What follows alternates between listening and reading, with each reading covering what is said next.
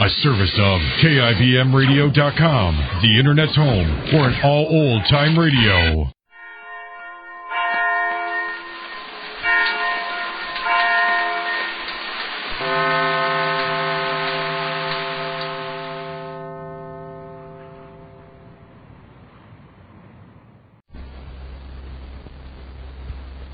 Well, the Fourth at Bridge service is catching on.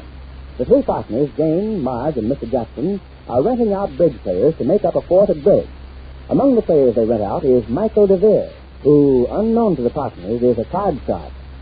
This episode is an alternating scene between the bridge office and the office of a Better Business Bureau.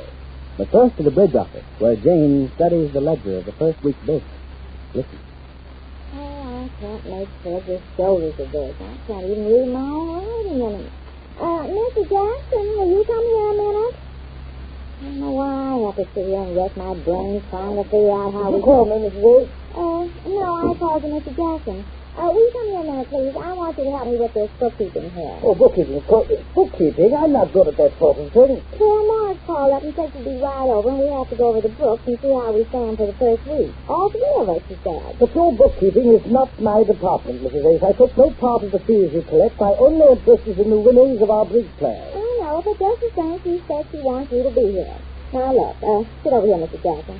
I want you to see if you can figure this out with me. Well, I'm afraid I shan't be of much assistance. Never did have a head for figures. However, I'll do what I can. Well, see if this looks right to you. Look, here's what we took in the first week. $156. $156, quite. Yeah, see? I've got them all written down by days. Nothing the first day, $8 the second day, then $21, then $27, and so-so for 7 days. Quite, 7 days. Yes. Now, that's what we took in. That's income. See, I wrote income there. Quite, that's income. Now, over here, I wrote what we spent. That's outcome. Quite, that's outcome. I beg your pardon. Outcome, what we pay out. Outcome? Yes. It's outgo, Mrs. A. Outgo? But of course. Then this over here should be ingo? Yes, of course, because on the one hand, no, Mrs. Ace, that's income just as you have it. But you said that this should be outgo. Of course, because it's money that goes out. On the other hand, this money that comes in is listed as income. Well, I The very words themselves describe their own meaning. But the money you take in is income, and the money you pay out is outgo. Even I, who have no head for sort of figures at all, can grasp that. The money comes in, and the money goes out. But you go on forever. Yes, I go. Mrs. Ace, did you or did you not ask me to help you? Yes, so what I'm trying to say is that I always thought that the money you take in is income because it comes in. But when you pay it out, it's outcome because it comes out. Because it comes out, yes. And then when you find out how much you took in, like the end of the first week, for instance, you subtract what you paid out, and that's what you make. That's the profit. The money you make is the profit, isn't it? Of course the money you make is the profit. And the money you don't make is the loss. Yes, the money you don't make is mustn't lose my temper. What? Mrs. Ace, do you have to keep those books? Yes, Marge wants me to. I didn't want to. It was her idea. I've got enough to do answering phones and taking orders for the bridge players. I told her that. I said, why do I have to write it in a book? Why can't I just keep it on a piece of paper? And she said I might lose the paper. Well, I said I'll keep it in my mind because I won't lose my mind, will I? No, you won't lose your mind, but it's for me. Oh, here's Marge now. Hello, Marge. Oh, hello, Mr. Jackson. Cheerio.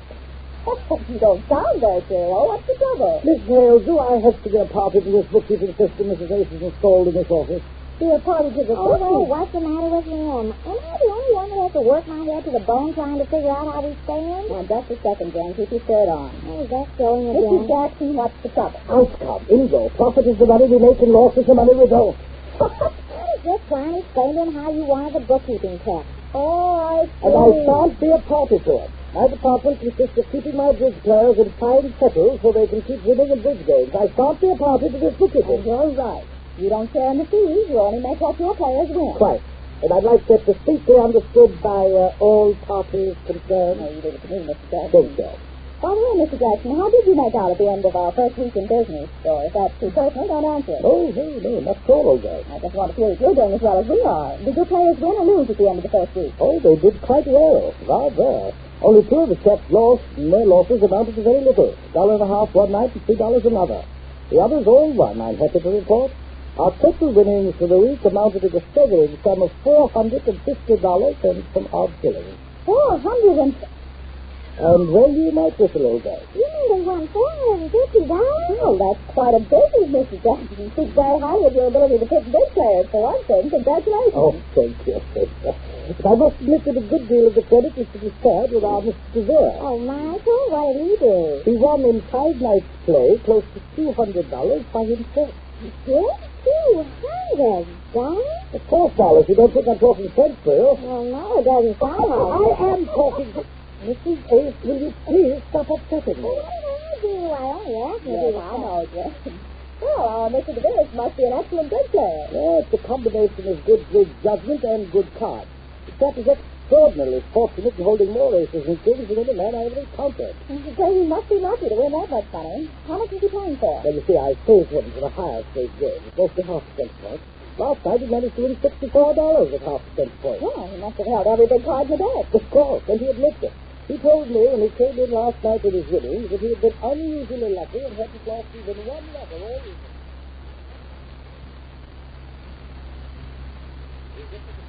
Yes, sir.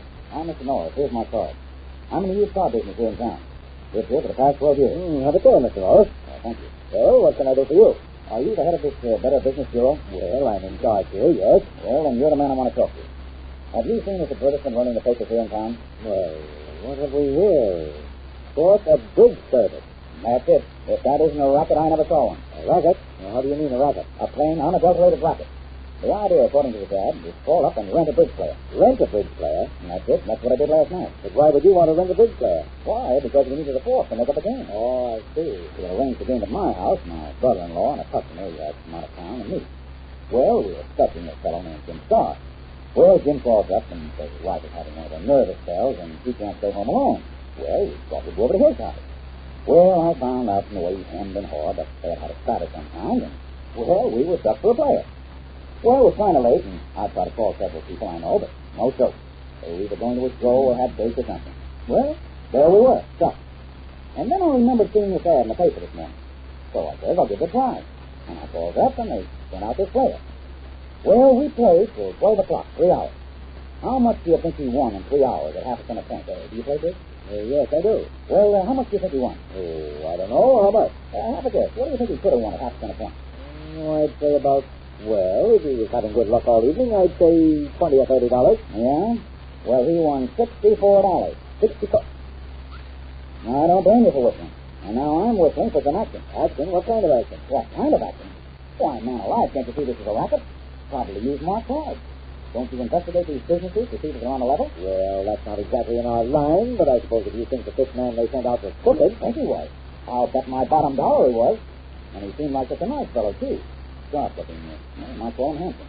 Kind of soft-spoken. Got me off my guard. Well, of course, if there's anything underhanded going on, there's something not strictly in keeping with good business. Force a big service. Novel idea for a business, isn't it? Yeah, just what I thought when I read the ad. I said to myself, what will they think of that? Never thinking not to be calling for a big player myself on that very same evening. Wait a minute, Mr. Norris. I've got an idea. Do you know the name of the man who came out to play at your house? Well, yes, Devere. D-E-V-E-R-E. Good. Now, here's what you do. Call up again. What? Call up the service again. Tell them to send out a player again. Say you want to get even. You get some of your losses of last night. Now, don't be sore about it. Just in a nice, working right manner. You see? Yes, but then what? Well, if you'll be kind enough to invite me to sit in at this game of yours tonight. Oh, I see. Sure you can. That's the idea. Can I use the phone? Why, of course. I'll get the number for you. What is that number? Here it is. 4040. Yes, Mr. Julian, that's a swell idea. I'll ask if I can get that same man out, too. That's it. And make it very friendly. I'll get you. Star 4040, Hello? I'd like to rent one of your bridge players for tonight. My name is Norris, 1430 Oak Street. Yes, sir. Norris, you say his name? Yes, ma'am. And what was the address again? 1430 Oak Street. 1430 Oak Street. Oh, we had that same address yesterday. Oh, yes, ma'am. I'm the man that called you yesterday.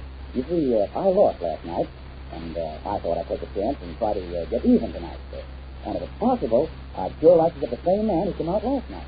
It kind of hits my pride, you know, to have to take the You can to the same man. I think it was Michael DeVere. If you hold the phone just a minute, I'll look it up in my book and make sure and see who it was. Will you hold the phone just a minute, please? Yes, ma'am. I'll hold it. Well, what is it, John? It's another order for a player. The same man called yesterday, and he lost last night. He wants to get even. Mr. Norris is his name. Norris? Mm-hmm. Oh, yes, Norris. Well, he's a total off for $64. He is? Well, then it was Michael. He wants us to send Michael again tonight. Is it all right? Oh, of course. The customer's always right. Right you are, Miss Hale. The gentleman is exhausting for punishment. There's nothing you can do about it. Hello? Yes? Yes, that was Mr. DeVere. We'll be glad to send him again tonight. Oh, thank you. About 8 o'clock, then? All right. Sorry to hear you lost last night, Mr. Norris. I hope you have better luck tonight. Don't worry. I think I will have. Well, you certainly sound like a confidence man. What was that? I mean, the way you're so sure you'll have better luck tonight. I hope you have, Mr. Norris. I hope so. Just you have that young man there, that's all. Oh, I will. I'll mark his card right now. What was that? I say I'll mark his card. Well, goodbye, Mr. Norris. Well, Jane's certainly treading on dangerous ground there. And it looks as if the three partners are in for some trouble. We'll learn more about it when next we meet the Easy Aces. Your entertainment and pleasure, here is Our Miss Brooks, starring Eve Arden.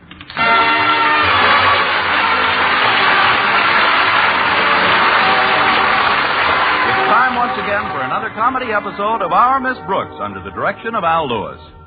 Well, the flames of anger that scorch the soul of a spurned woman just don't seem to flicker so violently in the male animal.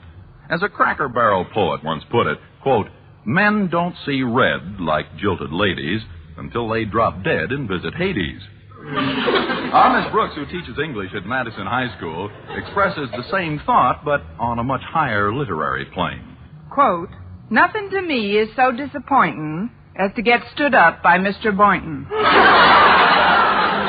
Unquote, new paragraph.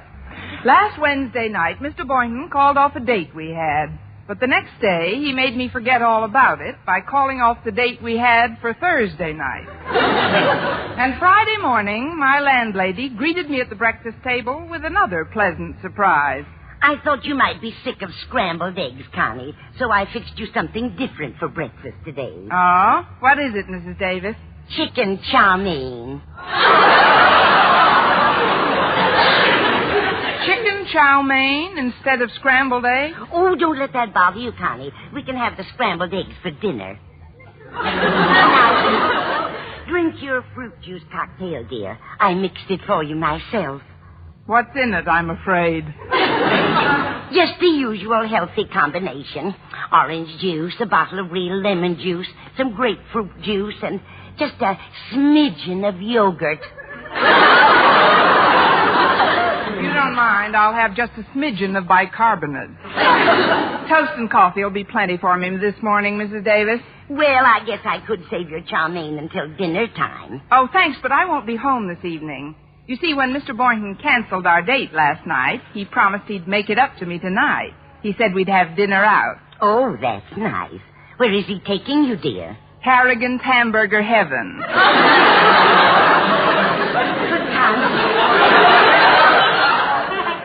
Connie, that's just a little open-air stand in the park. Well, that's one thing about Mr. Boynton. When he says we're eating out, we eat out. Honestly, if he weren't such a handsome devil... Oh, that reminds me. Before you came in, I was reading an item in the school paper that might interest you. In the Monitor? What is it, Mrs. Davis? Well, I got it right here. It's in Walter Denton's new gossip column. Here, read it. Let's see. Campus dirt shoveled by Walter Denton. My first exclusive. What female English teacher is that way about what certain handsome biology teacher? Your reporter has purposely omitted any names so as to cause no embarrassment to either Mr. Boynton or Miss Brooks.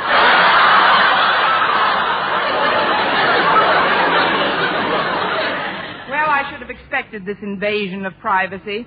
Ever since Walter took over that gossip column, he's had his ear to more keyholes than a house detective. If you think that's bad, read the next item. It says, my second exclusive. What other lady English teacher is also that way about the same biology instructor? Incidentally, her birthday falls on March 16th, and some of her intimate friends are giving this anonymous lady teacher a birthday party. Many happy returns to you, Miss Daisy Enright. So Miss Enright's having a birthday, On March 16th. Why, that's tonight, Connie. Oh, so it is. I wish I'd known that when we were in the cafeteria yesterday. I could have given her something. Like what, Connie? Oh, I don't know. Maybe I could have slipped something into her coffee. You shouldn't feel such animosity toward Miss Enright, Connie. She speaks very highly of you. Why, she paid you a lovely compliment when I met her in the grocer's the other day. What did she say? She said you have the most interesting figure of any woman she knows. Miss Enright said that? Absolutely. Then she said that you always look like you're wearing a girdle, even when you are. Well, now I know I'll have to get her a birthday present. The trouble is, I'm torn between two gifts. What are they, Connie? I don't know whether to buy her a pound of liver or a nice tender canary. Oh, incidentally, Connie, before I blend it with the topsoil in the backyard, are you sure you don't want to taste this chow mein? I've never been so dead certain of anything in my life. Besides, I've got to rush down to school. I'd like to get there early so Mr. Boynton and I can discuss the plans for our super special date tonight. What's so special about tonight, Connie? Well, tomorrow's Saturday, Mrs. Davis, and there's no school, so we don't have to get up early in the morning. Consequently, Friday is the one night Mr. Boynton really lets his hair down. He pulls out all the stops and doesn't give a hoot about getting home to sleep until 10 p.m.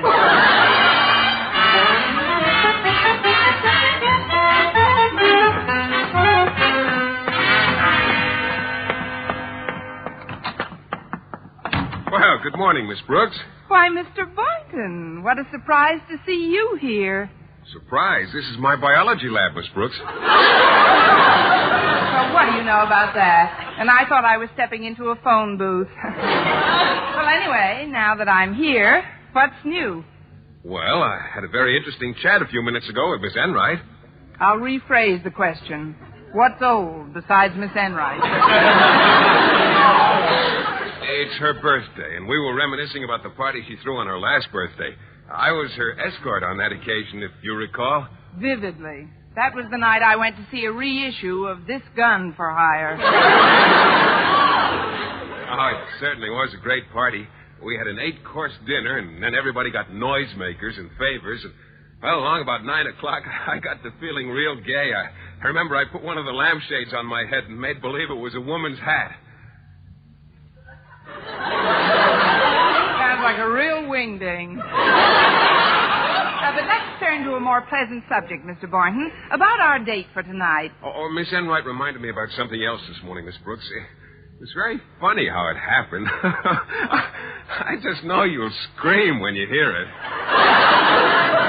What is it? Well, when I was at Miss Enright's party last year, she had so much fun, she asked me to promise I'd escort her again next year, but it completely skipped my mind until she reminded me of it this morning, and that's why I can't take you out tonight.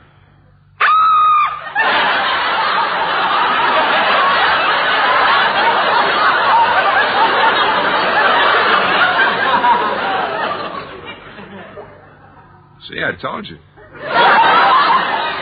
Now, if you'll excuse me, Miss Brooks, I've got to go into the back room for a minute. I've given my frogs and guinea pigs some breakfast. And Not so fast, Mr. Boynton. There's something we've got to discuss. Oh, but the frogs and guinea pigs must be finished by now. I've got to clean up their dishes. Well, let the frogs wash and the pigs dry.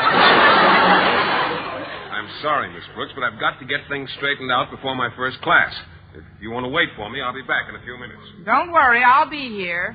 You'll recognize me by my white lips. Now make it snappy. Very well. Fine kettle of frogs this is. Boy, the unmitigated nerve. I love life and I want to live. Oh, it's you. Well, good morning, Miss Enright. Why, Miss Brooks, I'm glad you spoke up, darling. I was about to hang my coat on you.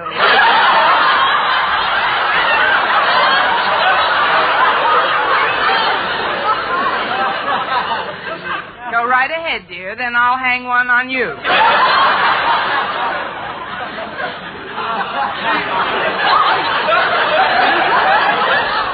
There'll be a short wait for Mr. Boynton. He's been feeding the livestock. Oh, I'm so sorry. I didn't mean to interrupt your breakfast. But then I shouldn't tease you on this of all days. You know, congratulations are in order. I'm 24 years old today. 24.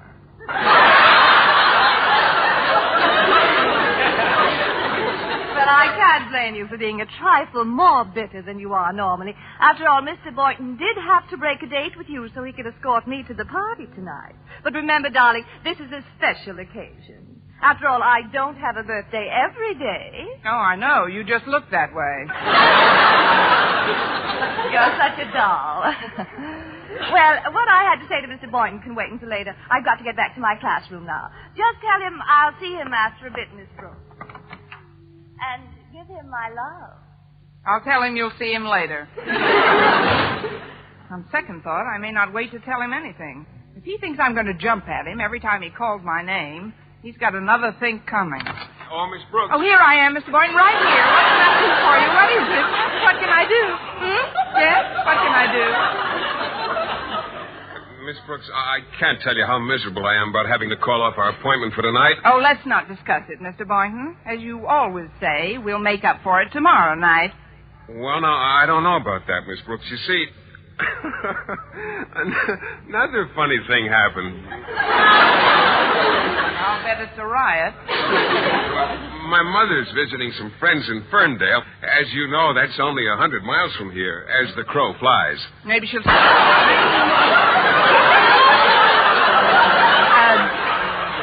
I meant, what has that got to do with tomorrow night? Well, in the letter I got from Mom yesterday, she said she's going to drop over to see me in a couple of days, which probably means tomorrow, although she'll wire me about the exact time. And when she comes to town, I'll have to call off all dates and spend every night with her. Well, I seem to have hit the jackpot this morning. I might as well get to my classroom. Well, goodbye, Miss Brooks. Bye. I heard absolutely nothing, Miss Brooks. Walter Denton, was your ear to that keyhole? Absolutely not. Cross my heart and hope to die. And I think it's a dirty shame for Mr. Boynton to dust you off for Miss Enright. Well, now that you know the story of my life, you also know that there's nothing I can do about it. Well, that's where you're wrong. While I was listening, I was thinking. And I've got a plan that's absolutely foolproof. All it needs is the cooperation of an old pal of mine named Mel Norman. Mel Norman? Yeah, you remember him. He graduated from Madison last year. But before he got out, he used to shovel the dirt for the gossip column I've got now. Oh, now I remember. He's the slimy little boy who got the black sheepskin at commencement. What's your plan, Walter? Listen, Miss Brooks. First of all, Mel now lives in Ferndale, where Mr. Boynton's mother is visiting friends. Secondly, Mr. B made it clear that he'll call off all dates when his mother gets to town. So, all I have to do is make a little phone call to Mel. Tell him to send a wire to Mr. Boynton from Ferndale, signed Mother, and saying that she'll arrive in town tonight. Upon receipt of said wire, Mr. Boynton will immediately cancel his date with Miss Enright and sit home to await Mama. Go on. Mr. Boynton will not wait alone, because you'll be sitting there with him, ostensibly to keep him company until the arrival of the dear little lady who just isn't going to show up. In conclusion, all I ask is that you give me one measly buck to cover the cost of the phone and telegram from Mel. Well, Miss Brooks, what do you think of the scheme? Walter Denton, that is without a doubt the sneakiest, foulest, and most deplorable scheme I ever heard of. Here's the buck.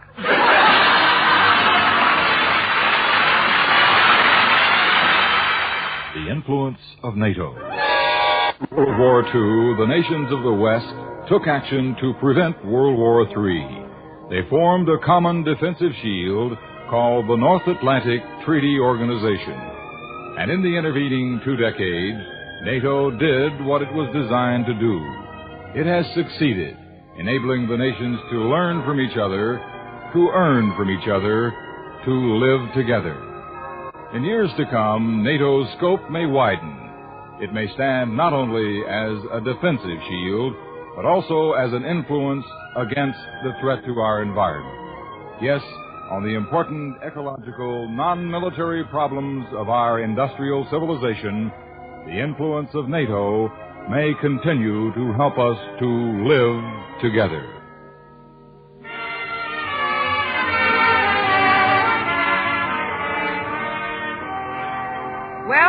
before first class, Walter Denton slithered into a phone booth, called his henchman in Ferndale, and got him to send the wire telling Mr. Boynton his mother would arrive that evening. By noon, I was anxious to find out if Mr. Boynton had received the wire, so I headed for the cafeteria at a rather rapid rate. As I jogged past the principal's office, however, Mr. Conklin opened the door, and in the warm and friendly voice he reserves for his favorites on the faculty, he addressed me. Halt!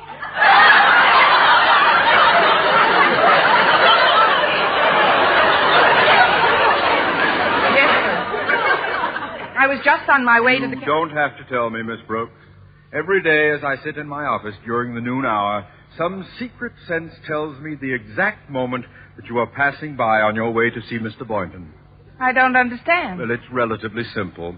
First there comes the sound of a violent rush of air. After that, my windows rattle, the shades fly up, my desk quivers, and I topple off my swivel chair. Now, really, Mr. Conklin, you know... Dad, how I wish we could use you on our track team. But permit me to explain my reason for flagging you down.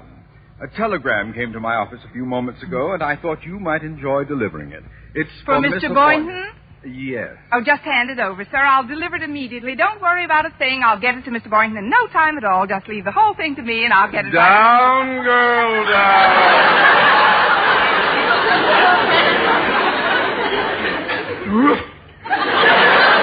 May I have it now, Mr. Conklin? Here you are, Miss Brooks. Thank you. I'll just... Oh, that's funny. The back flap of the envelope seems to be quite wrinkled and damp, as if it had been steamed open. Steamed open? Well, it must have been lying too close to the radiator. Yes, sir. Can I get you a better bandage for that hand, Mr. Conklin? I closed the door on it at home. Miss Brooks, I resent your inference that I would open anyone else's message. A man of my integrity does not pry into the affairs of others. Naturally not, sir. What did it say? It says I'm arriving tonight at... How do I know what...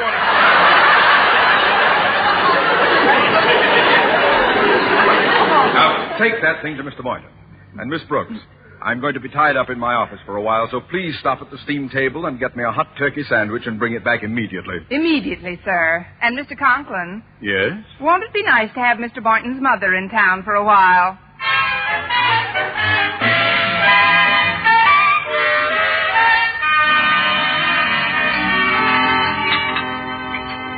Go ahead and open your telegram, Mr. Boynton. Thanks. I don't get many telegrams. I wonder who... Oh, Miss Brooks, guess who this is from? Well, if it's from your mother, it's certainly news to me. It is from my mother, Miss Brooks. Now, listen to this. I am arriving tonight at Union Station. Not necessary you pick me up, just... Oh, that's strange. These words seem sort of blurred and damp. It was delivered by a very hot-handed messenger boy. The rest of the sentence probably reads, just wait for me at home. Well, let's see. Yes, that's what it says. How did you know, Miss Brooks? What more logical place could one wait for one's mother but in one's own apartment? Oh, my goodness, this means I'll have to break my date with Miss Enright. Gosh, in view of my promise, it isn't going to be easy for me to tell her she'll have to go to her party without me. I'm sure you appreciate the spot I'm in, Miss Brooks. Appreciate it? I'm crazy about it. I mean, it's positively sickening. I haven't felt so miserable since I got a $40 tax rebate from the government. Well, you shouldn't make light of the situation, Miss Brooks. After all, it is Miss Enright's birthday. She might not be able to comprehend my apparent desertion at a time like this. Believe me, Mr. Boynton, it won't be a new experience for her. Miss Enright has been deserted by more men than a leaky battleship. Now, just think of your mother and cheer up. You'll be overjoyed to see her tonight, I'm sure, and so will I. You? Naturally. If I weren't on hand to welcome your dear mother, I'd never forgive myself. Oh, I had no idea you were so fond of Mom, Miss Brooks. Fond of her? Mr. Boynton, I wouldn't know what to do without her. Especially tonight. Remember her last visit? Remember how she loved playing checkers with me? I'll be over about 7, and we'll wait for her together. Well, the wire doesn't say what time she'll arrive. We may have quite a long wait. I'm a rugged sort, Mr. Boynton. I'll stick it out with you if it takes all month. I that is a nice gesture on your part to keep me company, Miss Brooks. You know, when you come right down to it, you're a pretty good scout. Thanks. I'll bring my Bowie knife. Maybe we can whittle some notches on your sofa. Well, now that everything's settled, I've got to get Mr. Conklin a sandwich. See you tonight, Mr. Boynton. All right, Miss Brooks. I've been wanting to show you my new apartment. I think you'll like it. Oh, I'm sure we will. Goodbye, Mr. Boynton. It's apartment 208, Miss Brooks, on the second floor. I'll find it. Just leave Miss Enright burning in the window for me. Hi, Miss Brooks. Oh, hello, Harriet. I was just about to get a sandwich for your dad. Oh, yes, he told me. I just left his office. Incidentally, Miss Brooks, as I was walking down the hall, I bumped into Miss Enright. It's hard not to. What did the Elsa Maxwell of Madison have to say? Well, she told me that Mr. Boynton is taking her to a birthday party tonight. I had no idea she was so young. She says she's only 24 years old. Why, I doubt her. No matter how old she says she is now, in a few minutes she'll be eligible for Social Security. I'd explain that, Harriet, but I'd better pick up your dad's lunch. Okay, Miss Brooks. I've got an errand to do myself. See you later, Miss Brooks. Goodbye, Harriet. Oh, there you are. I have a message for you, Mr. Boynton. Oh, what is it, Harriet? Daddy stepped out of his office a little while ago, and while I was minding it, a long-distance call came from Ferndale for you. From Ferndale? Yes, it was your mother. She said to be sure and tell you she's arriving in town tonight. But I just received a wire saying... That's Mom for you. I guess she wanted to make doubly certain I'd stay home tonight.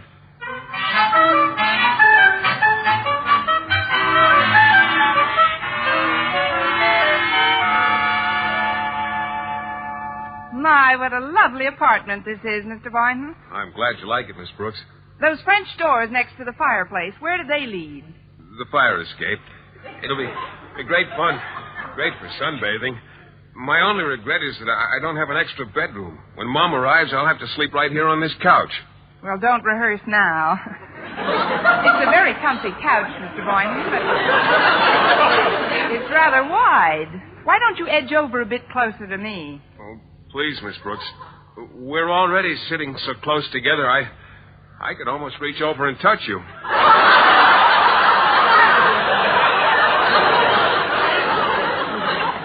Don't knock it till you've tried it. We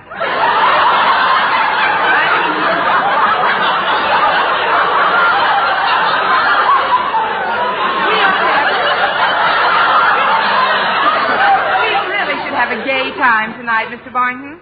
See what's on the coffee table? I've made some punch. Just enough for the two of us. For the two of us? Yes, 1.5 gallons. A gallon and a half? When you want more, just holler. I think you'll like it, Mr. Boynton. There's nothing in it but fresh fruit juices. Well, in that case, I will have a snort. Say, you've put a lot of fruit in the bowl, too, haven't you? Peaches, pears. Oh, boy, this ought to hit the right spot. I need something to cool me off. Yes, sir. You're just a ball of fire tonight, Swifty. Go ahead, Mr. Boynton. Drink up. Here goes.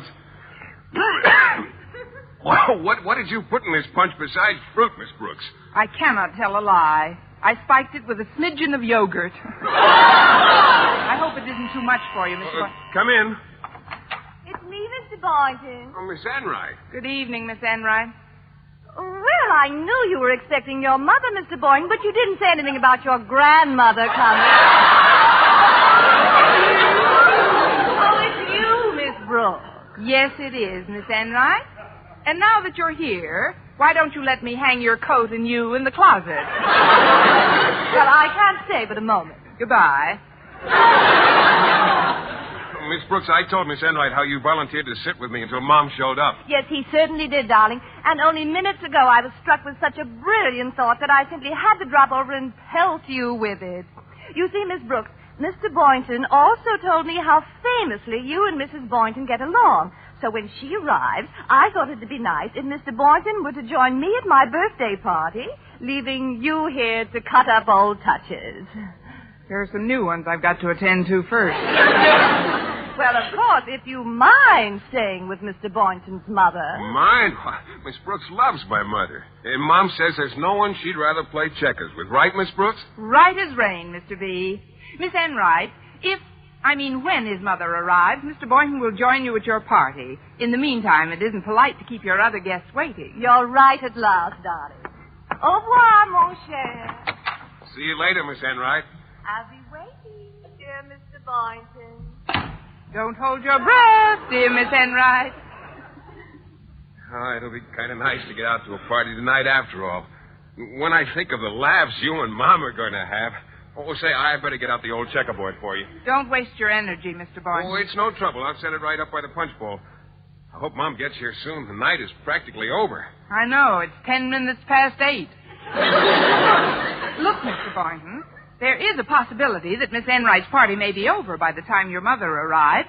So I suggest that we kick back the rugs, put on some dance records, and have our own little party. Say, that's not a bad idea, Miss Brooks. Give me another glass of that punch and let's live a little.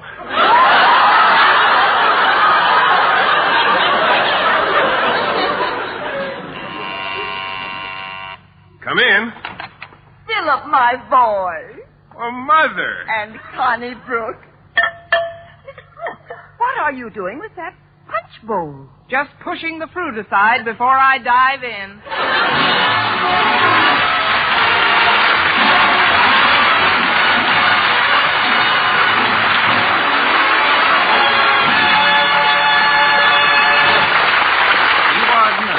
Brooks returns in just a moment. What greater or better gift can we offer the Republic than to teach and instruct our youth? The United States. And now, once again, here is our Miss Brooks. Well, Mrs. Boynton was so eager to renew her feud with her old checker pigeon that she literally swept her son out of his apartment and off to the birthday party. That left Mama, a checkboard, and me. Let's see now. After I jump your king... 1 minute, Mrs. Boynton. I hope you'll forgive my curiosity, but as I recall, you weren't planning on coming to town until tomorrow. I've been wondering what prompted you to change your mind. Well, now, I'll tell you. It was power of suggestion. Power of suggestion? Exactly, Miss Brooks. I had lunch today at the Ferndale Cafe with a lady who works for the telegraph company there, and she told me that a wire had been sent from her office addressed to a Mr. Boynton. Go on. Well, I convinced her that she must have been wrong about the name. But the wire was from some boy's mother, and that's when I said to myself, why not visit Philip tonight? So you see, Miss Brooks, if it hadn't been for that wire, I'd still be at Ferndale. Now... Whose move is it? We each have a jump coming, Mrs. Boynton. We have? Yes. You're going to jump my king, and I'm going to jump off the fire escape.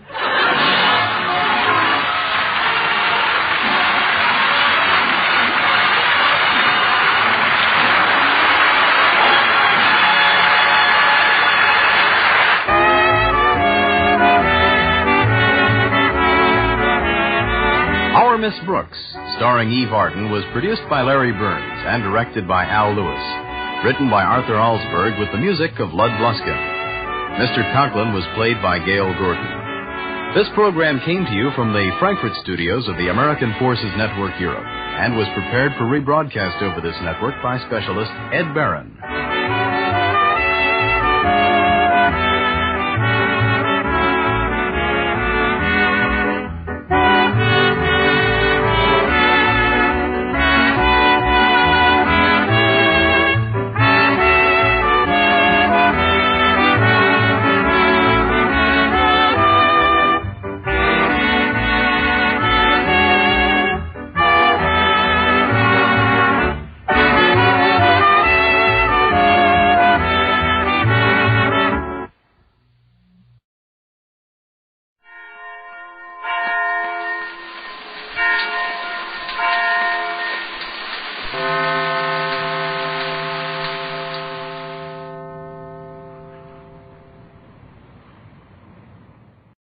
Skelton's back and Friday got him.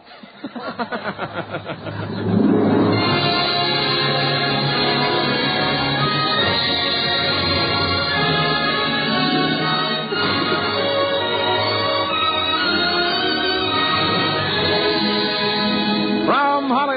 Procter & Gamble brings you the Red Skelton Show, starring Red Skelton. Dave Rose and his orchestra are singing stars. The Four Knights, Verna Felton, Lorene Tuttle, Pat McGeehan, and yours truly, Rod O'Connor.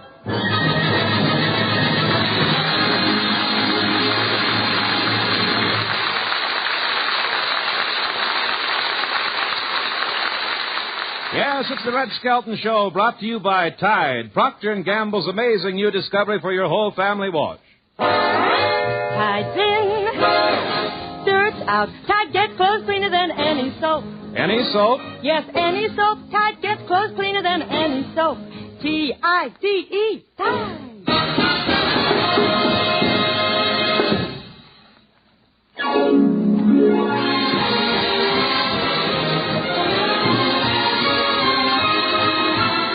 And now from Metro-Goldwyn-Mayer, the star of our show, Red Skelton.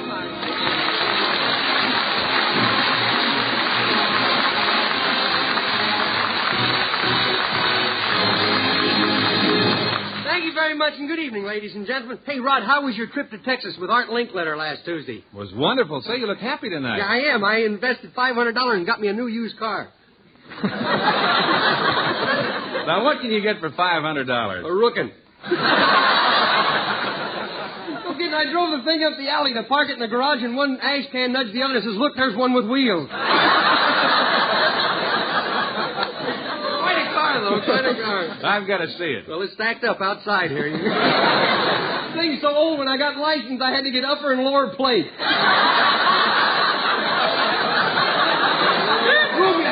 Black one you can lay down in the back, you know. Is it a convertible? Huh? Is it a convertible? Oh, yeah, I can always get my money back. I mean, does the top go up and down? All the time. I like it because it's so affectionate, you know. Affectionate? Yeah, you see, there's no brakes on it. When you come to a stop street, you should see how it snuggles up to the other car. Well, how's the pickup? Well, it's much better than walking, but you'd get there much quicker if you did. Well, I'm sorry I said that, brother. Please laugh quicker. The lights are fading my suit.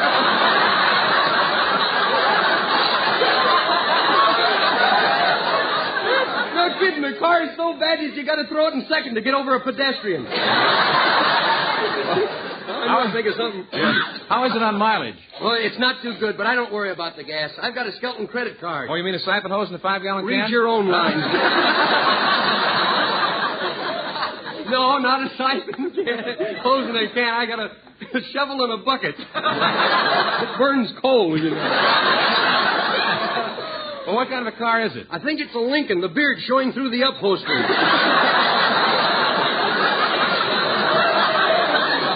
I still can't figure out why you'd let anyone sell you a car like that. Well, what do you mean? It's a good car. Only one thing I'm worried about, I can't get tires for a 1908 car, you know. Oh, the tires bad, too? Well, yeah, I'm practically flat on my rims.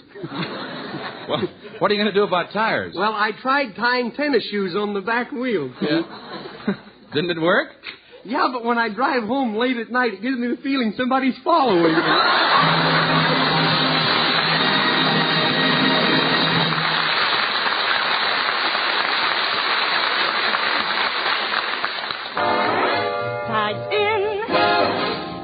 Out. Tide gets clothes cleaner than any soap. Any soap? Yes, any soap. Hold your guitar there, gal. You aiming to give the impression that Tide gets clothes cleaner than just soap? Deadeye, if you hadn't interrupted the gal, she'd have told you Procter & Gamble's Tide gets clothes cleaner than any soap, any other suds, any other washing product known. Well, let me say will you? From your fussiest company linens down to your dustiest, dirtiest work clothes, Tide gets your whole family wash cleaner. Because Tide not only leaves clothes free from dirt, it removes dingy soap film, too. Yet with all this miracle cleaning power, Tide is safe. Truly safe for all your washable colors. In fact, Tide actually brightens soap dull colors. Perks them up amazingly. And when it comes to white things, shirts, pillowcases, table linens, in hardest water, Tide gets them whiter than any other washing product known. Tide gets them whiter, keeps them whiter week after week, never turns them yellow. As Deadeye would say, the woods is full of washing products, but Tide and only Tide gives you this terrific combination. The cleanest, brightest, whitest wash you ever hung on the line.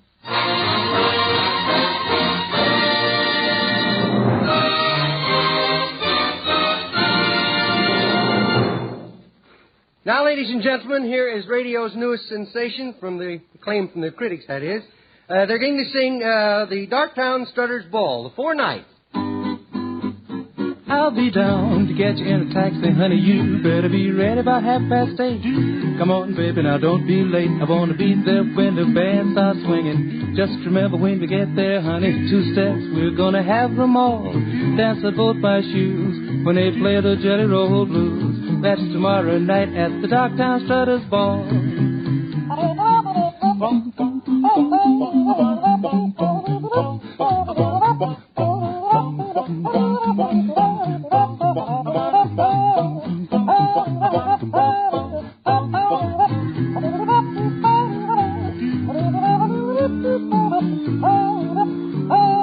Let me tell you, baby, I'll be down to get you in a taxi, honey.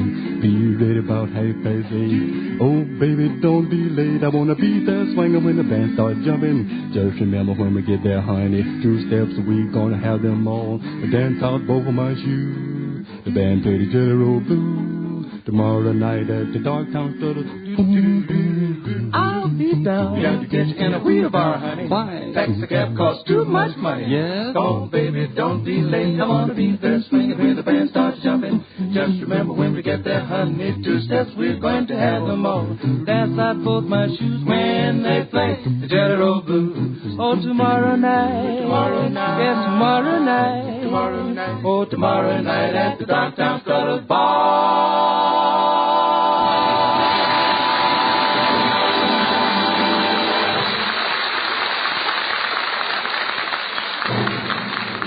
Now, ladies and gentlemen, the story of a man who hates speeches at a banquet.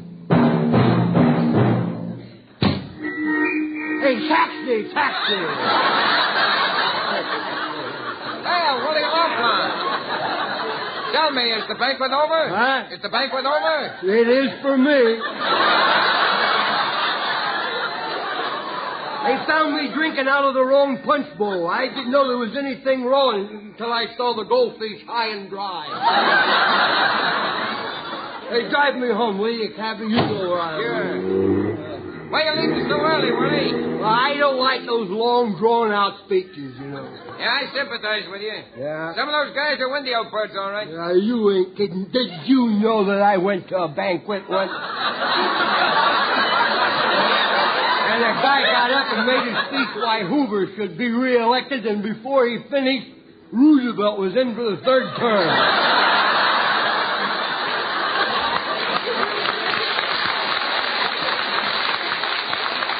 Tell me, Willie, what happened tonight? Well, at first I got in a little trouble with the chair lady, you know, the woman chairman there, you know. She couldn't quiet the crowd down. I tried to help her.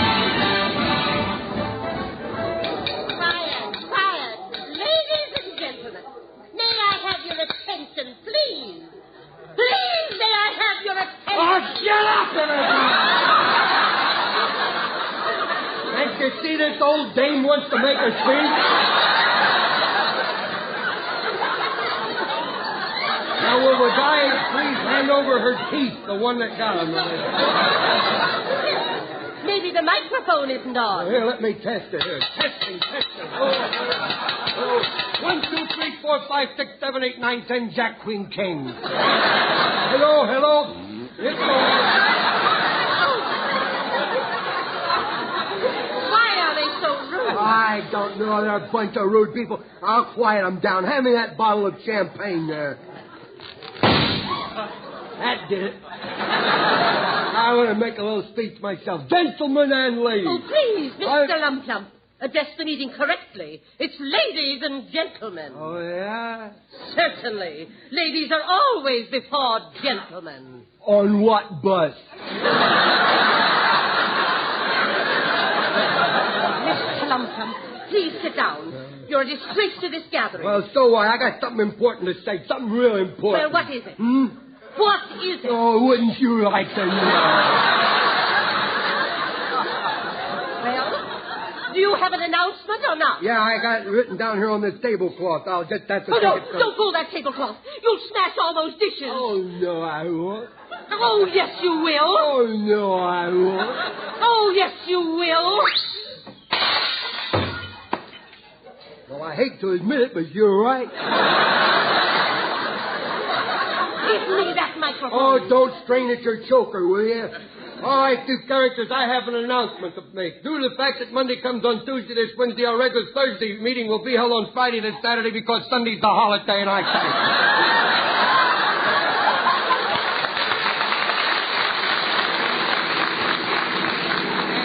Tell me, Willie, was anybody there making the political speech? Yeah, there was one big bloke, and that's when we broke it up. He wasn't very well liked, you know.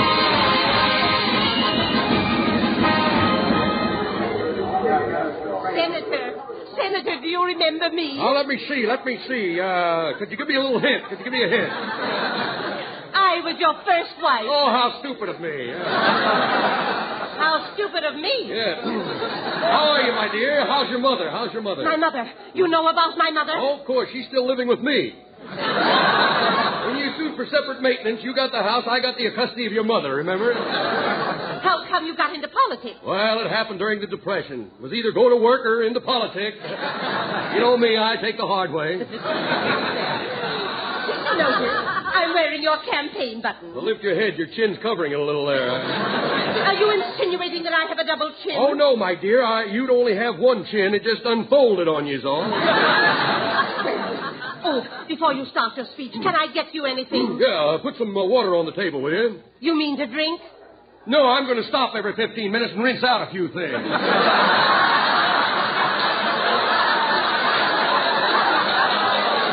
Hurry up and announce me. I got to catch a train. I got to get back to Washington. My, you must be an important man these days. Well, the investigating committee thinks so. Are you on it? No, they're on me. Ladies and gentlemen, I now give you a man you have all been waiting to meet. Yeah, up a dark alley somewhere. A man you have heard a lot about. Yeah, but tell him it's all lies. I'll explain everything in the investigation. I give you Senator Blowhard. Well, won't somebody join me? My friends, before I make my speech, I'd like to say a few words. If I'm elected, I want you to know I'll be one of the best politicians that money can buy. I intend to conduct my campaign a little different. I don't intend to stand here and throw mud at my opponents. He's a fine man, a mighty fine man. Only thing I can't understand is why he runs around with other women and neglects his children so. I got something to say, folks, and I'm going to say it, too, just as soon as I find it here.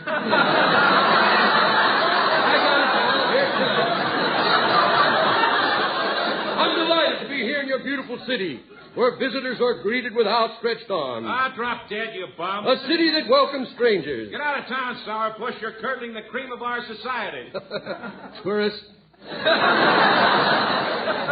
up and finish so we can fumigate. All I ask you to do is to use your right to vote.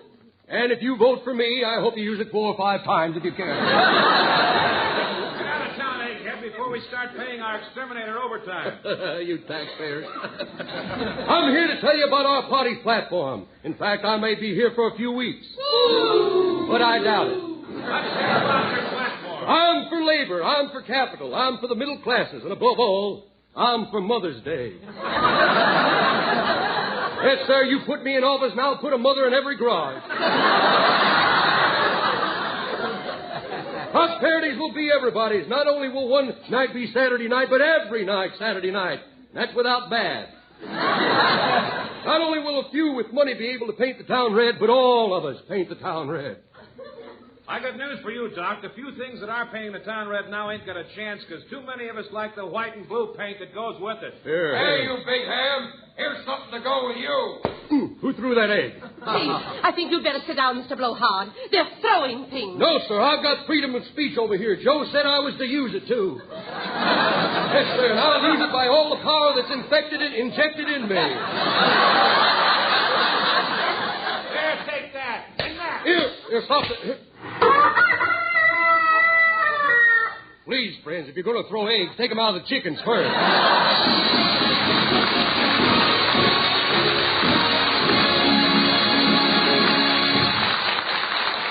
And now David Rose and his Procter & Gamble Orchestra will play Sunrise Serenade.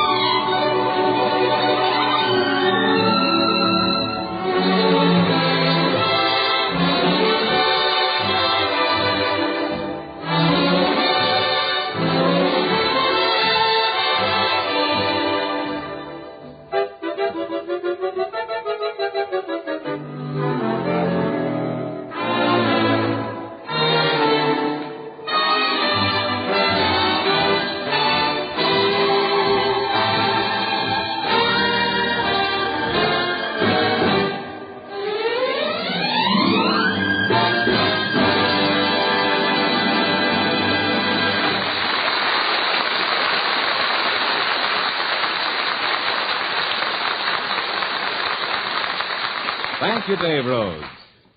When you buy a wash day product, it's pay your money and take your choice. And what a wide, wide choice you have. Soaps, suds, discoveries, all sorts of products. Confusing? Not at all if you remember one thing. Tide is different from anything else you can buy. Procter & Gamble's Tide gets clothes cleaner than any soap, any other suds, any other washing product known. Tide not only leaves your clothes free from dirt, it removes dingy soap film, too. Yet with all this miracle cleaning power, Tide is safe. Truly safe for all your washable colors. What's more, Tide actually brightens soap-dull colors. White things? In hardest water, Tide gets them whiter than any other washing product known. And Tide gives you suds galore, even in hardest water. Oceans of suds that look and feel different. Different suds from different Tide. Tide, the only wash day product known that gives you all this. The cleanest, brightest, whitest wash you ever hung on the line.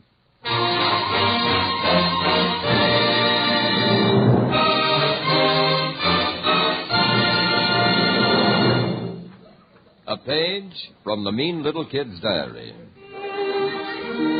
Have you ever tried to keep a secret from a youngster?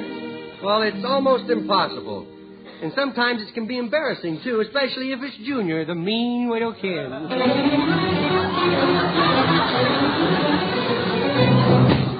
Lorene, dear, you'd better hurry or you'll be late for work. Oh, I dread going to work today, Mother. It's the beginning of the store's big fall sale. Oh, where's Junior? Junior! Yes, kiddo? Come kiss Mother goodbye. I'm going to work now.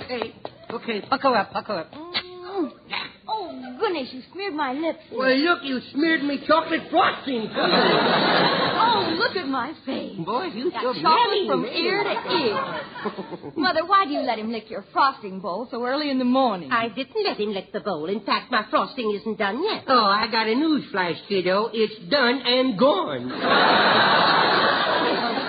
We'll discuss that later, Junior. Okay. Oh, now, you look all right, dear. Hurry or you'll miss the bus. Oh, you miss your bus. Goodbye, dear. Bye, dear. Junior and I will probably see you this afternoon. Yes. Oh, no, Mother, please. You must not bring Junior to my department. But why? Yeah, why? It's a new rule at the store. No salesperson who has a youngster is permitted to work there. No kidding. It's a part of their new juvenile delinquency program. That'll you help. And if Mr. Fishplace, the manager, finds out that I have a CHILD, it's curtains. CHILD, huh? So that's how you spell brat, huh? Oh, there's my bus. Goodbye. Goodbye. Watch out for me roller skate. Get up. Well, look at her sitting there talking to a roller skate. Get up. Run, you'll miss the bus. Hurry, you'll miss the bus. Hurry. Did she make it? Her head did. The rest of her's running along the side of the bus there. What? Oh, Junior, why do you frighten me? She got on the bus. I know. I just like to see your eyeballs pop out, John. Oh, boy, how mothers brood over their widow broods, you know. Well, come on now. Let's get cleaned up, Junior. Now, take you shopping with me. Oh? You going to take some money with you, or are you going to wear the coat with the loose sleeves again? Don't talk about me as if I were a shoplifter. Now, let's get to the store before the best things are all picked over.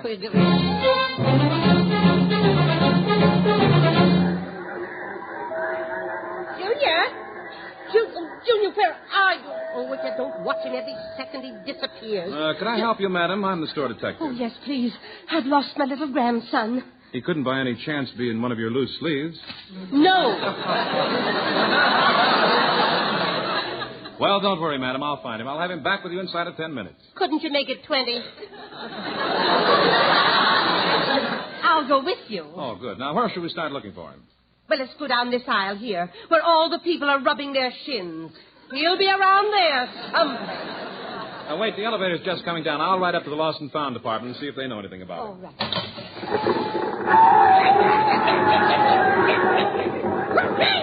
Boy, I've never had so much fun with a hat pin in all me life. It must be him. Come with me, son. Yeah, not so fast, fat boy. Not so fast. Boy, my mommy told me never to go with strangers who offered me candy. Not offering you any candy. You will when I put the pressure on you. I've got him, lady. Little boy, don't you know it's dangerous to carry a hat pin around like that? I I know, but nobody crowded me when I was on the elevator, boy. Hey, Nemo, you found me just in time. This big blimp was trying to kidnap me.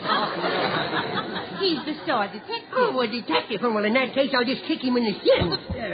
Oh, now, what did you do that for? Suppose I was the floor walker. What would you have done? The same thing. I got a one-track mind. Junior, stop that. Good and hard. Stop that. What have I told you about kicking people with your new shoes on? Thank you, officer, for helping me. Yes. It's quite all right. Quite all right. Well, goodbye, little boy. Hello. Let me know when you rob your first bank. Yes. Junior, did you have to kick that nice man in the shins? Yes. Why? That short legs couldn't reach any higher. Well, from now on, you stay with me. Okay, I stay with you. Oh, look.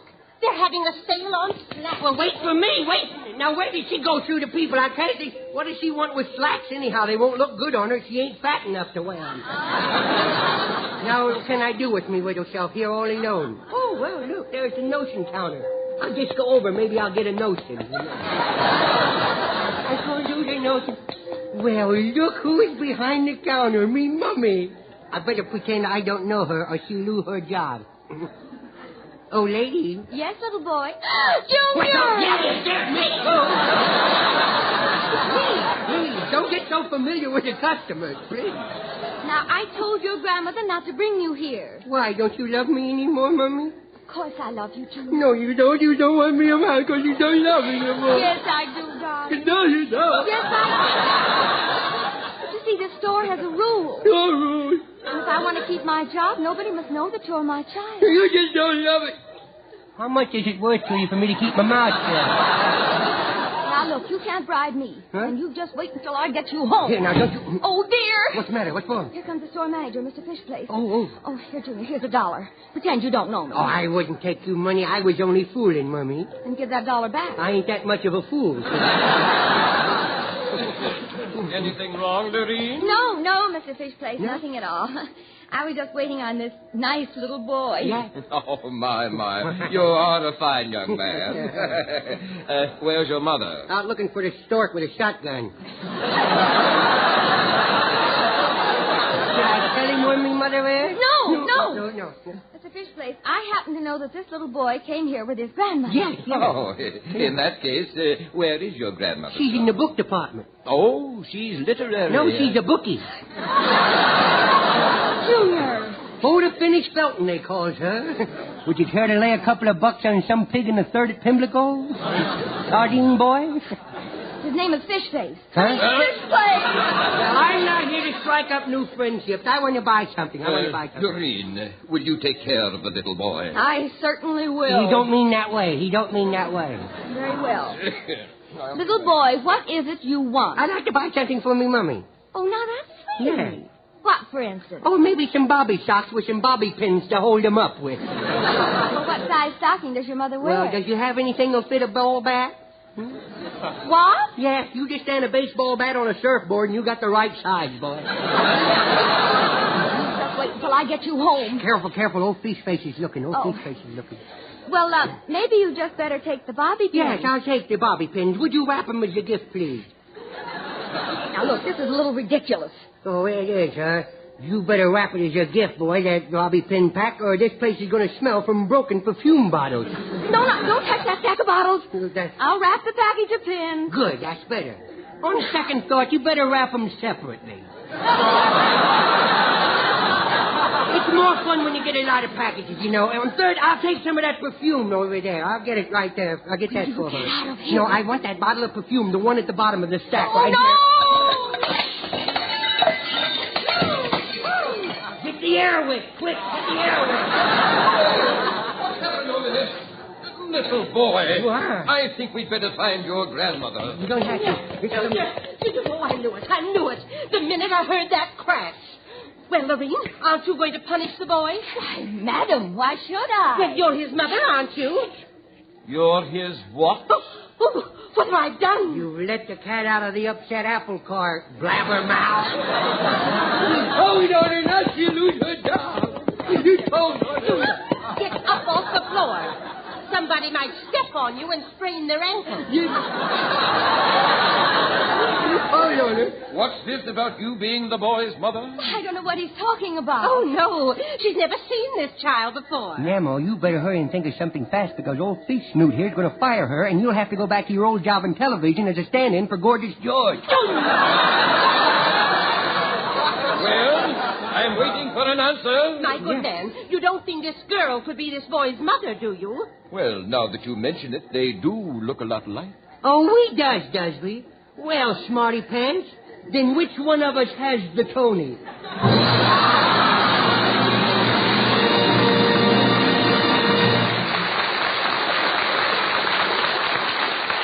Thanks for being with us tonight, and we hope you liked our program well enough to be with us next week. So until next Friday... This is Red Skelton saying goodbye now. Thanks for listening, and thanks for buying more and more of that Wash Day miracle, Tide. Tide's in, dirt out. Tide gets clothes cleaner than any soap. T-I-D-E, Tide. Listening to Life of Riley coming on. This is NBC, the national broadcasting company.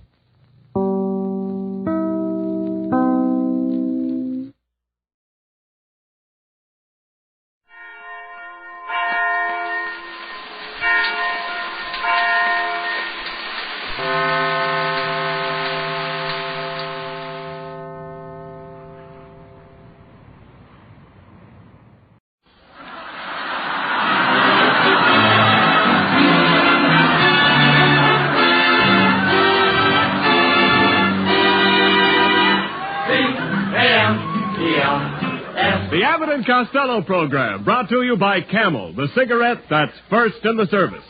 Camel stay fresh, cool smoking, and slow burning because they're packed to go around the world. Listen to the music of Freddie Rich and his orchestra, the songs of Connie Haynes, the stars of the Monday night Blondie program, Penny Singleton and Arthur Lake, tonight's guests of Bud Abbott and Lou Costello.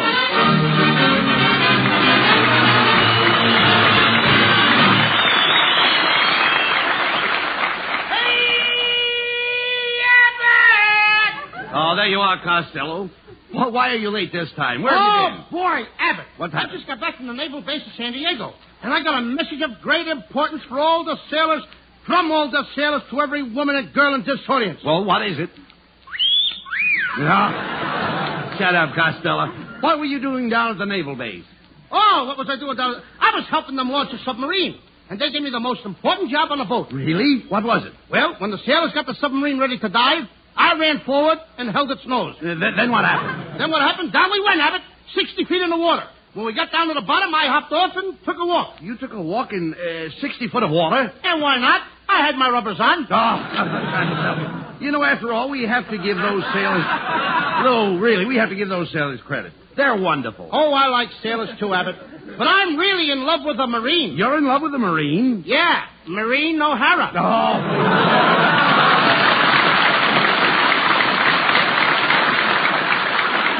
Look, talk sense, Costello. Between you and me, love is silly. Between you and me, love would be ridiculous. You don't even appeal. All right, never mind all of this. Listen, we've got important work to do. The government has started a national waste paper drive. And as mayor of Sherman Oaks, I mean to collect every scrap of paper in this town. Good. I gave all my paper, Abbott. I even ripped the paper off walls.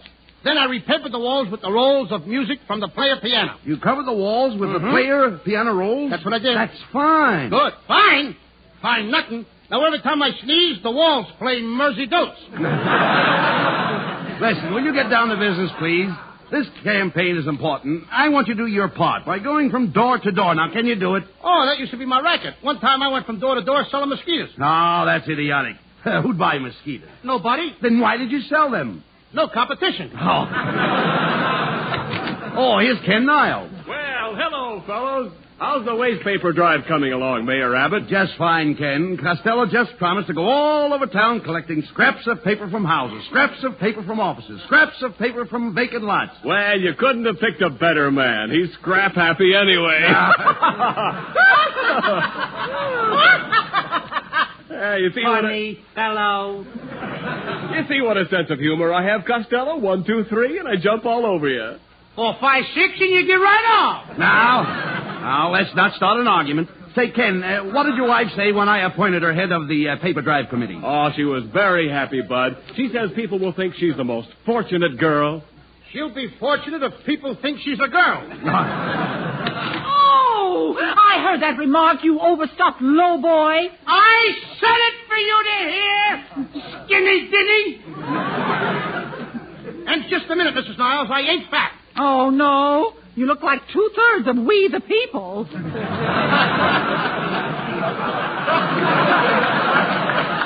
Costello, you should treat Mrs. Niles with respect. She has character. Look how high she carries her head. She's had her face lifted so many times, it's a wonder she can stay on the ground. Oh, Costello, I never had my face lifted. Of course, I have used facelift lotion. Oh, you have used facelift lotion? Yes. Well, I once used that same lotion on a horse. Did it lift the horse's face? I don't know. We can't get him down off the chandelier. Come in. Bonds and bombs will beat the Axis, so be sure to pay your income taxes. Save your old tin cans, your ironing lead, and give it all your waste paper to Dagwood Bumstead. Ha! Costello, it's Dagwood. Where's Blondie, Dagwood? Oh, she's out in the car. Wait a minute, I'll call her. Blondie!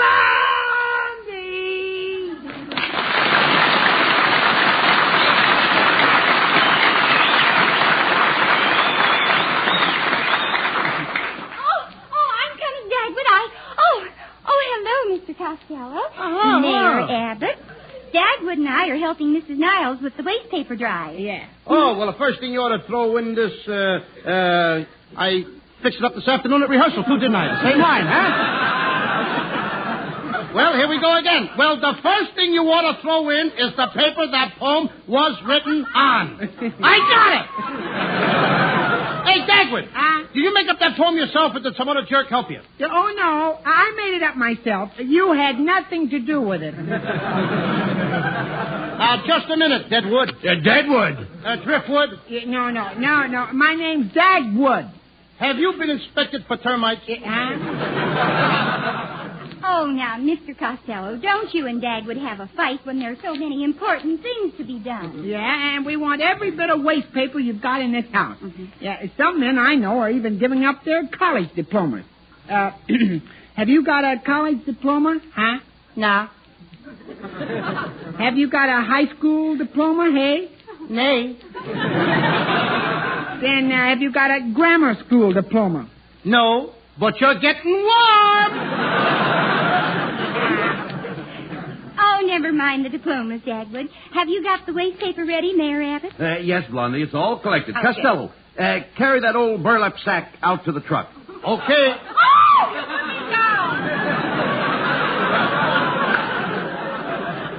You know, you always fool me, Mrs. Niles. I mean, the way you fold yourself over. Thanks for your help, everybody. Now, Dagwood, you gather up those loose papers and hurry. We've got lots of stuff to make. Yeah. Well, you're doing a wonderful job, Blondie. Thanks. And you keep up the good work, Dagwood. Oh, don't worry, Mayor Abbott.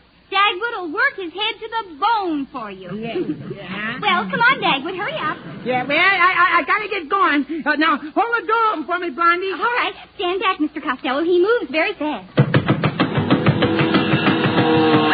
Come on.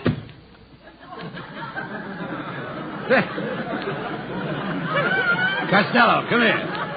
Costello, aren't they nice people? No. All kidding aside, aren't they nice people? Costello, why don't you answer me? Wait till I stop spinning! Well, come on, Costello. We've got to get down to the studio for our broadcast. By the way, where's our script for tonight? I got it right here. And, hey, Abbott. What's the matter? The script is gone. Why, it was right here a minute ago. Hey, do you suppose they took it with the waste paper? That's it, Abbott. They took it. We got to catch that dogwood bedspread or whatever the guy's name is. Out of my way, Abbott. I move very fast. Here I come.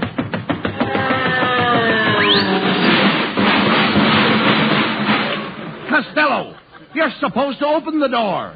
Now he tells me.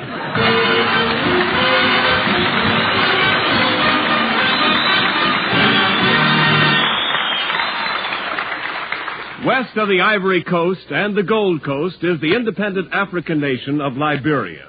now host to United States Army and Navy men, to Americans stationed in Liberia, to United States bases and outposts throughout the world, go Camel cigarettes. By the million, by the ton. For Camels are first with men in all the services, according to actual sales records. Whether Camel cigarettes go to West Africa or to you, they stay fresh, cool smoking, and slow burning, because Camels are packed to go around the world. Yes, you can be sure Camel cigarettes are fresh. Sure, too, that they have more flavor, the result of expert blending of costlier tobaccos. Freshness and more flavor are two reasons why more people want Camels today, both at home and overseas. If your store is sold out, remember, Camel cigarettes are worth asking for again. C-A-M-E-L-S. Camel cigarettes. Camel's standard of costlier tobaccos is the same for soldier, for civilian, anywhere in the world. And now, back to Abbott and Costello, who are still searching for their missing radio script.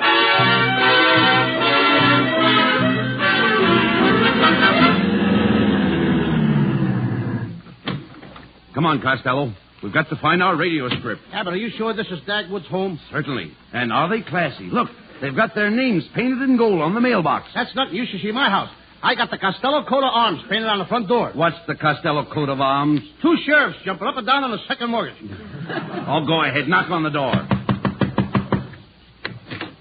Oh, it's Blondie's little boy, Alexander. Hello, Alexander. Oh, how do you do, gentlemen? Come right in. Pull up a chair and sit down. Thank you, Alexander. We're Abbott and Costello. Oh, well, in that case, I'd better open the window. Oh, you're a cute kid, ain't you, kid? I must invite you over to the house to play with some of my old... It has to come out one way or another. Must come over and play with my old razor blade. No, Costello, that's not nice. Look, Alexander, we're looking for your mother and father. They've got our radio script. Do you know where they are? I ain't saying yes and I ain't saying no. Well, what are you saying? I ain't saying. He ain't saying. How old are you, Alexander? 9. You're going to reach 10 the hard way. Say, Costello, look out the window. There's Dagwood and Blondie going into that house across the street. Come on, we've got to get that radio script. Yes, step aside, Alexander. I move pretty fast. Out of the way, Alexander. He's coming through.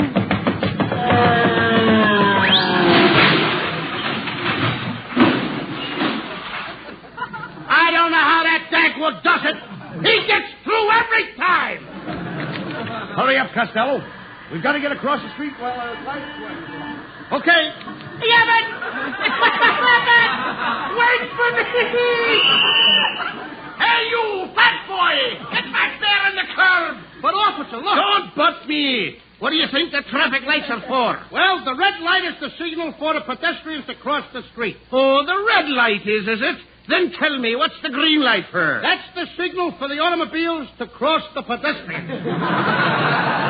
Oh, a wise guy. Well, don't try to cross the street again until you get the green light and I blow me whistle twice. Or I'll give you a ticket for jaywalking. Costello, will you please hurry over here? Now go ahead. Oh, so there you are, young man. Look, lady, don't stop me now. I got the green light. I got the green light. You don't even know me. Oh, yes, I do. Why, you're Mr. Squawky from Milwaukee. Lady, look, I got to get my radio script across the street. Oh, of course, Mr. Squawky had a mustache and was bald-headed, but honestly, you could pass for brothers, and you dress exactly alike, only he was a streetcar conductor. Look, He's the wrong streetcar conductor. Lady, you're off your trolley. Now, will you let me get across the street? Hey, you! So you're crossing against the red light again. Again? I'd like to get over once. Costello, will you hurry up over here? All right, now go ahead. Pardon me, young man, but I'm from the recruiting office. How would you like to join the Navy? How would I like to join the Navy? Yes. I'd like to join Abbott. Ah, but the Navy's a great place for you. Think of it, you can cross the ocean. Cross the ocean? I can't even get across the street. Look, I'll see you later. Hey, Abbott, I'm coming. Aha, so it's you again. Aha, so it's you again. Oh, it's you again. It's you again. This is the third red light. Now come with me. I'm taking you to the police station. Where's the police station? Across the street. Good. I finally made it. Listen, officer, we're Abbott and Costello. Our radio script is lost. We only have a few minutes to get on the air. Oh, so you're Abbott and Costello, eh? I never miss your program. You don't? No, I don't hear it, so I don't miss it. Now get along with you. Go peddle your corn. Yeah, but I'm going to take a sock at Now, that. quiet. Look, there's Blondie and Dagwood coming out of that building. Oh, Blondie!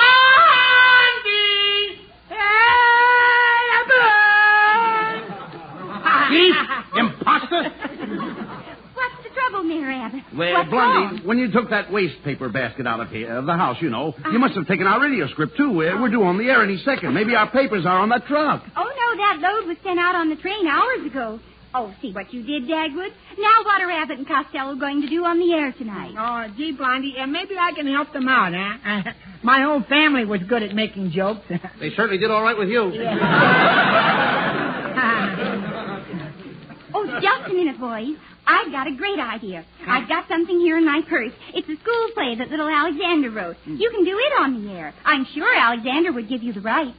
I'd like to give Alexander the rights. And a couple of good laughs. All right. Wait a minute, Costello. This might be just what we need. Oh, sure, it's a dandy play. All about Snow White and the Seven Dwarfs. And I know just the part I'm going to play. Yeah, so do I. Come on, Dopey.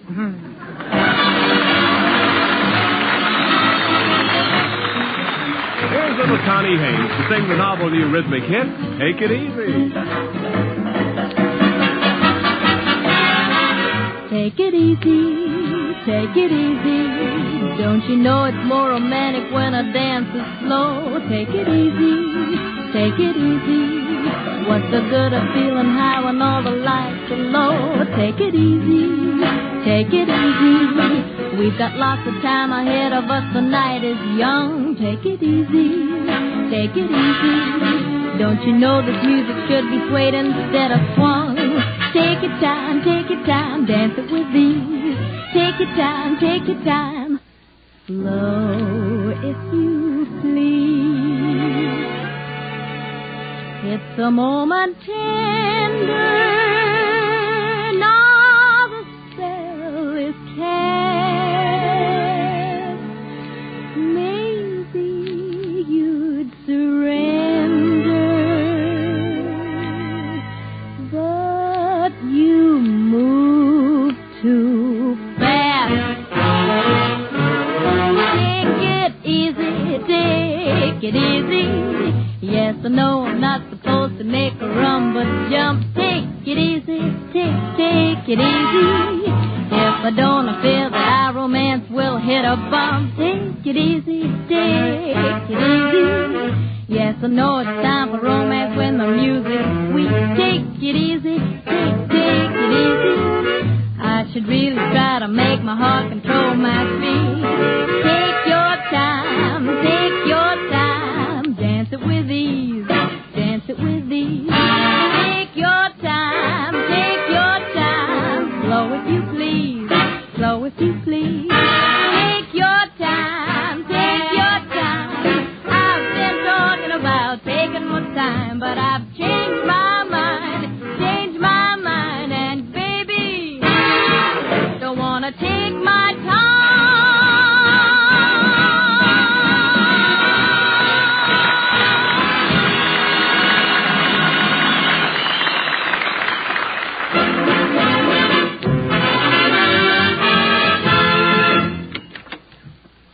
Well, come on, Costello.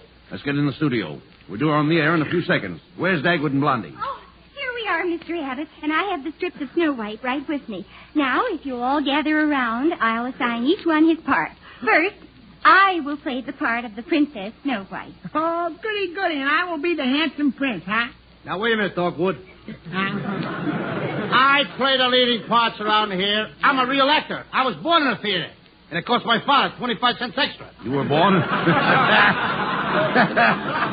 You were born in the theater and it cost your father 25 cents extra for what? The stork dropped me in a load seat. So mark that brought you should have been arrested for smuggling dope. Hey, that's a good one, Mrs. Niles. Dagwood, you keep out of this. I think Mr. Costello is right, Mrs. Niles. This is his program, and he should have the leading part. Oh, what does Costello know about acting? Now, me, I am part of the theater. Your lower lip looks like the second balcony.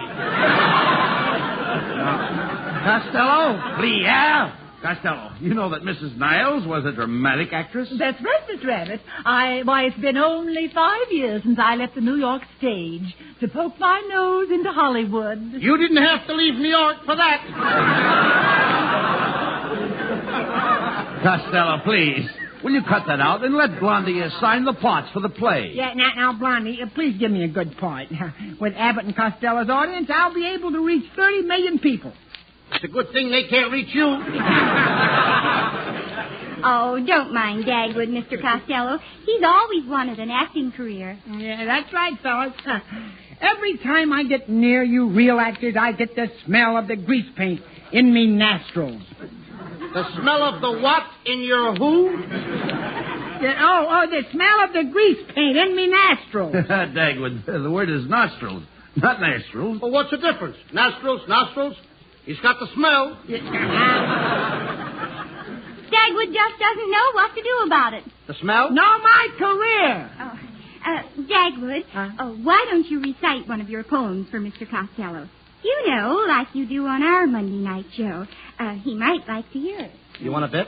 Now, come on, Costello. Give him a chance. Go ahead, Dagwood. Go ahead, huh?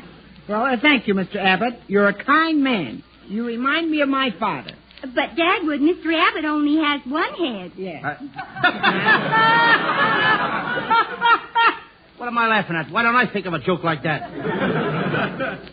Go ahead, Dagwood. Recite your poem. Yeah, go ahead, huh? Very well. Now, this is called The Raven. The Raven. As I sat rocking, gently rocking on my chamber floor, came a knocking, gently knocking at my chamber door. Quoth the Raven, nevermore. Say, how'd you like that, huh? Don't look now, but the Raven just laid an egg. Costello, let's go on with the play. Ken Niles, will you please set the scene? Okay, Bud. Ladies and gentlemen, we now present the Waste Paper Players, starring Abbott and Costello and Dagwood and Blondie. We present tonight an episode from Snow White and the Seven Dwarfs, entitled The Seven Dwarfs Sat on the Wagon, or The Surrey with the Shrimps on Top. As the scene opens, the princess is calling to her prince. Oh, Prince. Oh, Prince. Here, Prince. Come, Prince. Here, Prince. Come here, Prince. Here I am, princess. I have come to save you from your cruel stepmother. I have just arrived by Greyhound. What's that? Oh, my dogs are tired. My lovely princess, let me smother you with kisses. Oh, Prince. Hey, Blondie. Hey, what's going on here? He's kissing you. Oh, Dagwood, this is just a play. Yeah, but he isn't playing. Dagwood, you're not supposed to talk now. You represent the forest. You play the part of a tree.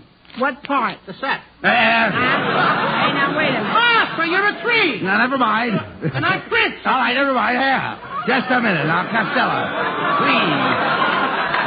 Never mind that, Costello. Go on with the play. Come on. Go on with the play, Lou. Okay. Now we go on with the play. Now, let me see. My lovely princess, please let me smother you with kisses. Yeah, wait a minute. You just did that kissing scene, Mr. Costello. Listen, isn't that dead wood a little too young for you, Blondie? Dagwood, in this play, Mr. Costello is my brave, bold knight. I thought knights were big, tall fellas. Huh? This is spring, and the nights are getting shorter.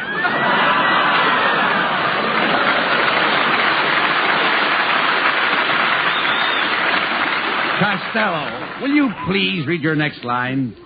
Okay, my fair princess, what brings these tears to your lovely eyes? My stepmother is so cruel to me. She makes me do all the drudgery. All day long it's wash and scrub. And at night she makes me sleep in the broom closet. What do you hear from the mop?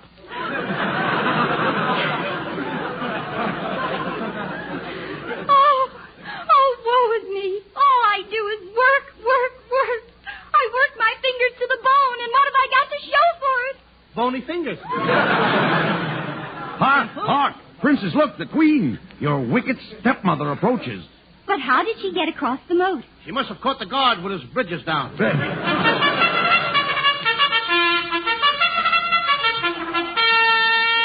Here comes the Queen now. The Queen, she looks more like the three of clubs. Good morning, my little princess. I have brought you a nice red apple. Hey, Blondie, don't eat that apple. It's poison. How do you know? I'm reading on the next page.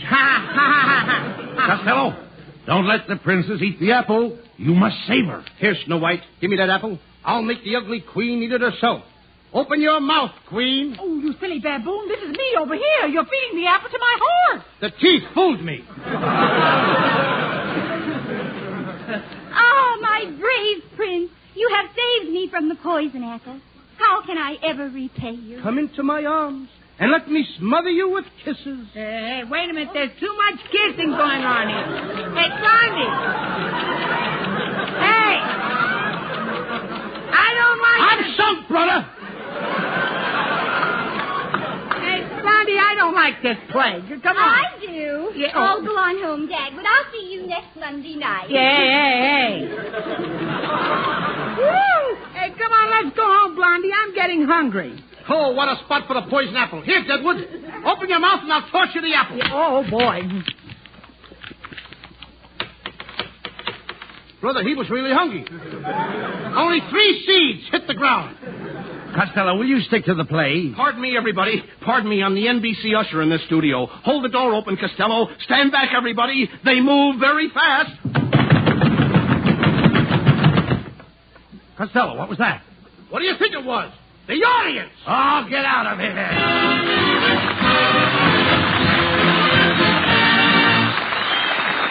Abbott and Costello will be back in just a moment. Thanks to the Yanks of the Week. Tonight we salute Second Lieutenant Paul M. Kerner of Pontiac, Illinois, who led 22 Americans and 4 of our tanks against a German-held town on the casino front. After smashing a German self-propelled gun and a tank, Lieutenant Kerner and his men attacked fortified houses, taking 30 prisoners. Then, sending some men back with the prisoners, the young lieutenant and 10 other men, using tanks and bazookas, took the town, capturing about 50 more German prisoners, including a whole battalion staff. In honor of you and your men, Lieutenant Paul M. Kerner, the makers of Camels are sending to our soldiers overseas 300,000 Camel cigarettes.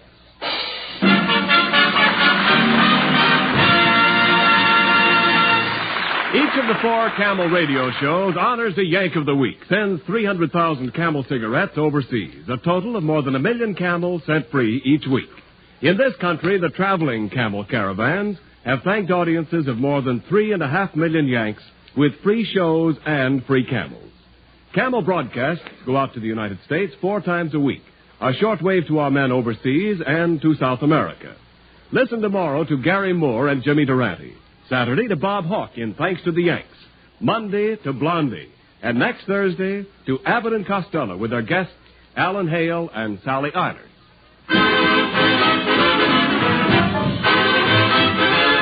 And now here's Abbott and Costello with the final word.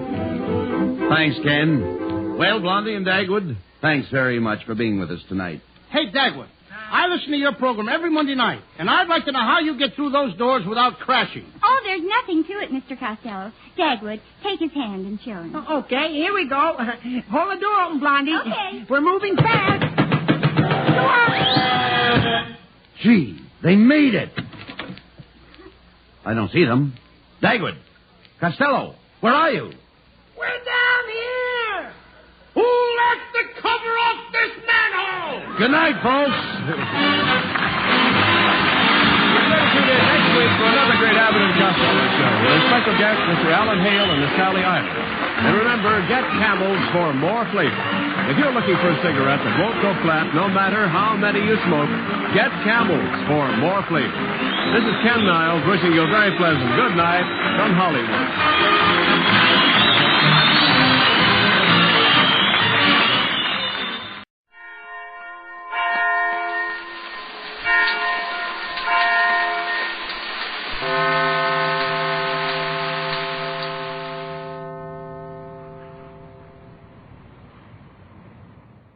Ladies and gentlemen, the secret word tonight is floor. F-L-O-O-R. Really? You bet your life. The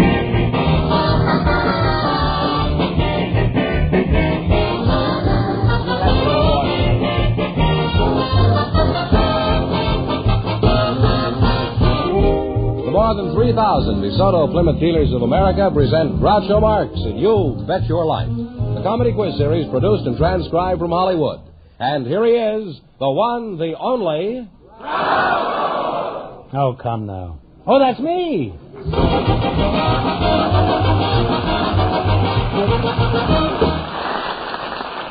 Well, here I am again with $1,000 for one of our couples. We invited some dietitians to the program tonight, Groucho, and just before we went on the air, our studio audience selected Miss Jean Granger. Her partner is a volunteer from the audience, Mr. James Barrows. Folks, come on in and meet Groucho Marx. Over here, sir, please. Right in here. Right here. Pleased to meet you. Well, welcome. Thanks. Welcome to the DeSoto Plymouth dealers. Say the secret word and divide $100. $1,000. $100. It's a common word, something you find around the house. What were you planning to do? Go home already? I tell you, it's very confusing, you know. I'm a gold bug. I got the gold fever. I don't care what you got, but don't sneak out of here before I get a crack at you. Huh? James Barrows, eh? What is your hometown, Mr. Barrows? Boston, Massachusetts. Well, it's a great town. Eh? Somebody out there from Holyoke. I've been in Boston many times. Which part of Boston are you from? Roxbury, Massachusetts. Roxbury, huh? And 4 blocks from John L. Sullivan, the world's greatest fighter. My mother's name was Sullivan, and I'm proud of the Irish. And every second kid about John L. Sullivan didn't say a good word for John L. Sullivan. They had to answer to James A. Barrows. That's how to believe.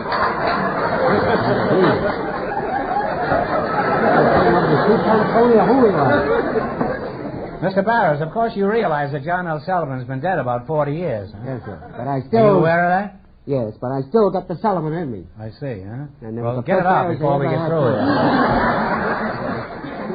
Miss Granger, what sort of a dietitian are you? I work for the Los Angeles Department of Water and Power. Oh, you just feed water to people? Is that what you do? Oh, no, we do much more than that. What does a dietitian We're interested in people's eating habits. Oh, I see. What would you say is the chief dietary problem that people are confronted with? I think weight is.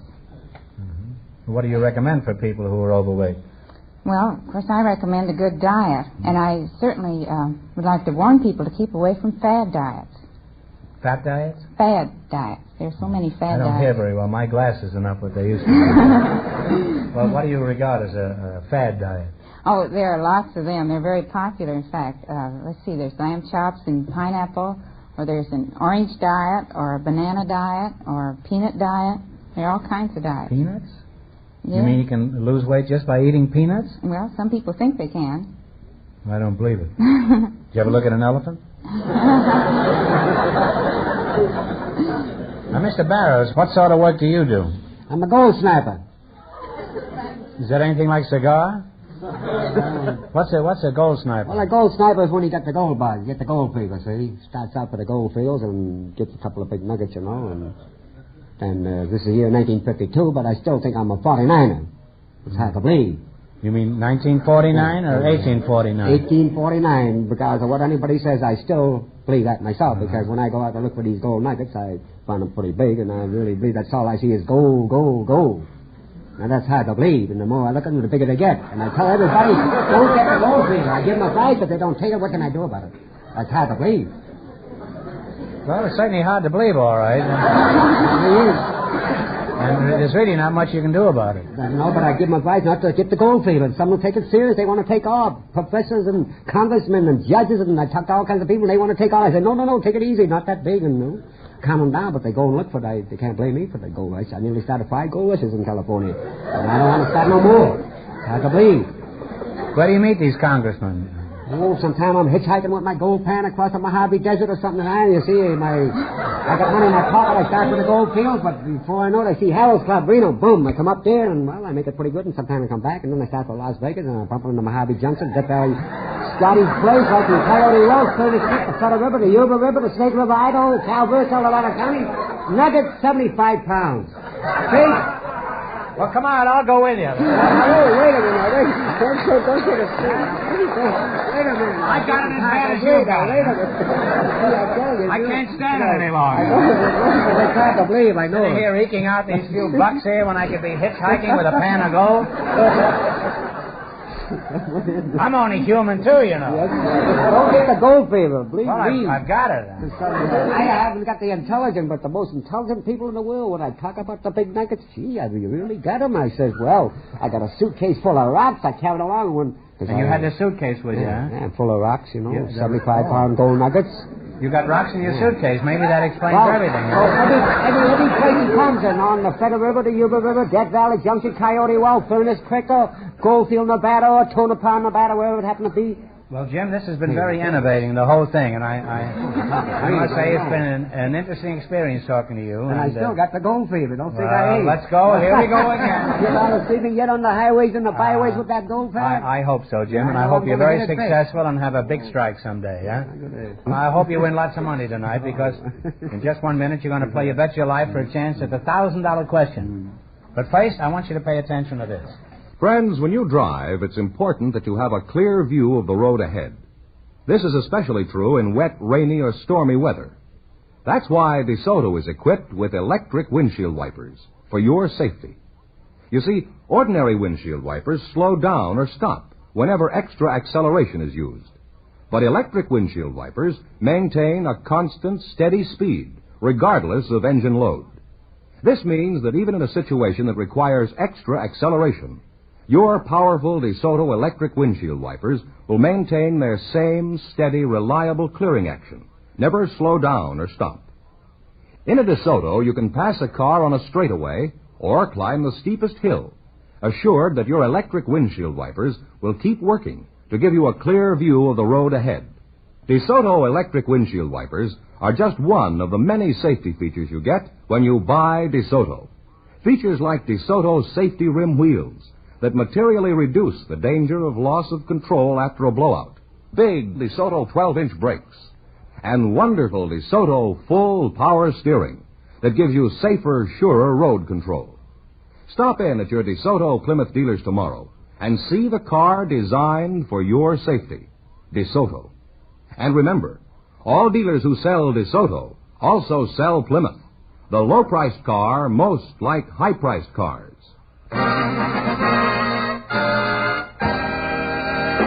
All right, now that's nice and quiet. Let's see how you work together as a team. Fire Dome Fenneman? Yes, sir. Would you mind explaining the rules here? You bet as much of your $20 as you want on each of 4 questions, and the couple that earns the most money gets a chance at the DeSoto Plymouth $1,000 question at the end of the show. You ready? Ready? I'm ready. Here we go. Let's see how high I can bet you $20. From our list of 20 categories, you selected number 13, Hawaii, as your category. How much of the 20 are you going to bet? Talk right up, kid. $15. The largest active volcano in the world is on the island of Hawaii. What is the name of it? It's in Honolulu. I think it's Mauna Loa. Mauna Loa. Yeah, Mauna Loa is right. Right. Mauna Loa is right. Well, I ain't never been there. Now, remember, you're going for $1,000 tonight. Now, how much of the $35 you're going to try this time? 25? All right, 25. All right. What do you call a feast done in the native style? A luau. A luau is correct. Now you have $60. Here's your third question. How much of the 60 will you risk? Ooh, 45? All right, 45. All right. What do they call the garlands or necklaces of native flowers that are joined together? Lays. Lays is correct. You now have $105. And here's your last chance to beat the other couples. How much of this money will you try? What do you think? 95? 95. 95. One of Hawaii's most beautiful beaches commands a good view of the famous Diamond Head. What is the name of this beach? Waikiki. Waikiki is correct. And you wind up with $200. Thanks and good luck from the DeSoto Plymouth dealers. Groucho, we invited some hotel men. Well, now, maybe I'll get a chance to talk. Groucho, we invited some hotel men to the program I tonight. didn't know there was any man could out-talk me. We invited some hotel men to the program tonight. I see. And just before we went on the air, our studio audience selected Mr. Herb Lopier. His partner is a young lady from the audience, Miss Olivia Eastus. Folks, meet Groucho Marx. Welcome to You Bet Your Life. Say the secret word and divide $100. It's a common word, something you find around the house. Olivia Eastus, huh? That's you, huh? That's right. And Mr. Lopez? That's right. Olivia, where are you from? Abilene, Texas. Abilene, Texas? I thought that was a cold cream, huh? I know Eastus is Eastus, but I didn't know Eastus was in Texas. Well, that takes care of that. Now, that's kind of a curious name. What kind of a name is Eastus? It's a Welsh name. Welsh? Yes, it's Do you sing the Welsh songs? Yes, I can, but I want to tell you about the name. Well, I wish you would. Well, it's about... As long as you don't discuss gold mining, I'll be very happy to listen to anything you have to say. Well, Talking to Miss Eastus is like a week in the country. It's about 1,100 years old. Well, you don't look that old. And Mr. Lopez, you're the hotel man, huh? That's right. Where are you from? I'm from the City of Good Neighbors, Buffalo, New York. Are you married, Olivia? No. Not quite certain, are you? Have you ever come close to marriage? Well, I was engaged once, but... Just once? Well, the last time. I see. But... what happened? Well, my fiancé kicked my Siamese cat, and I gave him back the ring. Now, that's the truth. You gave the ring to the cat? No, I gave the ring back to my fiancé because I didn't know but what he might start kicking me after we were married. I've heard of Puss in Boots, but this is the first time I've ever heard of a boot and a puss.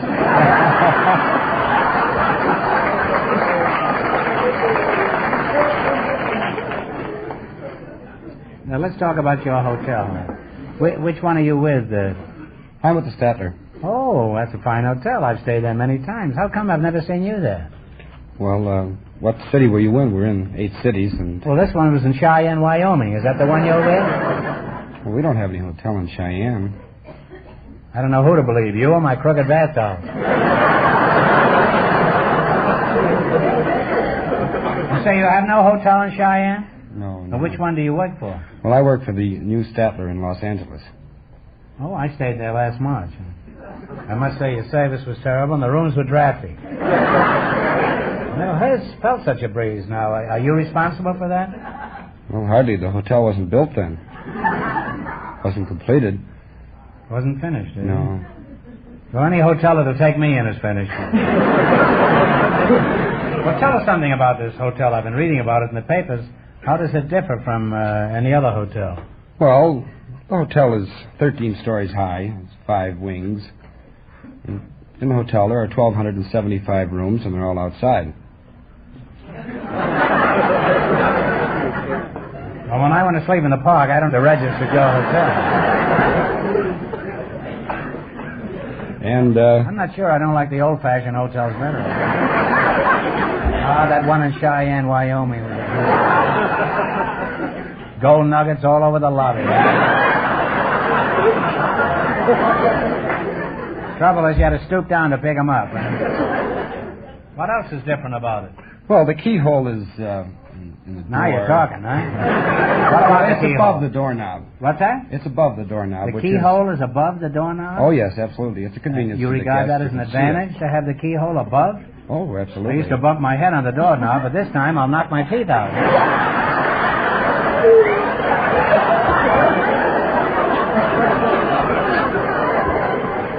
I'm off to Cheyenne on a warm morning, huh? Well, it's been restful talking to you two, and I wish you both lots of luck in the quiz. By the way, take a tip from me and drive the new DeSoto Fire Dome 8. It's really a great car. Now, we're going to play You Bet Your Life for $1,000. All you got to do is beat our other couples. You get a chance at the $1,000 question. I can't tell you how much you have to win, but Fire Dome Fenneman is going to remind our listeners. The gold prospector and his partner won $200. The secret word is floor. Here we go. Let's see how high I can bid you $20. You selected famous United States athletes. Here's your first question. How much will you bet? 15. Talk up, kids. $15. 15. In what sport is Patty Berg famous? Golf. Galalov is right. Well, you're off to a good start. You have $35. Remember, you're going for $1,000 tonight. How much of the $35 will you try now? $34.99. We'll leave 1 penny. Is that all right with you? Make it 98. 98? It's up to you. You go Well, ahead. $34.99 is all right. 99. We'll leave 1 penny. $34.99. Mm-hmm. In what sport is Cecil Smith famous? C-E-C-I-L. Is it... Boating? Boating? Pretty sure. Come on. Bowling. No, I'm sorry. He's a very famous polo player. How much have they got? 1 cent. So you should have bet $34.98. All right, here's your third question. How much of the penny are you going to bet? All of it. All of it, eh? In what sport is Ralph Branca famous? Baseball. Baseball is right. Now you got 2 cents. See, I can figure this out, too. Now they have 2 cents. Here's your last chance to beat the other couples. How much of the 2 cents will you bet? Sure. In what sport is Willie Hoppy famous? He's a billiard champion. Billiard champion is right. Groucho, they wind up with 4 cents. Nobody leaves here with 4 cents. I give you one more question. You get this out, and we'll bring your winnings up to $25. You ready? Who was buried in Grant's tomb? General Grant. General Grant is right.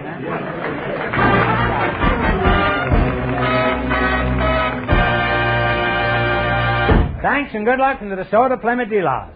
We have a couple of volunteers from our studio audience, Groucho. They were selected just before we went on the air, and here they are, Miss Carol Marie Levique and Mr. Terrence Patrick O'Brien. Meet Groucho Marx. Welcome for the DeSoto Plymouth Dealers. Say the secret word and you'll win $100. It's a common word, something you find around the house. Miss Carol Levique and Mr. Terrence Patrick O'Brien. Carol, what kind of a name is Levique? It's Levesque. It's a French It's name. Levesque. What kind of a name is Levesque? It's a French name. What part of France are you from? Oh, I was born in Hollywood Hospital. Is that in Paris? No, it's in Hollywood. Just checking. How long ago did this happen? 19 years ago. 19 years ago. Well, you're a fine-looking girl, Carol. Thank you. Mr. Terrence Patrick O'Brien, eh? What part of France are you from, monsieur? No, I was born in Washington, D.C. You come from an old Washington family? My ancestors, they came from County Clare and County Cork, Ireland. So I guess that makes me an Irishman, I guess. But I like Paddy's pig, I don't know. Are you married, Terry? I sure am, Groucho. I'm married. Did you marry them?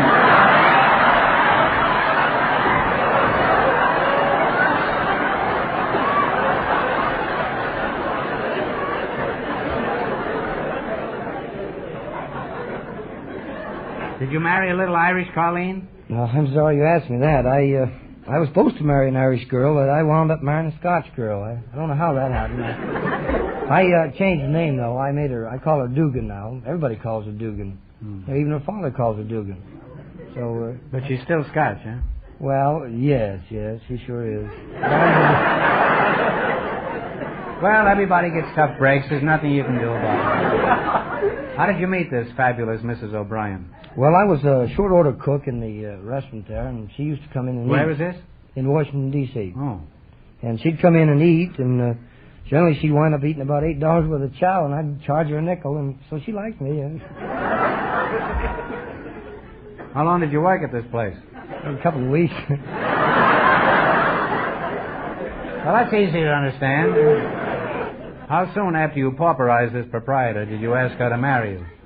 Well, as it turned out, we had a date there, the very first date, and we went up to Pat Corrigan's bar, a little place we used to go to, and drinking kissable colas, and she asked me to marry her. What's a kissable cola?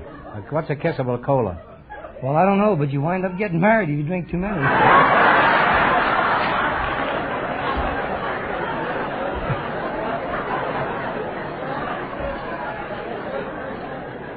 Well, thanks for the warning, Pat. Now, after you left your job as a cook, what sort of work did you engage in? Well, I found out from my wife that her father was pretty well loaded. You know, he was... Was he taking these kissable colas, too? Well, anyhow, there was your father loaded, and what happened? Well, he was a pretty good old duck, or he seemed like it, and he had 7 trucks and a nice business. Not so loud. This duck listens to every word you say.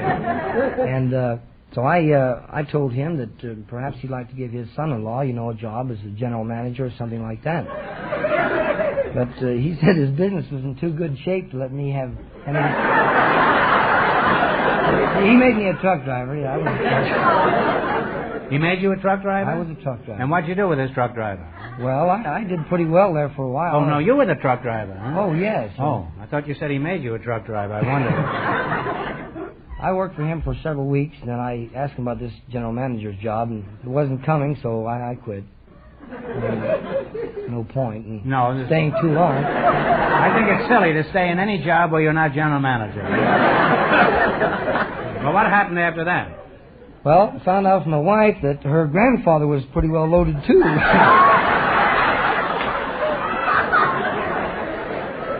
No, he was the general superintendent of all the mines in Alabama. There's an awful lot of mines in Alabama. Yeah.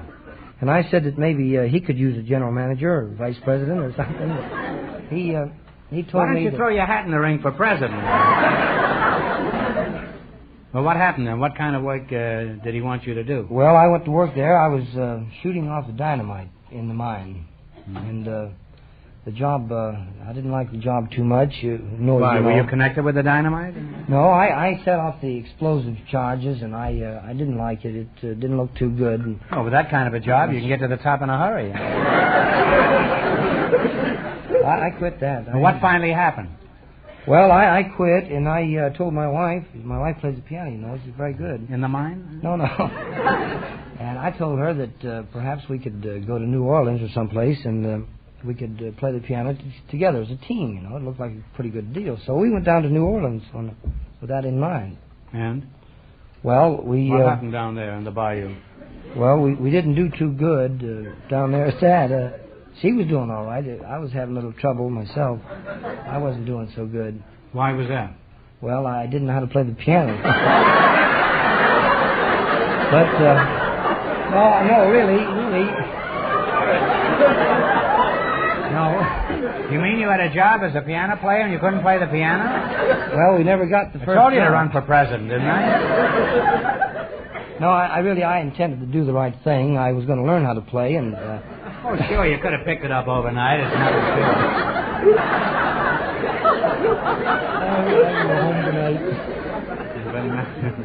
Well, it's been enlightening talking to you two. I'd like to continue, but now it's time to play You Bet Your Life. Now, you run your $20 into more than our other couples, and you'll get a chance at the $1,000 question. I can't tell you how much you have to win, but George is going to remind our listeners. The gold prospector and his partner lead with $200. Here we go. Let's see how high I can bid you $20. You selected barbershop ballads as your category. And after that piano playing you did in New Orleans, you ought to be pretty good at this. Here's your first question. How much will you go for? We'll go for 15. Okay. All right. What is the name of this old-time favorite? Play, Jerry. No, Strawberry Blonde. Strawberry Blonde is right. Yep. Thank you. You now have $35. Jordan, you got $35, and how much you got to bet this time, my lad? Let's go for it. How much do we have? You have $35. 35. $34.99. Why don't you get a hold of yourself, girl? 30, how much is it? $34.98. We'll save 2 cents. You're saving 2 cents. Okay, here we go. $34.98, right? Give me the title of this song. Mr. Fielding.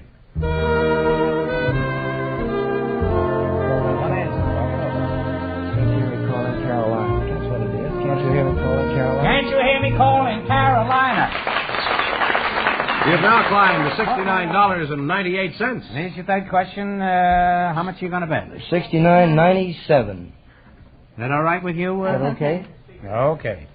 Let's see if you can identify this one. Play, Jerry.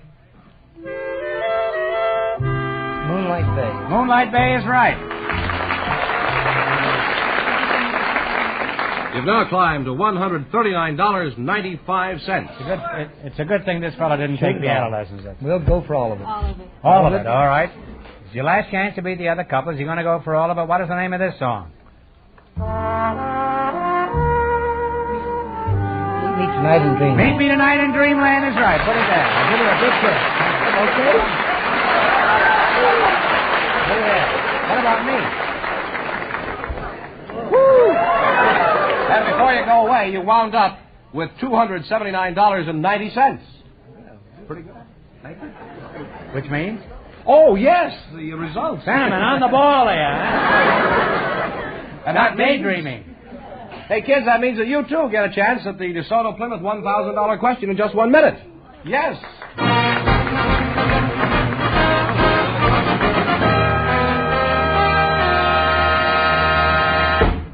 When you drive your car to a DeSoto Plymouth dealer for service, you can be sure of this.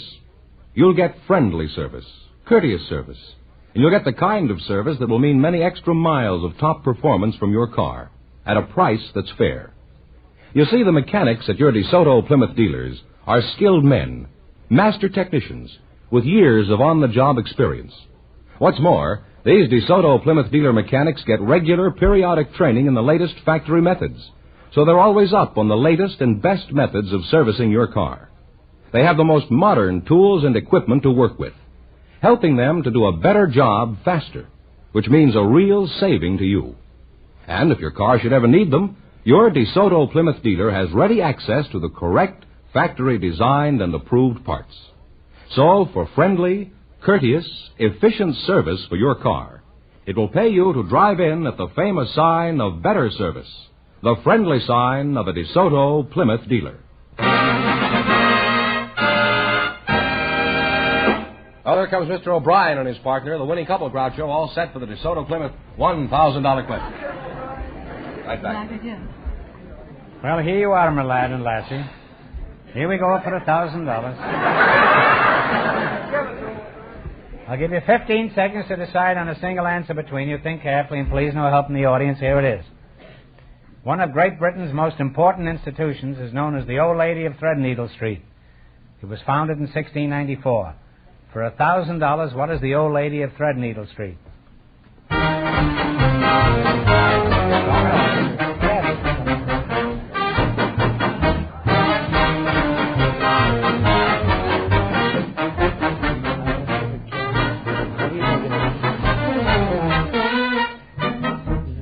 What's the answer you two have decided on?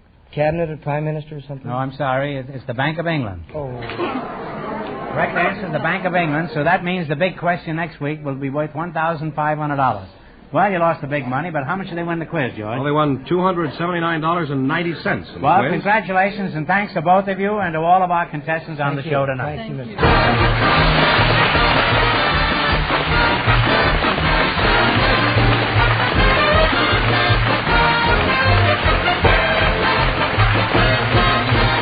Be sure to tune in again next Wednesday night at the same time for the Groucho Marx Show, when the big question will be worth $1,500. And don't miss Groucho's television show, also presented by the DeSoto Plymouth Dealers of America. And remember, all dealers who sell DeSoto also sell Plymouth. Two great cars, both products of the Chrysler Corporation. And when you drive in, tell them Groucho sent you. Good night, folks, and remember, see the DeSoto Fire Dome 8 tomorrow. The DeSoto Plymouth Dealers of America salutes the American Automobile Association on the occasion of its Golden Jubilee for 50 years of service to the motorist and the nation. You Bet Your Life, transcribed from Hollywood, is produced by John Goodell, directed by Robert Dwan and Bernie Smith, music by Jerry Fielding. This is George Fenneman signing off for the more than 3,000 DeSoto Plymouth dealers from coast to coast.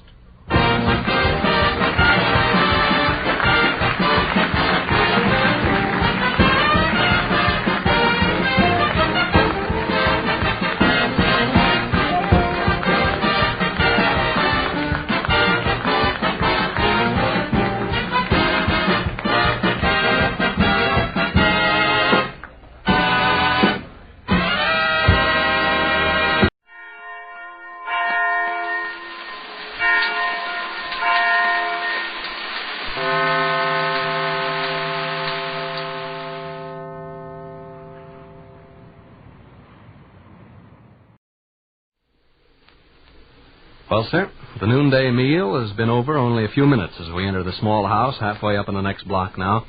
And here in the living room, we find Mr. and Mrs. Victor Cook and young Mr. Rush Cook enjoying a season of rest against the activities of the afternoon. And the master of the menage, who is lounging in his easy chair, is saying, Sadie, you may produce the sheaf of wires, letters, postal cards, and cablegrams as delivered by the mailman. Golly. Fresh out on the buffet. Something for me? No. Yes, I guess there is, too. Mail by the bushel we got.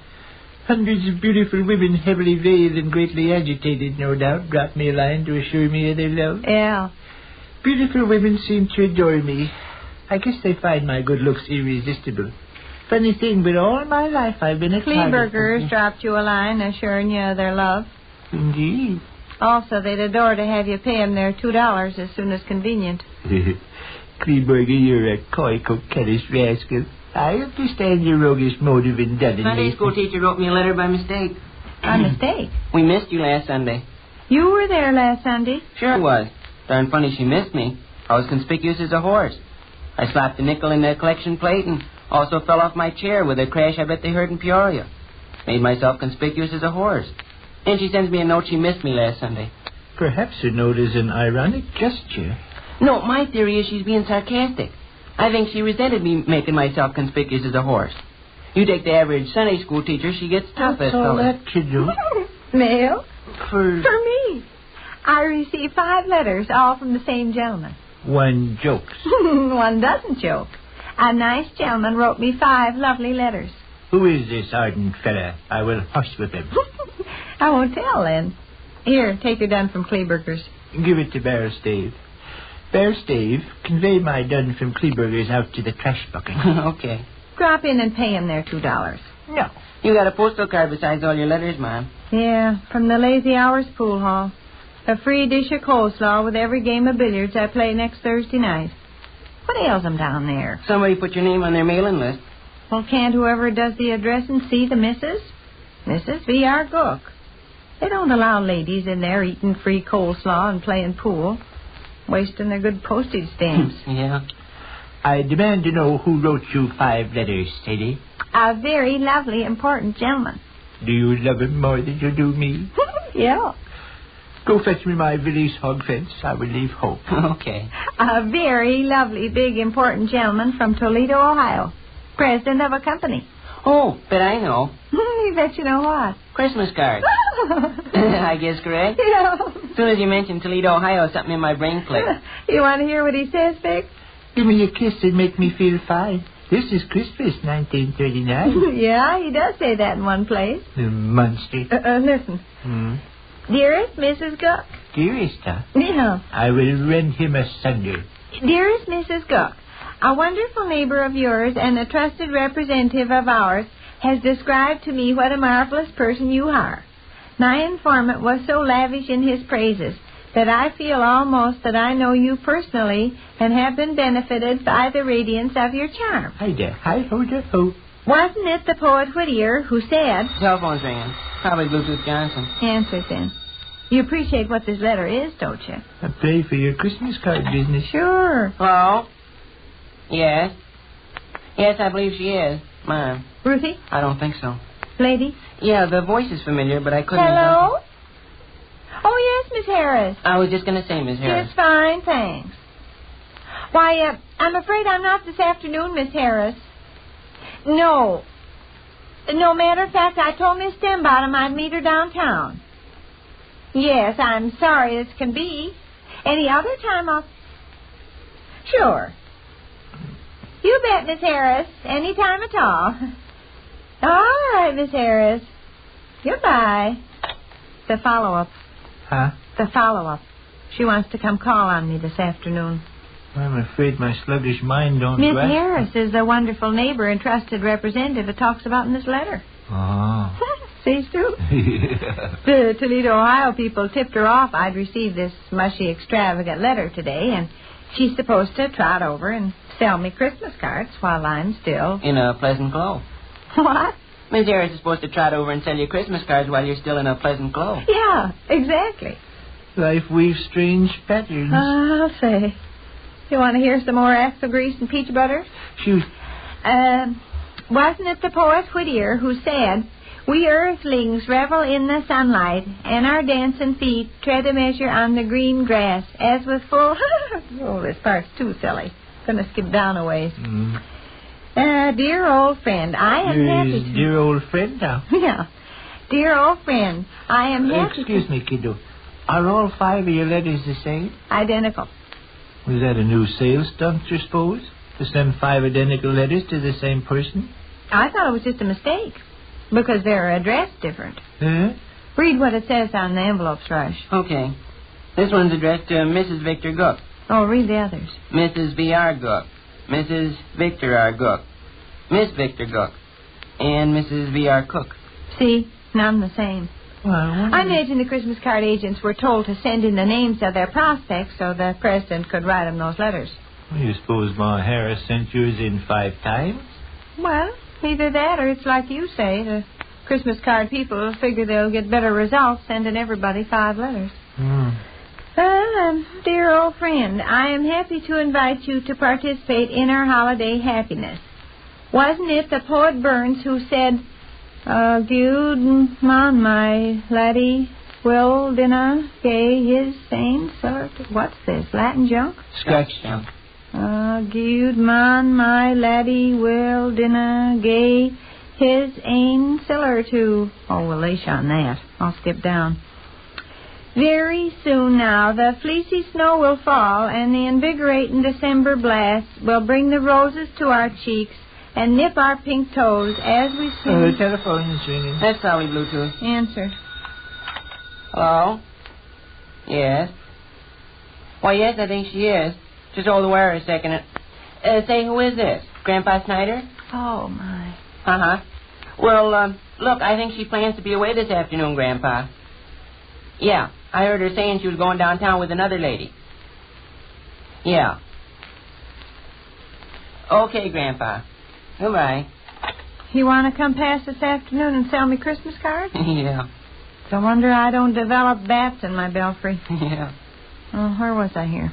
Oh, very soon now, the fleecy snow.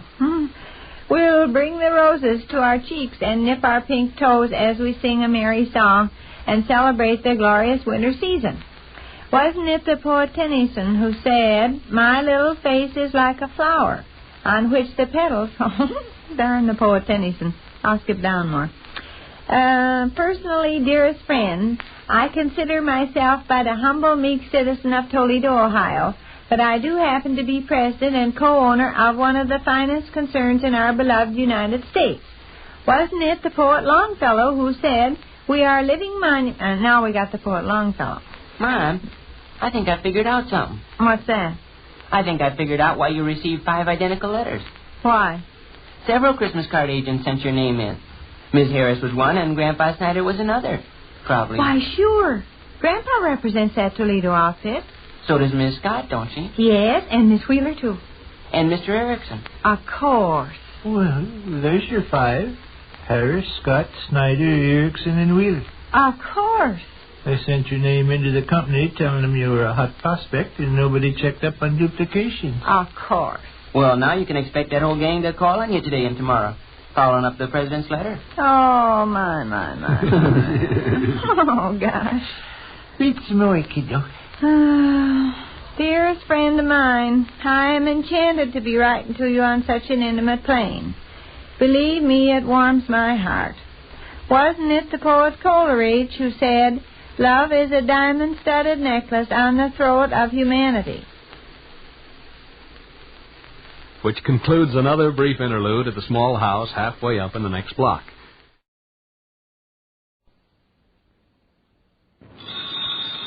It's Duffy's Tavern, the Friday night transcribed feature on NBC's All-Star Festival of Comedy, Music, Mystery, and Drama, brought to you by the makers of Anacin for fast relief from pain of headache, neuritis, neuralgia, and by RCA Victor, world leader in radio, first in recorded music, first in television. And now, here we go, friends, to Duffy's Tavern with our guest, Joan Bennett, and starring Archie himself, Ed Gardner. Hello, Duffy's Tavern, where the elite meet to eat. Archie the manager speaking. Duffy ain't here.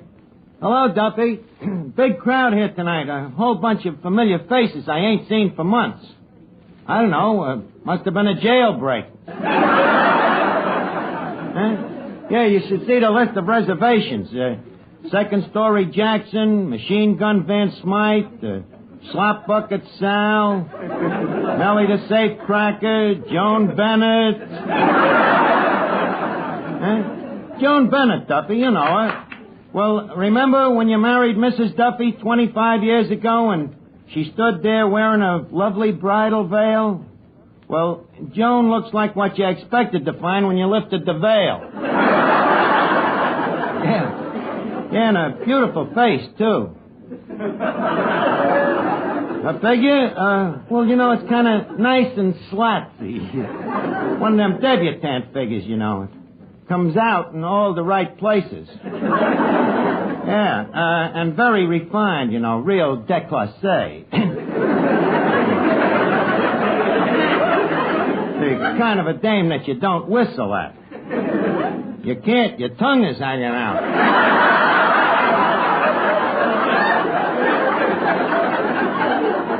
Well, she don't know it, Duffy, but tonight Joan Bennett hits the high peak of her career. Yep, she's going to have a date with me. Well, we'll probably take in a show and go to a nightclub, and naturally I'll have to pelt her with flowers and bonbons. And, Duffy, you know, that'll run into quite a bit of dough, so I was wondering if maybe you could see your way clear to... Hello? I guess he wants to take it with him. Say, Yasha, where is that Yasha Panya Slav? How do you do? Say, boss, huh? You are calling me? Well, if I holler for Yasha Panya Slavnik, who else would I be calling? I don't know. Yasha Panya Slavnik is such a common name. Yes, it is. It's just like John Smith. That name I never heard of. You've never been in the hotel business.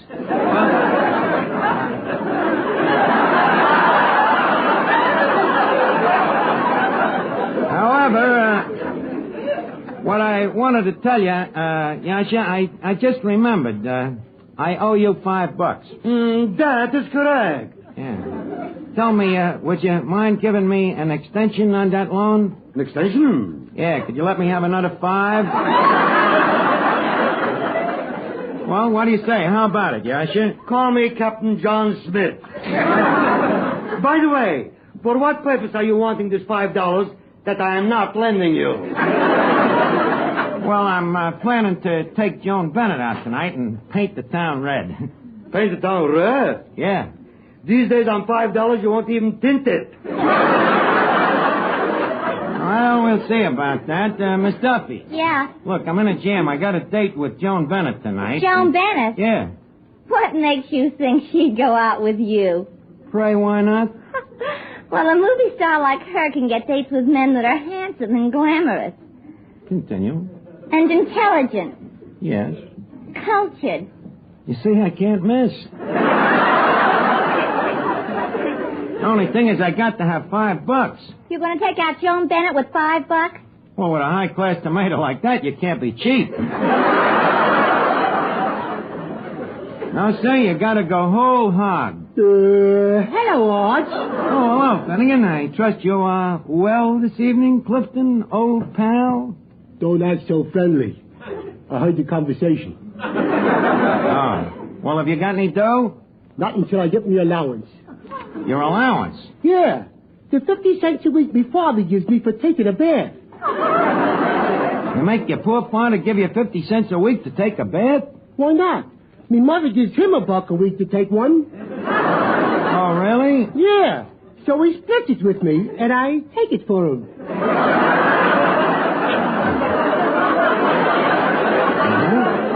Well, that sounds like a nice plain deal. Yeah. By the way, Arch, what do you need the $5 for? Well, I'm going to take out a dame. You going to spend $5 on a dame? Yeah. $5 on a dame? Yeah. But, Arch, for that kind of dough, you could buy a catcher's mitt. Finnegan, there's other things in the world to get excited over besides catcher's mitts. You mean fielder's gloves? I mean dames. Oh, them things. Don't tell me you don't like dames. Nah. All I want to do is to go out with you, hold your hand, kiss you. Well, is that bad? I don't know. So far, I ain't let none of them get away with it. Well, to each his own. Now, where can I get $5, though? Arch, Huh? what about the cash register? Oh, Finnegan, you know I could never do a thing like that. But if I should turn my back and a friend of mine should... Oh, I get it, Arch. Close your eyes. Say, Arch, would you like to borrow $5? Oh, thank you, Finnegan. Wherever did you find it? If I had the wings of an angel... Now, look, Gasher, this is not larceny. The cash register is just lending me $5. Yes, just like the trains used to lend money to Jesse James.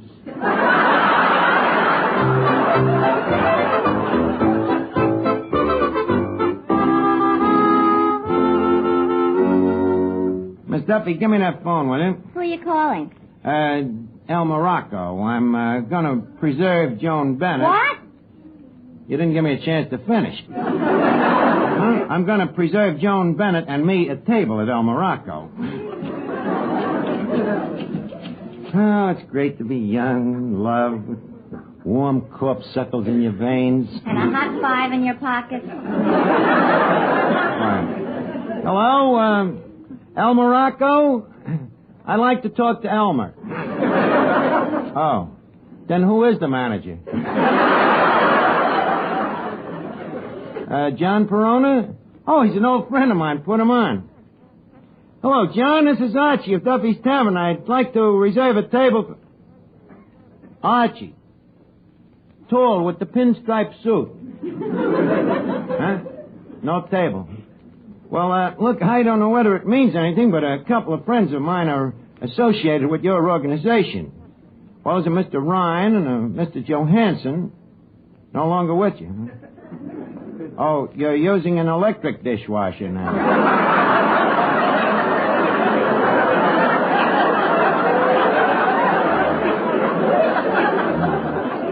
Well, look, anyway, just for old time's sake, John, how about a table?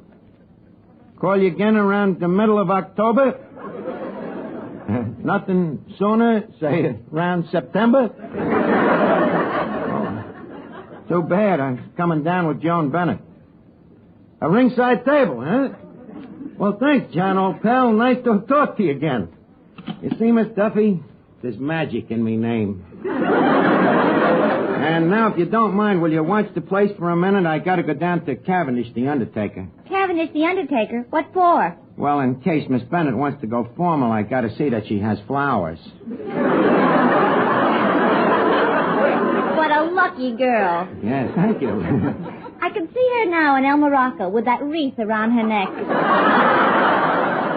Half of the people will think she's a movie star, and the other half will think she's just won the Kentucky Derby. Ah, you're nuts, Miss Duffy. There's a very hip crowd at El Morocco, and I'm quite sure that they're aware that a filly never won the Kentucky Derby since 1950.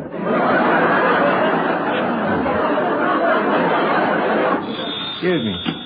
Hello? Who's this? The barber shop? Oh, just a second. It's for you, Miss Duffy. It's your boyfriend, Tony the barber. Well, tell him I ain't here. Hello? She says she ain't here. Huh? Okay. He says to tell you he didn't call you.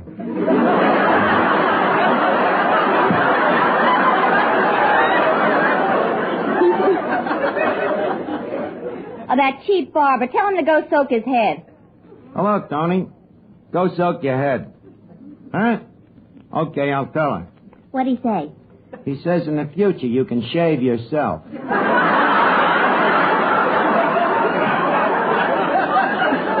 me that phone. Look, Anthony, you got a nerve calling me after that party Saturday night. Well, every time I looked at you were all red with lipstick. You can explain the lipstick? How? You're part Indian? Well, get this, Anthony. Our engagement is over. I'm not making any more payments on the ring. Goodbye. Archie, now that I've broken up with Anthony, how about going out on a double date? What do you mean? Well, you have a date with Joan Bennett. How about getting one of your friends for me? Look, Miss Duffy, I know two kinds of guys. Them I like and them I dislike. Them I like, I ain't gonna get a date with you. And them I dislike, that much I don't dislike. Now get your mind back on business and watch the joint here. I gotta go out and dig up some flowers for Joan Bennett.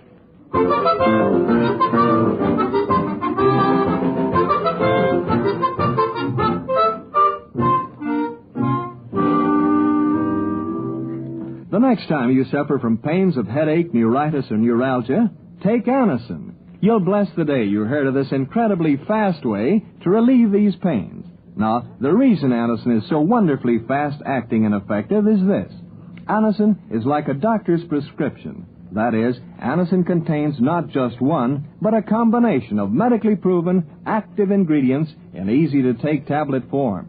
Thousands of people have received envelopes containing Anacin tablets from their own dentist or physician, and in this way discovered the incredibly fast relief Anacin brings from pains of headache, neuritis, or neuralgia. So, the next time a headache strikes, take Anacin for this wonderfully fast relief. Anacin, A-N-A-C-I-N. Anacin comes in handy boxes of 12 and 30, economical family-size bottles of 50 and 100. Get Anacin at any drug counter.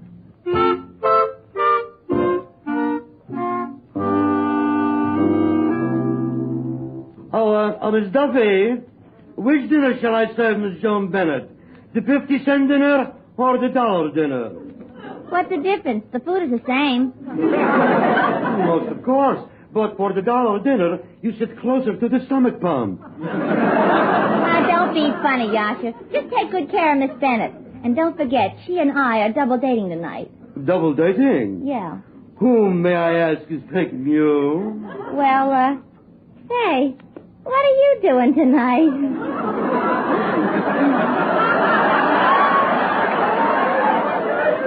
So sorry. I have a previous engagement with the stomach pump. You men, you're all alike. I suppose if I was a movie star, I'd be different. If you was a movie star, you'd be different. Oh,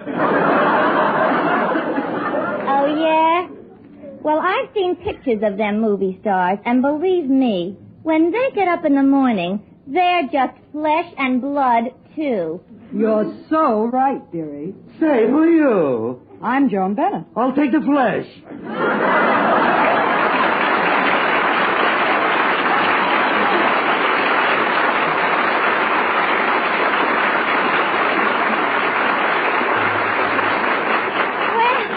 Well, Joan Bennett, look at you. You don't look a day over. Pardon me. Who are you? Don't you remember? Well, the face is familiar. Do you have a name? I'm Miss Duffy. Oh, yes, Miss Duffy. Yeah, gee. I haven't seen you for 5 years. That's right. And I haven't seen you for 5 years either. Putting on a little weight, aren't you, dearie? By the way, how's Archie these days? Oh, about the same. As jerky as ever, huh? Where is he? He went out for some flowers. He's going to ask you for a date tonight. Oh, goody. Don't be flattered. He'll make a pass at anything. Has he ever made a pass at you? Well, let's change the subject. All right, what'll we talk about? Let's get back to men. Ain't it awful how hard it is to get a date? Honest, these days one lipstick lasts me for 3 or 4 months. How about you? How are you doing? Oh, I do okay. I get a date anytime I want. How? It's a cinch. I just tell him I'm Connie's sister. How does Connie get dates? She tells him she's Barbara's sister. Oh, you gotta have pull. Well, I wish you could do something to get me a date. Well, you shouldn't have too much trouble. But I'm so fussy and hard to please. Then find someone who isn't. That's my trouble. I just can't even find anyone like that. Well, I'll do what I can for you, Miss Duffy. Maybe we can go out on a double date. A double date? Oh, gee, Joan, that'd be wonderful. Is it a promise? Okay, it's a promise. Joan, I'm sorry to have kept you waiting for me. How long have you been dilatory? I've only been here for 10 minutes. Oh, 10 minutes, huh? Did it seem like a lifetime? Well, now that you mention it, no. Well, anyway, I'm glad to see you. By the way, these flowers is for you. Oh, well, thank you. I'll bet they were lovely.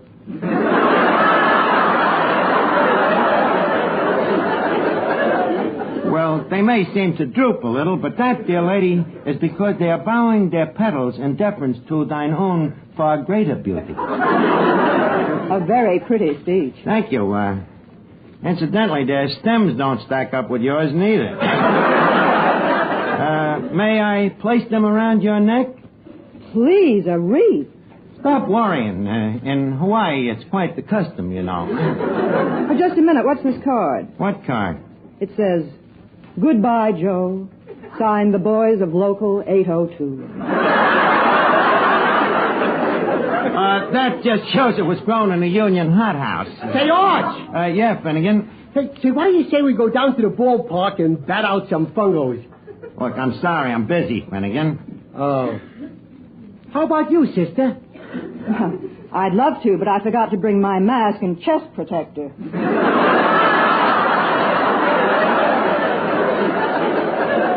Well, some other time. Say, Arch, is this the day we're going to spend all that dough on? Yeah, Finnegan, well, take a look. What do you think? I'd still rather have a catcher's mitt. Finnegan, you are being very impolite to a very famous lady. Famous? You've seen the woman in the window? Have I? Every night across the alley.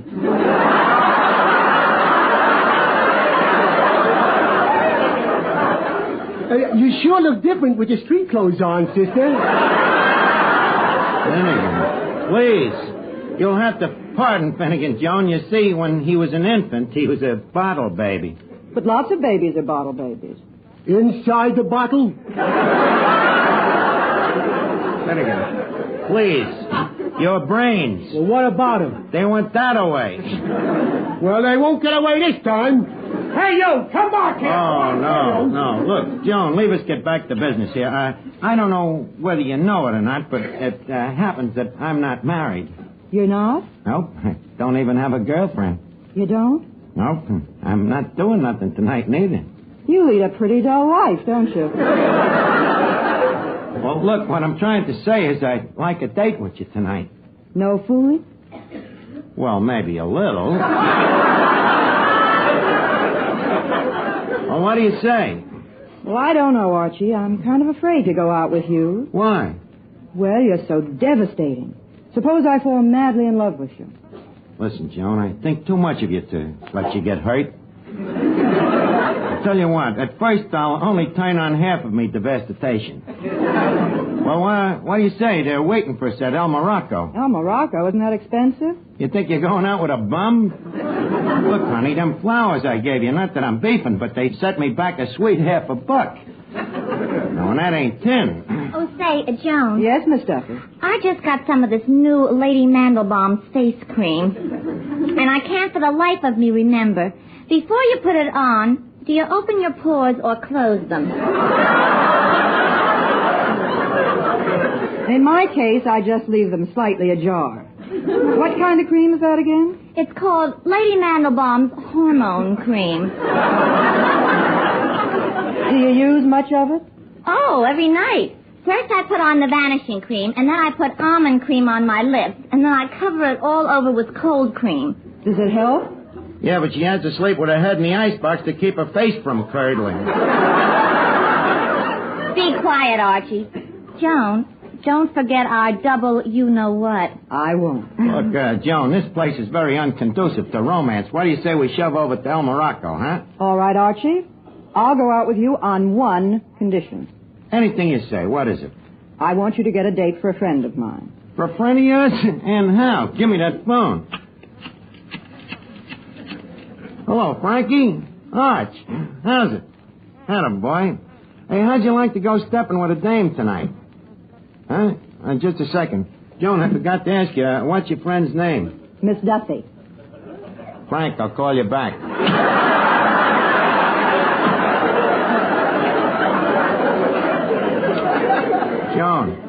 tell me that me ears just heard a mirage. No, Archie, I think Miss Duffy is a very nice girl. And if you can't find a fellow for her, then our date is off. Got to get a fella.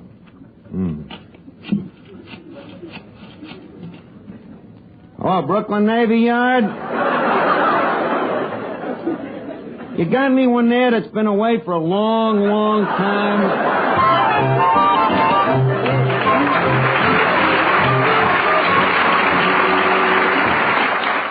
Here's a word from RCA Victor. For you people who are buying television now, that word is combination. Yes, an RCA Victor combination, which brings you AM and FM radio, recorded music in all 3 speeds, and famous RCA Victor million-proof television. Now, you can have all these in one beautiful cabinet for one beautiful price. Ask your RCA Victor dealer to introduce you to the kingly RCA Victor combination, the Rutland. With its doors closed, the Rutland looks like a furniture masterpiece straight out of the 18th century. With its doors open, it's like an electronic masterpiece straight out of the 21st century. So superb are its RCA Victor features. AM and FM radio, 2 automatic record changers to play all record speeds, and exciting RCA Victor million-proof television, proved in well over 1 million American homes. Yet, all these great instruments combined actually cost you much less than comparable console instruments would cost separately. Yes, with an RCA Victor Rutland, wonders never cease, but go on pouring out show after show, record after record, not just for one person, but for the whole family.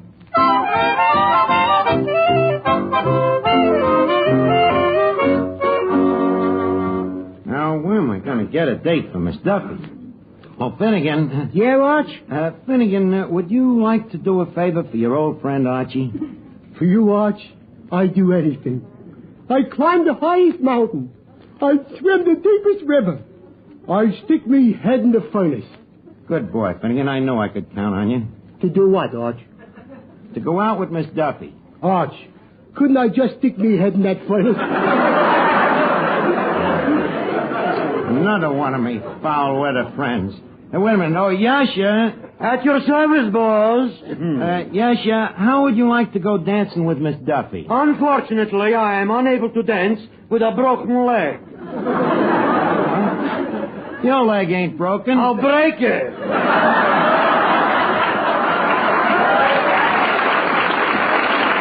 Oh, this is awful.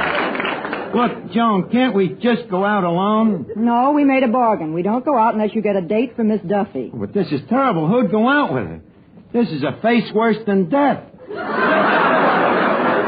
a minute. I got a guy that might do it. Yeah, and a big shot, too. This guy makes a lot of dough. Oh, Fulton Fish Market? Mackerel department, please. Oh, mackerel? I'd like to talk to Willie Hockhauser. Yes, the head mackerel scraper.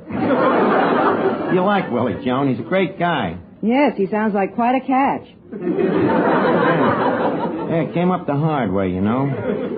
Started out as a mere boy scraping sardines. We can't ask Miss Duffy to go out with a fish scraper. Why not? I'll wear a lot of perfume. Quiet.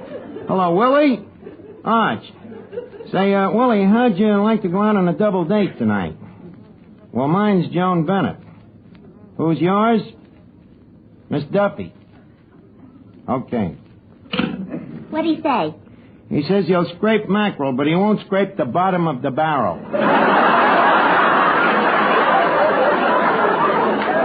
That Willie Hockhauser. My father has bought his last mackerel from him.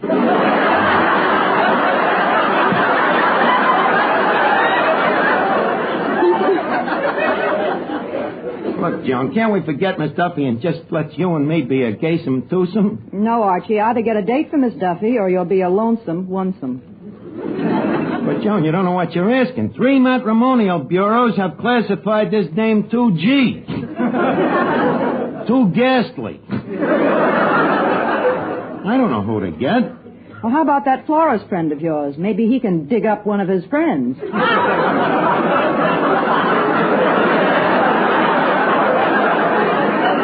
Miss Duffy, if the guy ever came back to life, the shock would kill him. Oh, no, we got to get somebody else now. Say, Arch, what about Niles McConnell?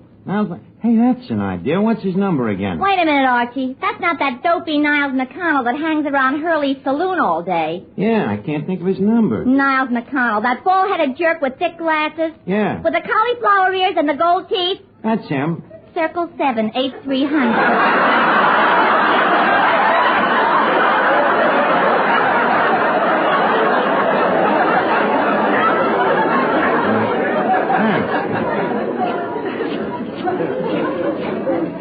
Hello, Niles. This is Archie. Look, I'd like you to do me a favor. What do you mean, no? I didn't even ask you. Oh, the guys from the Fulton Fish Market tipped you up.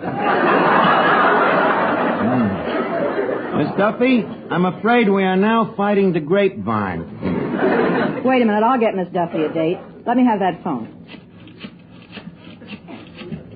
Hello, Boris? What are you doing? Swell. Meet us at El Morocco in half an hour. Who was that? Boris Karloff.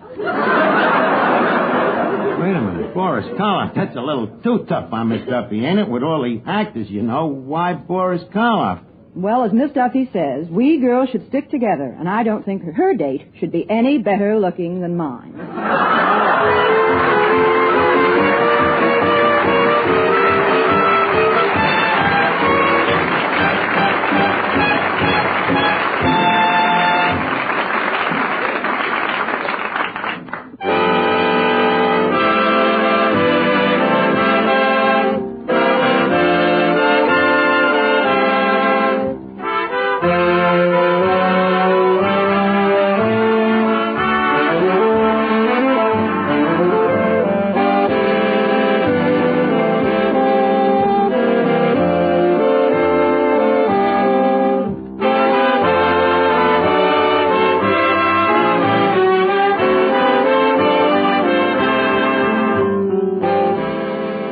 Listen again next week, friends, to Duffy's Tavern, the Friday night transcribed feature on NBC's All-Star Festival of Comedy, Music, Mystery, and Drama, brought to you by the makers of Anacin for fast relief from pain of headache, neuritis, neuralgia, and by RCA Victor, world leader in radio, first in recorded music, first in television.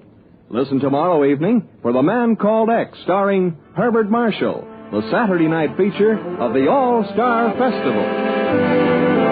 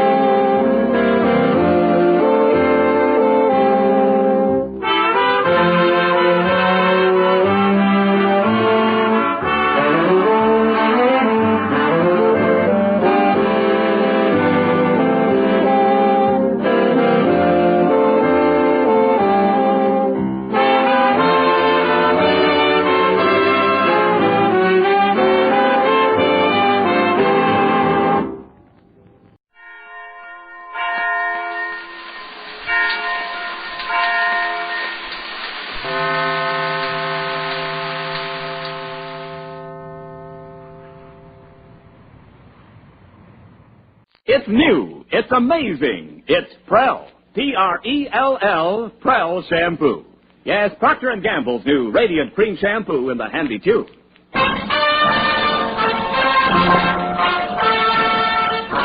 Prell brings you The Life of Riley.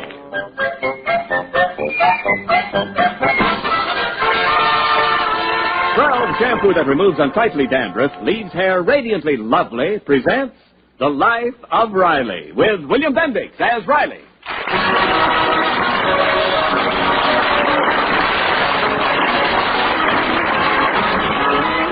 Every father dreams that someday his son will achieve the fame which he himself longed for but never attained.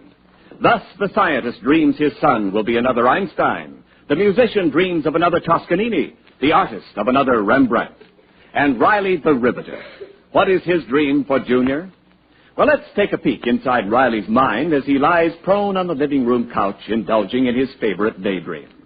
There's a vacant, faraway look in his eyes. In fact, 3,000 miles away in Abbott's Field. He even hears the roar of 50,000 frenzied Brooklyn baseball fans. He can even hear the imaginary voice of an announcer over an imaginary radio. What a ball game this is, folks. The last game of the World Series, the last half of the ninth. 3-0 in favor of the Yankees. This is the last chance for the Dodgers. 2 men out and bases full. Robinson's on first, Edwards on second, and Pee Wee Reese is on third. It's now or never for those fabulous bums. Everything depends on the next batter, and look who's coming up to the plate now. The man who has the chance of a lifetime to carve a niche for himself in baseball's Hall of Fame. And who is he? Chester Riley's son. He's a sensational new rookie who was coached and taught every trick in the game by his father, Chester Riley, who was a baseball immortal. You remember Chester Riley when he pitched for the White Sox in the Laundry Workers League. And now Chester Riley's son is stepping into the batter's box. Come on, Junior! There's the windup. Here comes the pitch. The right one.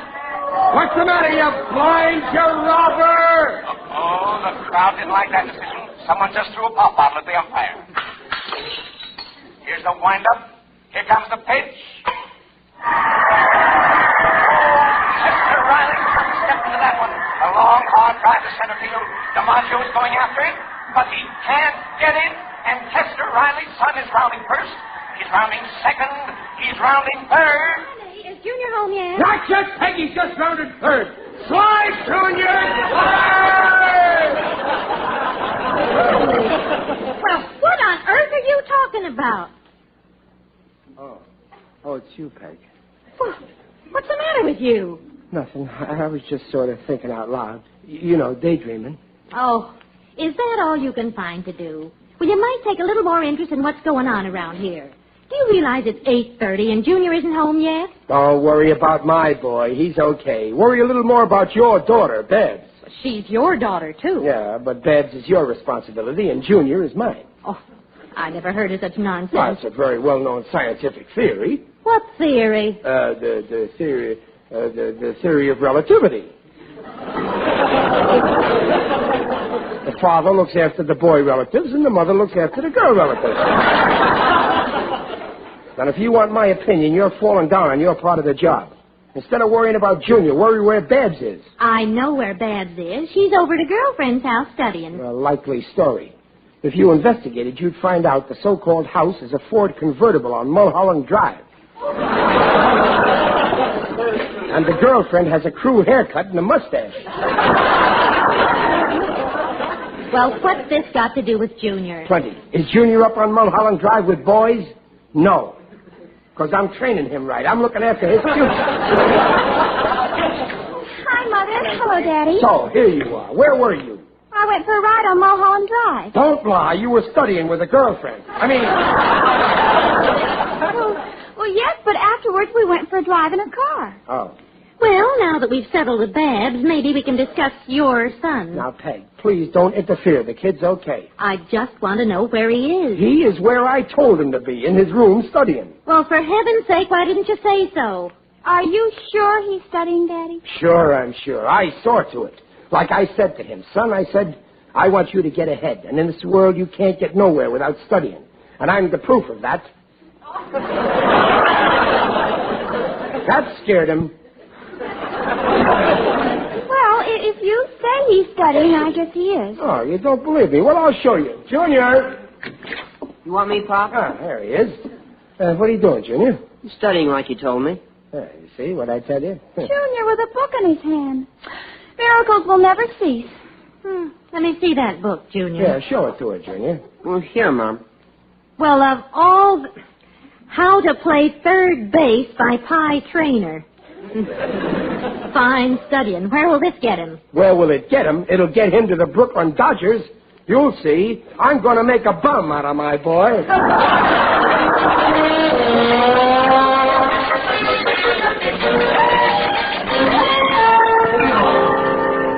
Hi, Peg. I'm home. Well, it's about time. I've been waiting for you. All right, what's the matter? I want you to speak to Junior. Sure. Hello, Junior. Hello, Pop. How many hits you get today? Riley, this is serious. Your precious son, Junior, brought home a note from his teacher. Now, just listen to this. Dear Mr. and Mrs. Riley, I regret to advise you that your son, Junior, has not been doing the work of which he is capable.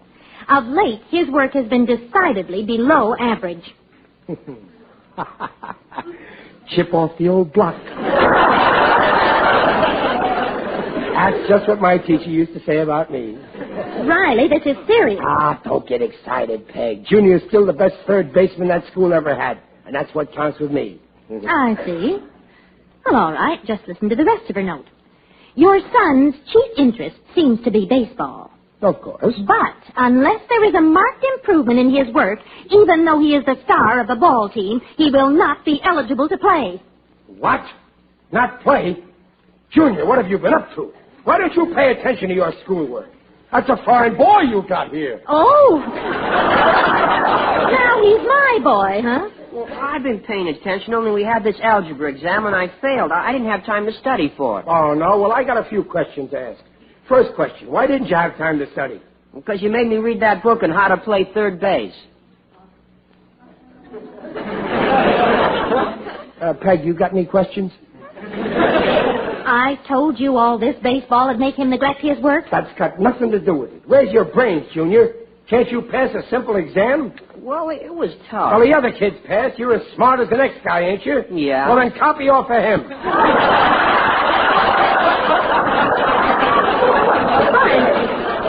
No, I don't mean that. Fine thing, kicked off the team. An outlaw. Well, I still have a chance, Pop. My teacher gave me an algebra problem to do at home, and if I get it right, I can play. Yeah, well, you better get it right. You're going to buckle down. Yeah, but, gee, algebra's so tough. Then ask for help. You know, you're not alone in this house. And what does an intelligent person do when he gets stuck?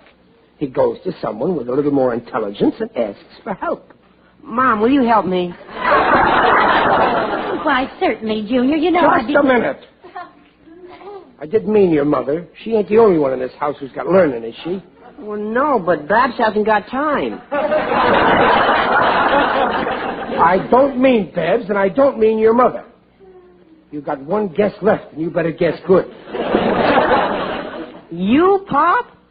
Well, what's the matter with me? Didn't you ever hear of a father helping his son? Oh, yes, Are you denying that I'm your father? Peg, tell him. Now, Riley, you're busy. I'll help Junior with No, that's my responsibility. And please don't interfere. I have made up my head.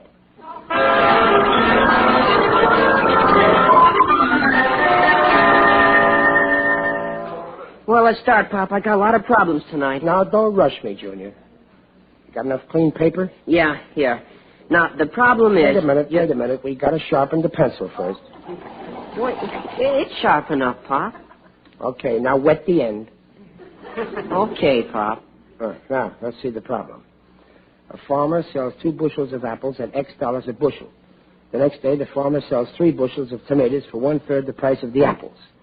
The day after, he sells 1.5 bushels of potatoes for 4/5 the price of the tomatoes. With the money he receives, he buys 3 gallons of kerosene and 6 bags of fertilizer.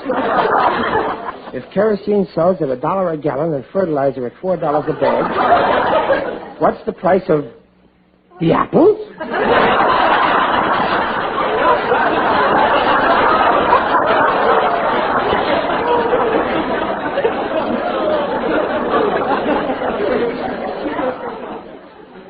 Maybe we better sharpen the pencil some more. Pop, you just have to find X. Yeah, X. Yeah, sure. Let's see. Apples, tomatoes, potatoes, kerosene, fertilizer. You got the answer, Pop? I don't even get the question.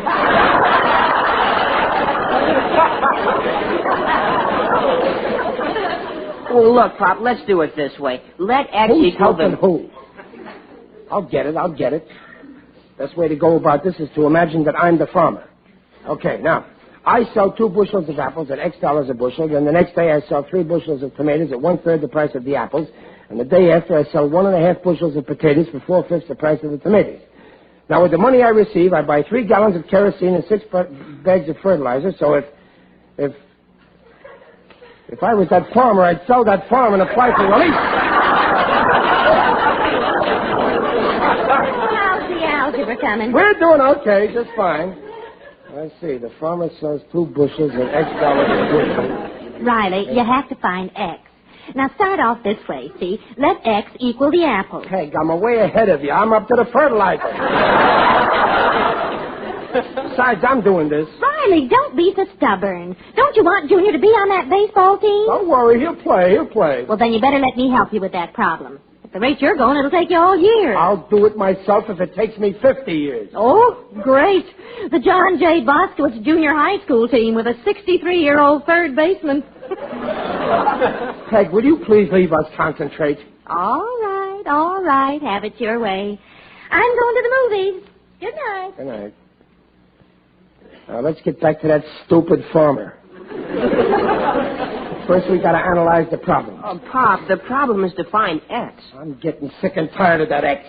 Ever since I was in school, they've been looking for an X. They haven't found it in all this time. How did they expect me to find it in one night? Well, Pop, that's algebra. Algebra. Why do they teach you that stuff for? What good is it anyway? You don't see no algebra scores in the newspapers, do you?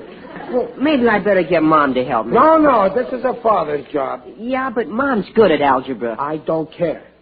Some things are a father's job and some things are a mother's job.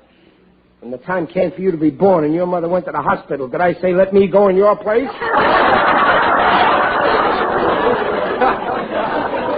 No. Well, I don't want your mother taking over my responsibilities. Now, don't you worry, I'll get this. Pop, you can't do it on your fingers. I guess not. We're dealing with vegetables.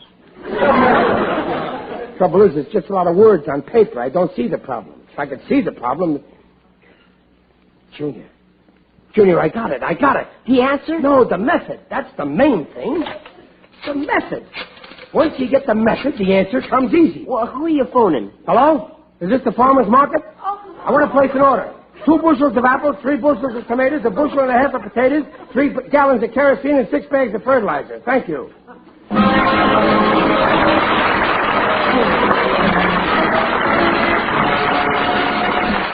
Well, we'll bring you the second act of the life of Riley in just a moment. And now, the glamour girl of 49.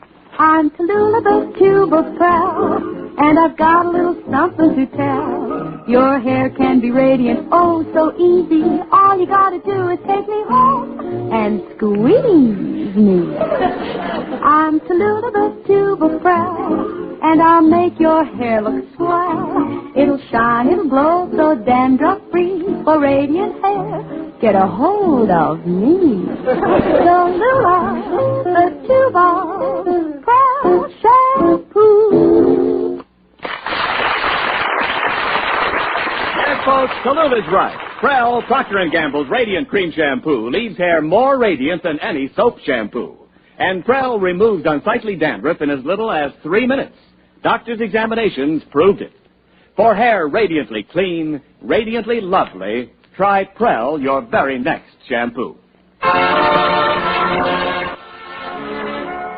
Before we rejoin Riley, the baseball fan, I'd like a word with you movie fans who want to see a fresh and funny film. Prell Shampoo's Life of Riley show is now an hilarious new motion picture, starring Riley himself, William Bendix.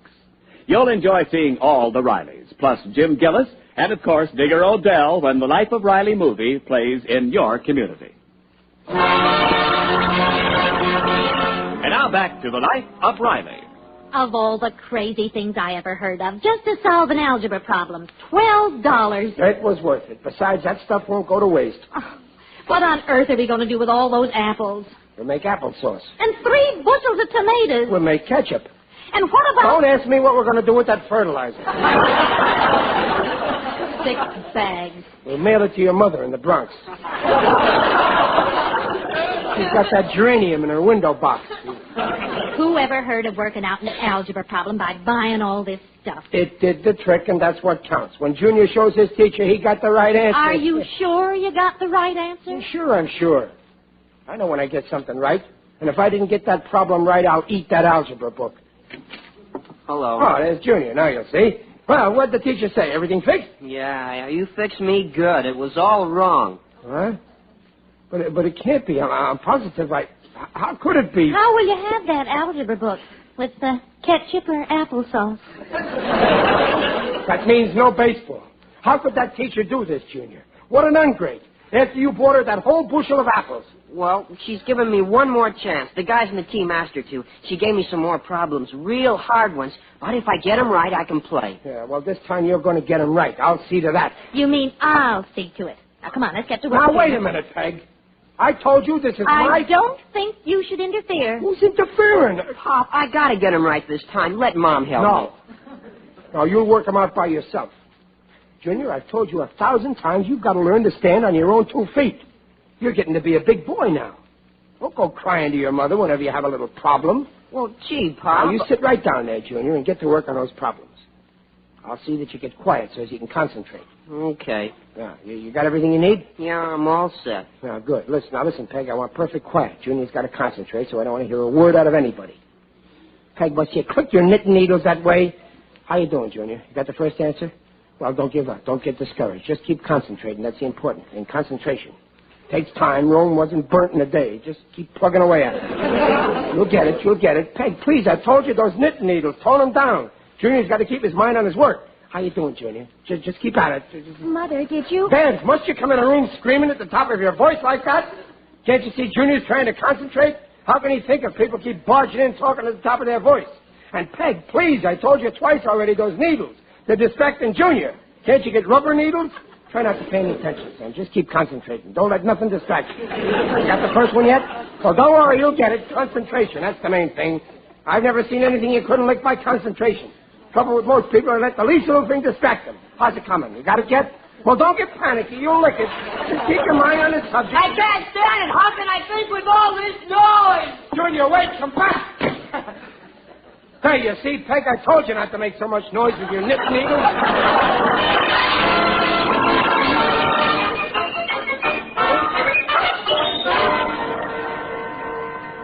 Why don't that kid come back? I just can't do these problems. If 2 men can dig a hole 12 feet long, 4 feet wide, and 8 feet deep in 9 hours, how deep a hole can 1 man dig? 6 feet is deep enough, believe me.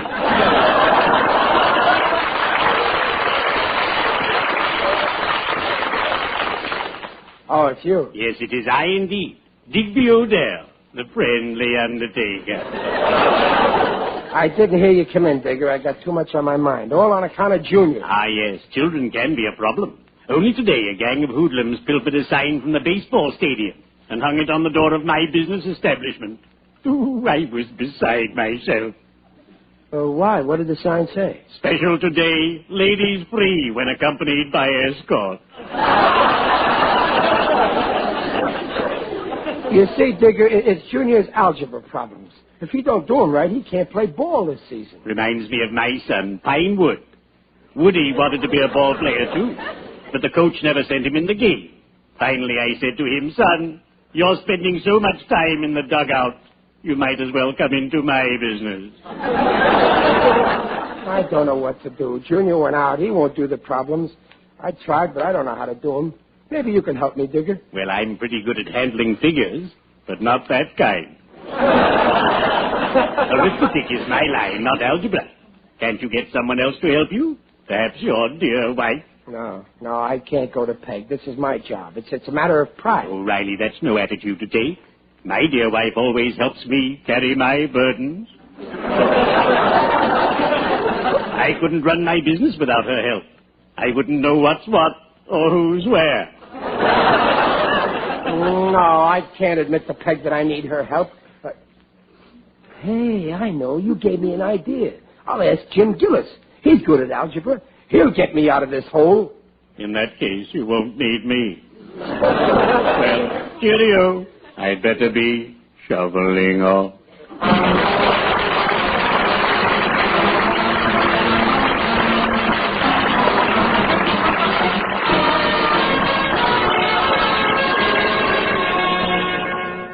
Hello, Gillis. This is Ratty. Yeah, listen, Gillis, old pal. I need your help. Yeah, you're good at algebra. Well, I got a few problems of Junior's that I... You will? Well, I'll bring him right over. Boy, that Riley character was very smart when he come to me. The poor don't recognize his superior mental ability. Now, let me see.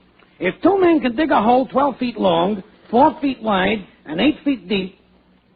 If 2 men dig a hole... Who knows from digging? I'm a white-collar worker. Oh, Edward, my darling son. Yes, Papa? Come here a minute, Angel. If two men can dig a hole 12 feet long, 4 feet wide, and 8 feet deep in 9 hours, gee, this is tough. No wonder Papa couldn't do it. If two men can dig a hole... Oh, Mama! All right, Frank, is that you? Yes, Mama? Here are those algebra problems all done. Gee, thanks, Mama. Oh, Papa? Here I am, Egbert. Here's the problems. I got them all done. Oh, that's a sweet offspring. All right. Here I am, Gillis, on the sidewalk. Here's your problems. I got them all done. Oh, thanks a million. You're a pal. Oh, Junior, look, the problem. It's no use, Pop. I told you I can't do them. You don't have to. Look, here they are, all done. I just finished the last one.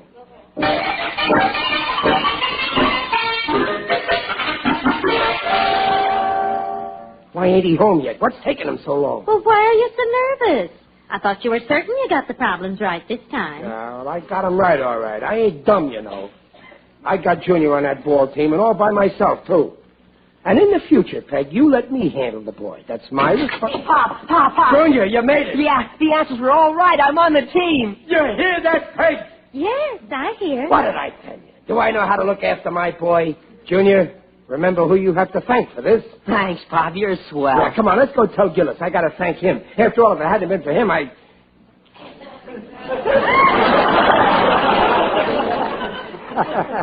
Let's forget it. You'd have, what, dear? Well, Pop, what did Mr. Gillis have to do with it? Well, the fact is, I may as well tell you. I'd like to be honest about these things. Mm-hmm. And besides, we'd find out anyway. Well, you see, Gillis helped me with the problems just a little. I didn't have time myself. Hey, there's Gillis now out in the yard. I got to thank him. Hey, Gillis. Hiya, Riley. Gillis, old pal, I want to thank you for helping me with that algebra. Oh, don't thank me, Riley. I didn't have the time to do it. You really should thank my Egbert here. Egbert Dunham? Well, Egbert, I can't tell you how much I appreciate what... You deserve the credit, Mr. Riley. My mama did him. Honeybee? You did him? You worked... Oh, Honeybee, I can't thank you enough. Oh, don't thank me, Riley. I couldn't get nowhere with those problems, so I phoned Peg and she worked them out.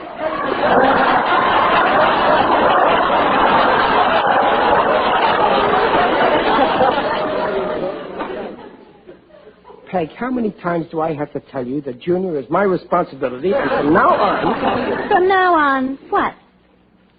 From now on, Junior, if you want help from your father, go to your mother.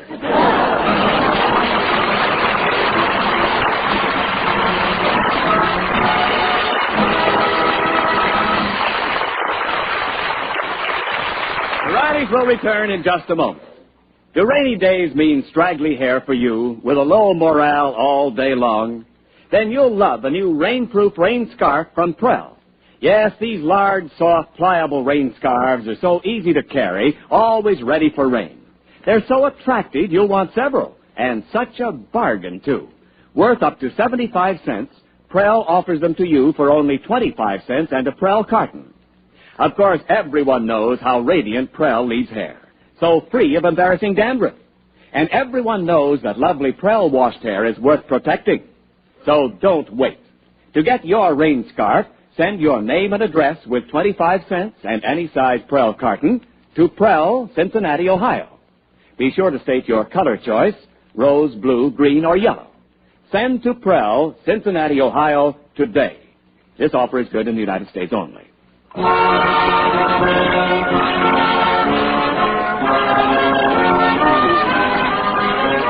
Folks, usually every week at this portion of our program, we give you a final glimpse into the life of Riley. However, this will not be possible tonight, as Riley isn't doing anything. He's just lying on the living room couch, daydreaming. But if we could peek inside his mind... Good evening, everyone. This is Will Stern, your sports announcer. Tonight I have a special treat for you. I'd like you to meet the man who single-handed won the World Series for the Brooklyn Dodgers, the sensational third baseman who knocked out 4 home runs, Junior Riley. Tell me, Junior, who deserves the credit for making you the greatest ball player of all time? My mother. That's a lie! What's That's a lie, Riley. Riley, are you daydreaming again? Huh? Oh, yeah. And in the future, Peg, please stay out of my daydreams.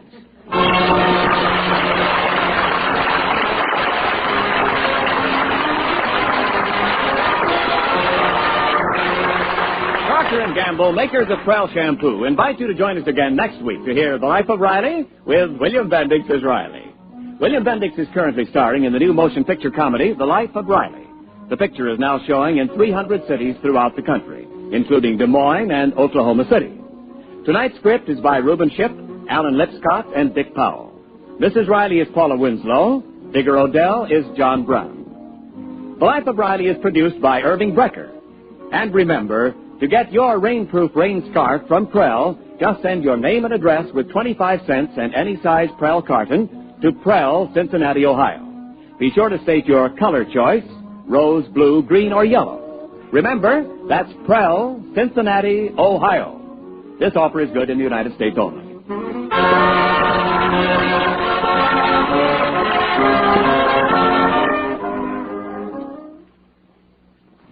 Hi-ho, ivory snow, wash your dishes with ivory snow. It's safe for hands and speedy too. Lovely hands mean a lovely you. Hi-ho, safe in snow, wash your dishes in ivory snow. Let your hands tell you why Ivory Snow is so wonderful for dishwashing. Wash your dishes with Ivory Snow as millions do. When you see how Ivory Snow pampers your hands, you'll know it's ideal. It's ivory mild, ivory pure. And remember, it's granulated for speed. No soap made is faster for dishes or kinder to hands than Ivory Snow. The only soap, both ivory mild and granulated for efficiency. Yes, for speedier dishwashing, for snow white hands, try wonderful Ivory Snow. And this is Ken Niles reminding you to tune to this NBC station every Friday night for 1 full hour of comedy. First, Red Skelton, and then The Life of Riley.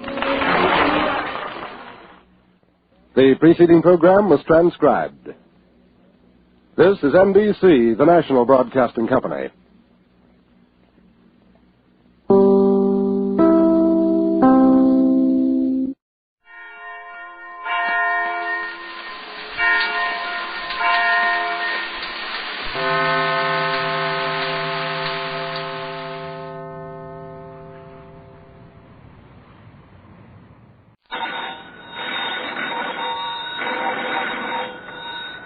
Granny's, Abner. I believe that's our ring. I dog his Lum. I believe you're right.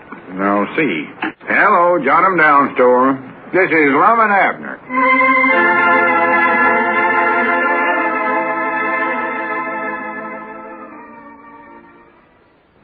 Let's see what's going on down in Pine Ridge.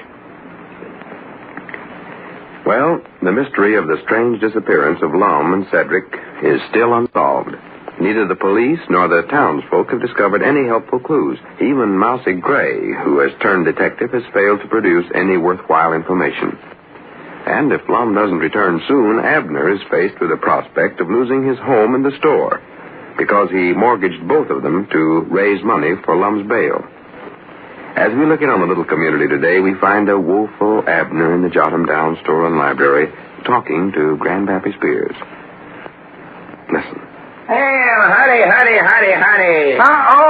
Morning, Grandpap. Come on in. What are you doing there, Abner? Painting a sign? Uh-huh. Yeah. Pretty nice work. What's it for? Picnic or sociable or something? No, nothing like that. Hey, let me read that. Don't get so close there. That paint's still wet. I ain't got on my spectacles. You're going to have it on your nose there if you don't back off from that board a little. Big closing out sale. Well, I do know. Having a sale, huh? Yeah. Everything must go. Prices cut half in, too. Oh, you can't do it, Abner. I am doing it.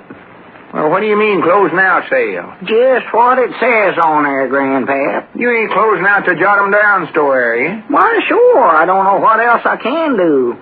Going to lose the store anyway, so I just figured I might as well get all I can out of it first. Going to lose it? Why, sure. Oh, sassafras. Well, it's the truth. Me and Lum mortgaged the store to get money for Lum's bail. And the fact is, I mortgaged my house, too, and I heard that. Well, Squire tells me now that if Lum don't come back, why, we'll lose everything we put up. Well, I do know. And I don't think Lum's ever coming back. If he was, he'd be back by now. And even if he did come back, I'd tell him to get right out of town again as fast as he could. Tell him to get out of town? Why, sure. And lose your store and home? Yes, sir. Well, what in the world would you want to do a silly thing like that for? Why, call them police fellers, that Mr. Adams and Mr. Fremont's just dying to get their hands on Lum. Natural. And from the way they talk, while Lum ain't got a chance in the world of getting out of this now, he'll get sent to the penitentiary for the rest of his life, just sure as the world. Yeah, well, he has made himself look awful suspicious running off this way, I'll say that much. Course he has. Oughtn't to ever did it. Jimmy, that Lum can get himself into more trouble than any one feller I ever run up again my whole life. I don't know what's the matter with him anyway. Well, now, it weren't Lum's fault, Grandpap. It's that Dodge and E. Smith that's who it was. He's the one that was running that counterfeiting outfit. And he got Lum into this on a purpose, too. Of course he did. Yeah. But Lum ought to know better than to get mixed up in an unlegal thing like that. Well, he never knows what he's getting into. He thought them was pamphlets on right living that he's delivering. He never knowed they's counterfeit money. Yeah, but he ought to found that out before every went traipsing all over the country with them bundles. Aw. Well, I knowed all the time that was counterfeit money. How did you know that? Well, I believe that's your ring, Abner. How did you know what was in them packages? That is your telephone ringing, Abner. All right, I'll get it. I still don't think that you know, though. Just make it. Hello. Got 'em down to one library. Abner Peabody doing the talking. Oh, howdy, Caleb. No, still ain't heard a word from either one of 'em. Yeah, me too, Caleb. Oh, sure. Yeah, I'll let you know the minute I find out anything. I'll call you right up. Not at all. Goodbye. Caleb, we hunt, huh? Yeah, doggies, he just worn himself half to death over Cedric disappearing. Calls up here every 10 minutes, looks like. Yeah, well, you can't blame him. No. Cedric ought never to run away from home without telling his papa where he's going. Ought never to have broke out of jail, neither. Well, of course, Cedric never knowed that he's done nothing wrong. Oh, sassafras, he's old enough to know better than that. Well, he never, though, Grandpa. Just the same, if I was old Caleb, I'd take that boy over my knee right now and give him a good thrashing's what I'd do. Well, how could he do that? He don't even know where Cedric's at. That's right, ain't it? Why, sure. And besides, that Cedric's road to where he's a lot bigger than his papa. I don't think Caleb could put him across his knee. No, well, he could horse with him. He could do that. Oh, well, the boy. Just be quiet, Grandpap. Just get off the subject. Do you reckon Lum and Cedric's off summers together? I don't know. I hope they're, though. That way, why, Cedric will have somebody to tell him what to do, and Lum will have a car to ride in. Yeah. I'd hate to think of Lum having to walk all the way to Mexico. Yeah, that would... Mexico? Yeah. No more likely that's where he went. I know every time he gets himself in trouble, he always says that's where he's going. Fact is, I think that's where I'm going, too. You're going to Mexico? Yeah. Just as quick as I get the store sold out, I'm going. So I take the money I get from here and pack up Elizabeth, Middle Pearl, just head right out for the border. Pack them up? What do you mean, pack them up? Why, load them in the car, pack up their belongings, and head out of here. So she's aiming on packing them with the furniture, the way you're talking. Oh, of course not. Ain't going to take no furniture. Oh, prattle, you never will go to Mexico. You know, you're just talking, Abby. I will do it. Told you I was going to lose my house anyway, so I got to move summer. And I just figure I might as well move down there where Lum's at, and him and me can start up partnerships and some kind of a business again. Yeah, what kind of business would you go in down Mexico? Well, I don't know. You can't even talk Mexican. I don't know how they talk down there. Ain't never been there. Don't know whether I can or not. Ain't never tried it. Might talk it good. More likely go in the grocery business, I reckon, as long as we got some experience along that line. Might just have a Mexican grocery store selling avocados and things. Sell what? Come over that again, Abner. Avocados, I believe they call them. What's that? Why, it's a Mexican vegetable or something, I reckon. I've heard Lum talk about them. Sell avocados and bananas and carambas and boneless noches and things like that. Oh, Mexican vegetable, huh? Yeah, I reckon there. I've heard of them names someplace. I don't know. Wonderful world. Wonderful? Oh, my goodness. Lum! Well, for goodness sakes, Lum Abner. Why, Lum! Where in the world have you been? We've been looking everywhere for you. Why, sure we have, Lum. Well, don't carry on like you seen a ghost. It's just me. I can't believe it. I can't believe it. Let me look at you. Yeah, surprised you didn't. Doggies, you just might not scared me to death. Was you uneasy about me? Why, Lum, we've looked every place in the world for it. Fact is, I'd plumb give up on you ever coming back. I hate to admit it now, but look at this sign I was printing on here. What are you doing putting on a closing out sale?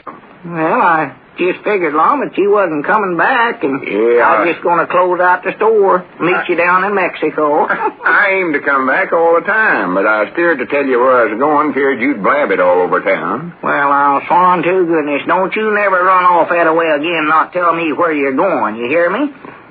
Yeah, Swan Lum, you outdo any one feller I ever seen in my life. Well, here, wait a minute. You can't stand out here. Yeah, come on, get behind that counter and hide till we can sneak you out of town. Oh, wait, I didn't come back just to hide. Well, now, they'll get you to shore the world, Lum. Yeah, Lum, they're hot on your trail. Yeah, Mr. Adams and Mr. Fremont, they're hunting high and low for you. Well, call them up and tell them to stop hunting, because here I am. Tell them to come over here and get me. No, now, you don't know what you're saying. Them fellers is fixing to send you to the penitentiary for the rest of your life. I'll take my chances on that. You call them up and tell them I want to give myself up. No, sir, now, you ain't going to do that now, Lum. Come on, get behind this counter and hide. Now, come on, go on. Yeah, you better go on, Lum. Get on over there now. Abner, quit shoving me. Well, I ain't going to hide no place. I can take care of myself all right. I know what I'm doing. No, you don't either. Now, you do what I say, Lum. You back from Mexico already, Lum? Mexico? I ain't been to Mexico. I've been to St. Louis. Oh, must have been somebody else that went to Mexico then, Abner. What do you look like, Abner? Do you have a mustache like Lum? Grandpap, we ain't got time to talk about that. Now, come on, Lum, get behind that counter. Now, please, before Mr. Adams or Mr. Fremont come along. They come in here all the time. Well, let them come. They're exactly the fellers I come back to see. If you just give me a chance to talk for a minute, I'd explain a few things to you. There ain't no time to explain nothing now, and you standing out here. Yes, there is, Abner. Leave me alone. First thing I want to tell you about is a big surprise I brung back. Surprise? Yes, sir. Well, Lum, that was awful thoughty of you to bring me something, but I'll look at it later. Now, we got to concentrate on getting you out of here right now. No, Abner, I told you I weren't going to do no hiding. Oh, me. I went away for a certain purpose, and now I've come back to give myself up and stand trial. Stand trial? Of course I'm going to stand trial. Oh, you better not. I figure I got a pretty good chance now on account of this surprise I brung back. And if you'll just hush up for a minute, I'll show it to you. Yeah, but now, Lum... All right, Cedric, bring it in. Cedric? Doggies, is he with you? Is Cedric back, too? Where in the world's he been? Yeah. He was in St. Louis with me. Oh, with you, huh? Well, wait a minute. Let me show you my surprise, and then I'll tell you all about everything. Yeah, you better call up Caleb and let him know right away, Abner. Yeah, He's awful anxious and uneasy about Cedric. Yeah, and Cedric was with you all the time, was he, Lum? Of course he was. Well... Now, you fellers close your eyes till I tell you to open them. Go ahead, do as I say. All right, but we're wasting a lot of time, Lum. This is going to be a surprise. All right, come on, Cedric, hurry up. Yes, Mom, I hear you. I'm coming. Can we open my eyes yet, Lum? Not quite. That's it, Cedric. Whoa, right there. That's good, right there. Yes, Mom. All right. Abner, Granddad, go ahead, open your eyes. Doggy, this is just like Christmas. Well, for goodness sake. Diogenes Smith. In person. Wonderful world, Diogenes.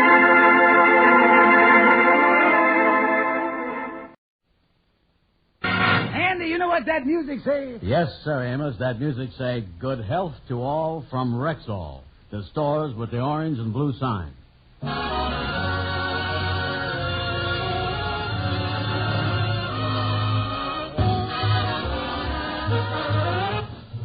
Yes, 10,000 independent Rexall druggists at the stores with the orange and blue sign bring you transcribed The Amos and Andy Show, written by Joe Connolly and Bob Mosier, featuring Ernestine Wade, Johnny Lee, Amanda Randolph, Tommy Moore, Gene Vanderpyle, Ken Christie, Will Wright, Jeff Alexander's music, yours truly, Harlow Wilcox, and starring radio's all-time favorites, Freeman Gosden and Charles Correll. Amos and Andy!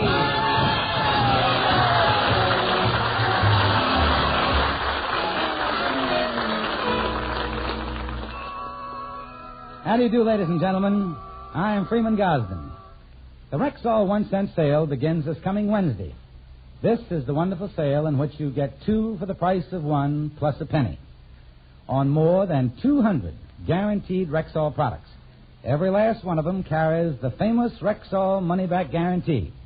And you have 4 big days, this coming Wednesday through Saturday, to get twice as much for a penny more during the Rexall 1-cent sale.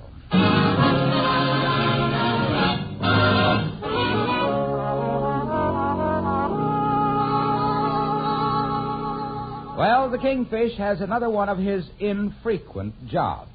He's driving a truck for a local radio and television repair shop.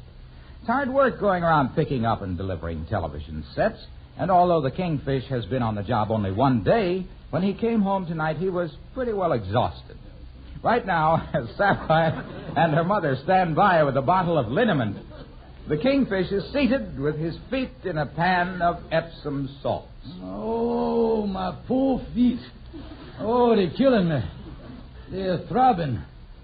Look at that bunion on my big toe there. It's beating like it's got a heart of its own.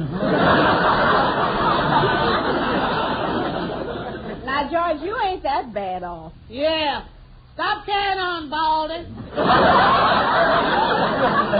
Make more noise than a sow with a snoot in a knot hole. What are you talking about?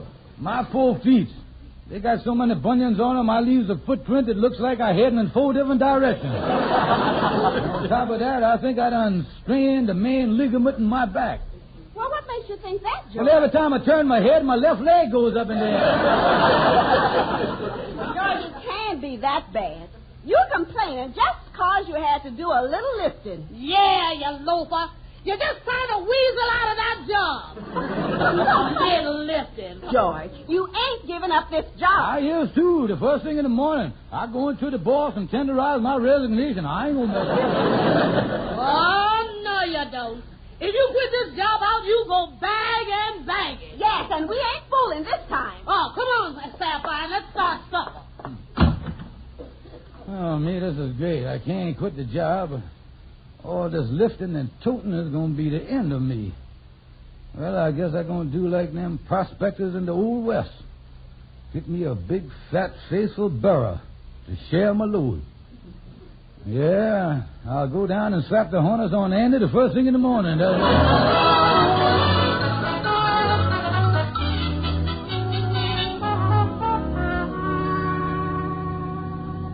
I think I'll get into Kingfisher's office here and see if he... What's this sign on the door here? Stevens School of Radio and Television. Walk up 1 flight and start on the ground floor. Learn radio, TV, and video. I better get in here and see what's going on. Hi there, Andy. As we say in television, happy kidney scope to you. Tell me this, what you doing with that sign on your door? What was I doing? I was training up people for careers in radio and television. Yeah, but that video on the door there. I was heard of that before, but what is it? What is video? Yeah. Andy, that is television with frequency modification. Video is the thing that enables you to get them beautiful herringbone patterns on the screen, you know, them side things. Oh, yeah. Well, a technical course like television, I guess that's expensive, huh? Oh, no, Andy, no, it don't cost you nothing. We get you a job and learns you while you earn. Well, that sounds all right. Yeah, of course, the first 3 months you don't get no salary. It's like starting in a medical school as an intern, you know, you got to do it. Yeah, well, how would I learn all this technical stuff in television? Well, Andy, we start you right off on the ground floor. Now, we get you a job with a television company, and you spend the first 2 months your on-the-job training in the service department. Yeah. You know, picking up sets and dusting them off, delivering them. And by toting them around like that, why, you picks up the crudiments of the business as you goes along. You see what I mean there? Yeah, you mean I do all that hard work and don't get no salary? Well, Andy, I wouldn't complain if I was you. Does you realize that this is exactly the way that Dr. Lee DeForest, the father of television, got started? He did, huh? Oh, of course, Andy. 35 years ago, he was going around with a horse and wagon selling television sets from door to door. No fooling. I didn't think they even had television stations in them days. Well, they didn't, Andy, and that's what made him such a great salesman.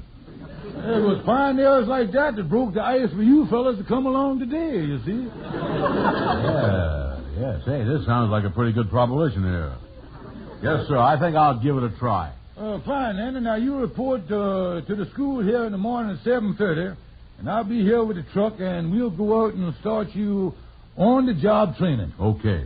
You want me to bring any books, anything with me? No, just bring a bottle of Sloan's liniment. Sometimes learning television can be a little hard on the biceps. That's it.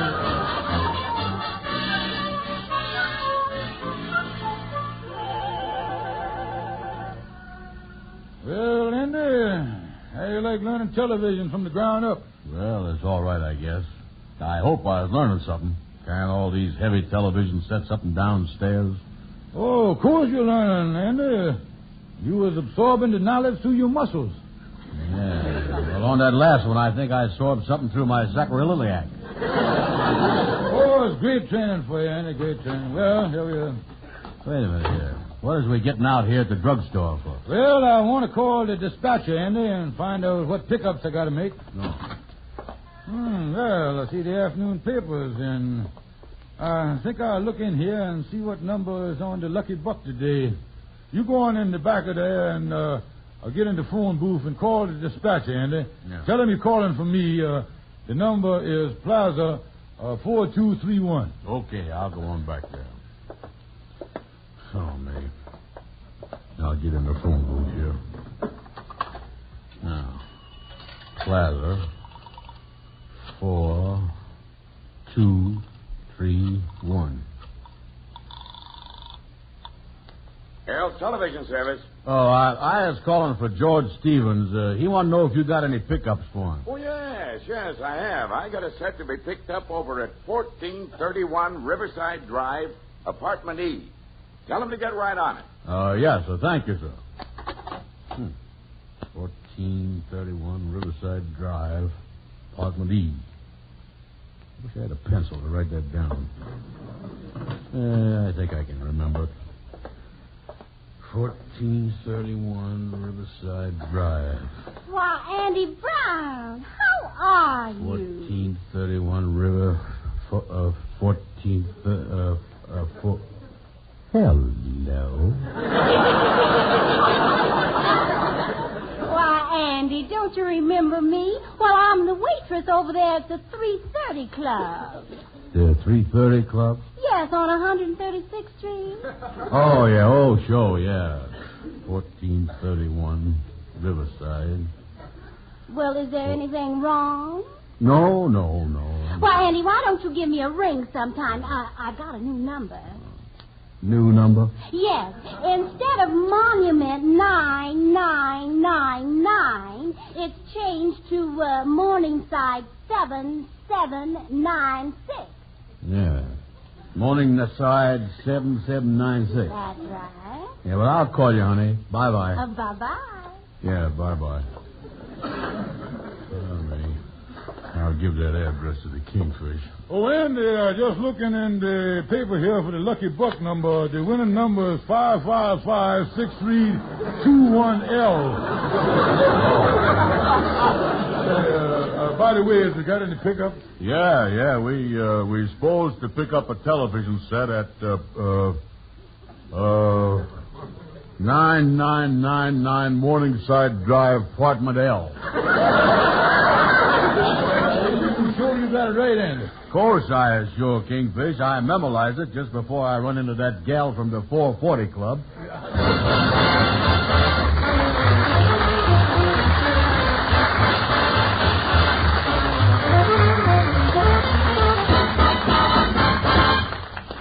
Good evening. This is your Rexall family druggist. Some of my customers have asked me how we can offer so many regular Rexall products at 2 for the price of 1 plus a penny in the 1 cent sale.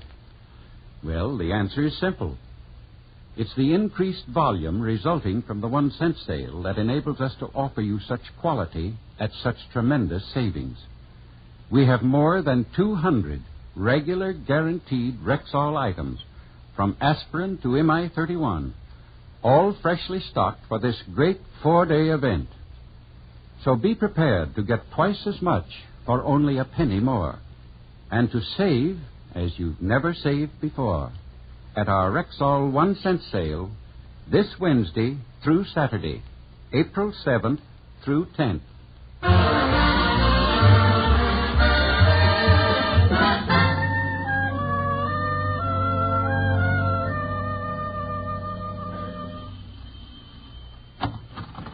Yes?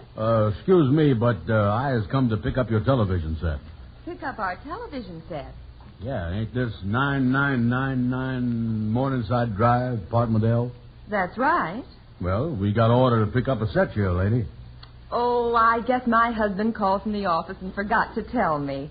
Yeah, well, I know we were supposed to pick up a set. Where's the thing? It's in here in the living room. But I don't think you can possibly carry it down the stairs by yourself. It's a combination television radio phonograph. Yeah, well, that's all right. My partner's down the truck. I'll go get him to help me. All right. I'm going out shopping now, so I'll just leave the door open for you. Yeah, all right. Thank you, ma'am. Thank you. You will be careful, won't you? It's a very expensive set. Oh, don't worry about nothing, lady. We'll bring it back with all the videos in the right places.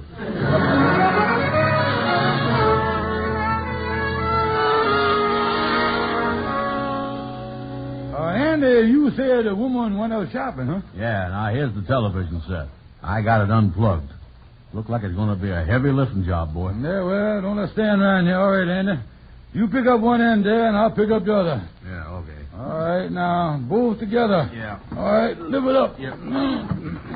Boy, oh, boy, this show is heavy. Wait a minute, Andy, wait a minute. Set it down a minute. Wait a minute. I ain't got a good grip on it. Yeah, okay. My end's down. Hold it, Andy, hold it. I can't put my end down. One of the legs is in my pocket. Well, what did you put it in there for? Well, I didn't put it in there, you dummy. It slipped in there. Oh. Well, hold it. I'll come over there and help you get it out. No, never mind. Is your pocket all right? Yeah, right now I got the only side pocket in town that opens clear down to the knee. All right, here we go. Lift it up again, Andy. Let's get going, yeah. All right. Okay. Now lift your end, and I'll lift this end. Then I'll back out the front door into the hall. All right.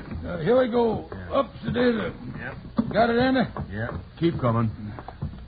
Yeah, now watch that way going. Yeah, I can't see over the top of the thing. Yeah, wait a minute. I feel the doorknob behind me here. This door is closed. Wait a minute, I'll open it. Yeah. Now. Okay. Keep coming, Kingfish. Yeah, all right. Keep coming. Hold it, Kingfish. What's the matter? We done backed ourselves into a clothes closet here. Hey, you big dummy. Don't you know that... Uh-oh. The door is closed on us. It's pitch dark in here. I can't see a thing. Yeah, well, feel around for the doorknob. Yeah, Wait a minute. Here it is. The doorknob sure is cold. Andy, you got your hand on top of my head. Yeah, I thought that was a pretty fuzzy for a doorknob. Yeah. Uh-oh. What's the matter, Andy? There ain't no doorknob. Oh, me, Andy. We is trapped in this closet with the television set. What in the world is we going to do? I wonder what Dr. DeForest ever got trapped in a closet like this, what'd he do? Listen, Andy, we got to get out of here. I'm going to lunge at the door with my shoulder. Go ahead. All right, here I go. Well, better try another way.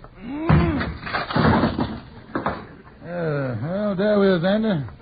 I used my head on the last one. Yeah, look at there. Kingfish, if we could just part them splinters, you'd have a lovely head of hair. Yeah. What do we do now? Well, pick up the door there and throw it in the closet. Don't want to leave the place untidy, you know. Yeah. There we is. Well, now, Andy, I go open the front door and we'll carry the set out. Yeah, okay. All right. I'll pick up your end. All right. You pick up we go. All right. Here we go. That's it. Watch it, Kingfish. Watch the door there now. Watch it. There we are. Now turn it around. We'll go down the stairs. Yeah. Uh-oh, these are steep stairs, too. It's going to take us a long time to get this big set down these things. Oh, no, Andy. Don't worry about it. We'll have it down in the jiffy. Yeah. I'll go first. Okay. All right, keep coming. Yep. Keep coming. Yep. Oh, but wait a minute. Watch it, Kingfish. Watch it. Wait a minute.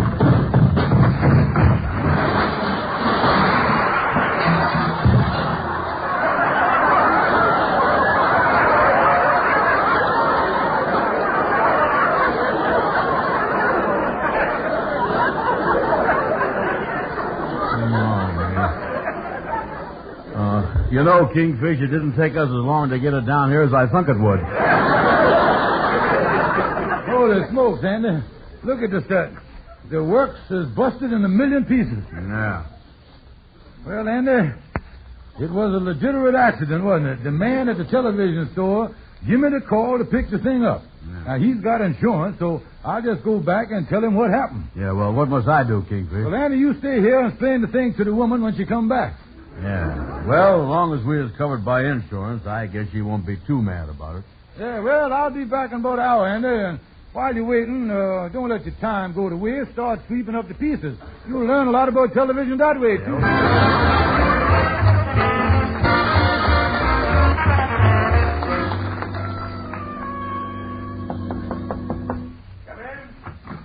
Oh, it's you, Stephen. Oh, yes, Miss Harrell. I want to talk to you about the set I was supposed to pick up. And I want to talk to you about it. Why didn't you pick up that set after I gave you the address? Well, you see, why didn't I pick up the set? Yes, a man just called. He's been waiting all afternoon. Oh, I see.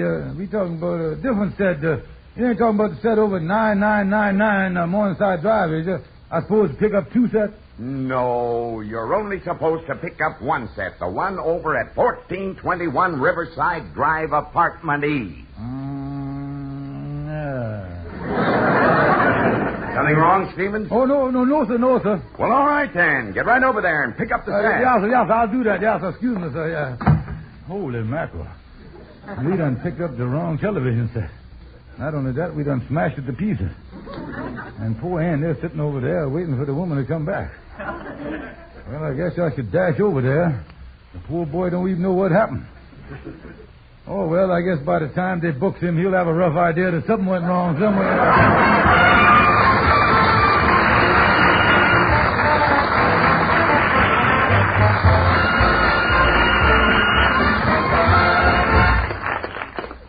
Get two for the price of one, plus a penny at the Rexall 1-cent sale. Do you need toothpaste, toothbrushes, toiletries, aspirin, shampoo? Get twice as much for a penny more in the 1-cent sale Wednesday through Saturday. Do you need vitamins, stationery, iodine, cough syrup, mouthwash, antiseptic? You'll find all these and more than 200 other guaranteed Rexall products selling at two for the price of one, plus a penny. Just one extra penny buys twice as much in the Rexall 1-cent sale this Wednesday through Saturday. 4 big days, friends, April 7th through 10th at Rexall drugstores everywhere.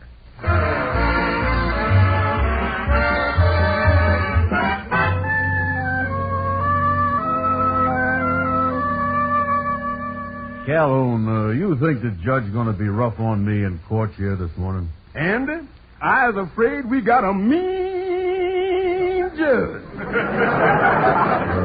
What you mean? Now, I don't want to discourage you none, but round the Bar Association, he is known as 20-Year Johnson. Oh, me.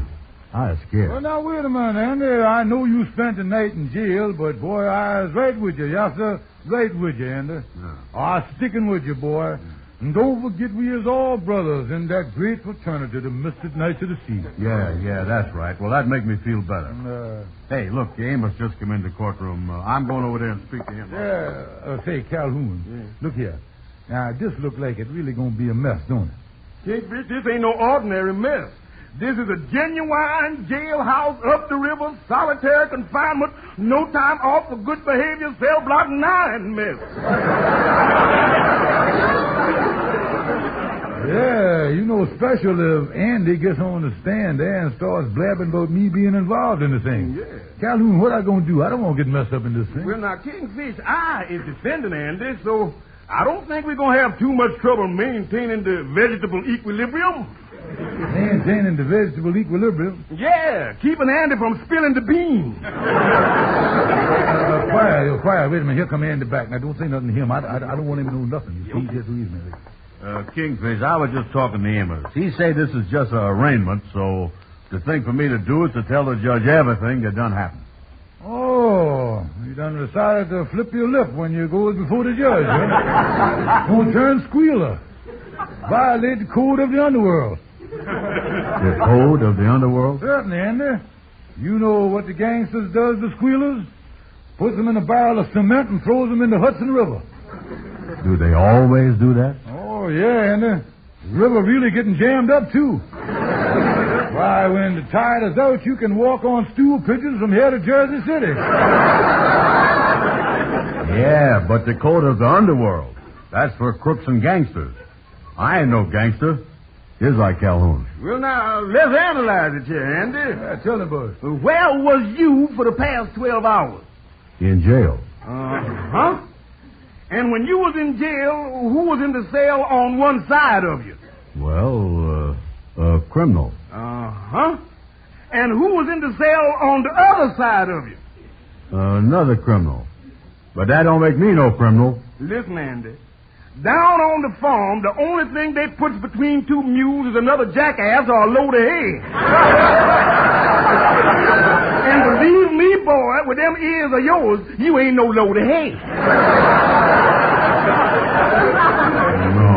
Well, now, wait a minute. Don't worry, Brother Andy. Don't worry. I'm going to be your character witness. Don't you see that? Now, the thing for us to do is to admit nothing when we is on the stand and not implicate each other. That's the main thing. Yeah, okay. You was right. That's right. We stick together. Neither one of us say nothing. Yeah, old pals together. Like Nelson Eddy and the Stupid Prince and all that stuff. Here's him now. Here come the judge. Here's 20 years Johnson here. Remain seated, please. This is merely an arraignment. Now, I see here we have a complaint signed by a Mrs. B.R. Wilson charging theft and destruction of a television set valued at $500. Is Mr. Brown represented by counsel? Oh, yes, sir, Your Honor. I'm here to do what I can for the crook. Mr. Brown, would you step up here, please? Now, remember, Andy, don't say nothing, pals, you know. Yeah. I'm coming up, Your Honor. Coming right up there. How do you plead? Guilty or not guilty? Not guilty. Listen to him.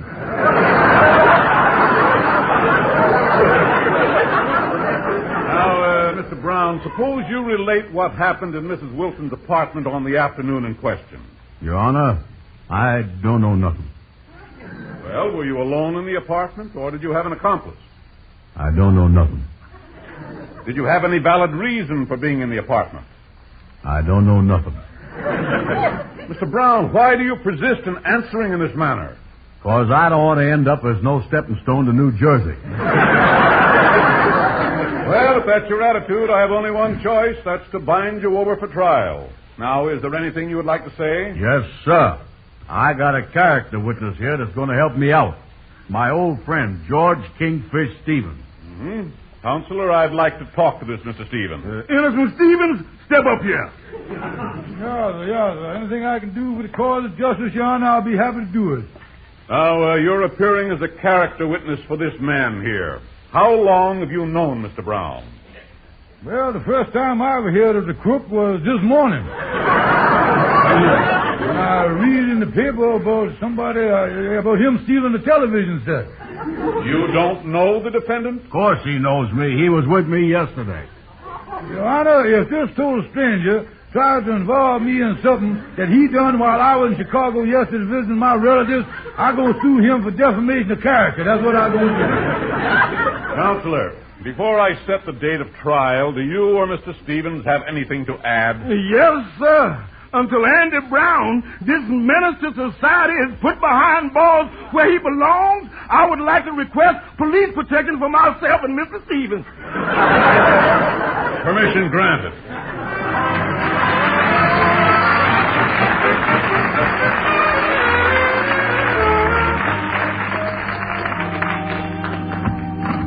Kingfish, me and Amos want to talk to you. Well, now, wait a minute, here. If you boys start into trouble, I got a policeman right outside the door. All I got to do is call. I'll go blow my whistle, my duck call, and everything else. I'll get him in here. Yeah, well, now, wait a minute, Sheriff. We don't want to start no trouble. Me and Andy just come from talking to Miss Wilson. Now, we done settled the case out of court, and she agreed to drop the charges. Yeah, well, what's that to me? Well, Kingfish, I agreed to pay her $300 for the busted set, and the judge done let me off. Yeah, and I think that you ought to reimburse Andy for that, Kingfish. This whole thing was your fault. Yeah, that's right. You ought to at least do that, Kingfish. Oh, why should I do that? It ain't my fault that you were stupid, Andy. You can't blame me just 'cause when you got in trouble, I was smart enough to turn the tables. I ain't paying you nothing. But, Kingfish, you was working. You can afford it. I can't. Well, that's your tough luck. I'll see you around, boy. See you around. Well, that sure is a fine way for the Kingfish to act, ain't it, Andy? Yeah, and I is out $300. All I got is what's left of that television set that fell down the stairs. Yeah. Say, you know something? That cabinet ain't too bad. Maybe I could sell it for $50. Well, I don't know. Let's get in my cab and we'll go and pick the thing up, and then we'll go.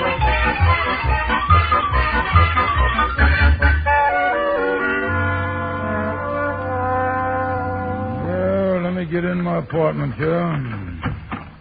Is that you, George? Oh, yes, it's me, honey. Look, George, you ain't lost your job or nothing, is you? Oh, no, honey. Nothing like that. No, I ain't had no trouble. I guess I can keep my job as long as I want her. The money will be coming in, honey. Oh, well, that's fine, George, because I got a wonderful buy today. I got us a television set today for $300 cash. Oh, you did? Yes, I got it from Andy, and he's delivering it tonight. Now, wait a minute.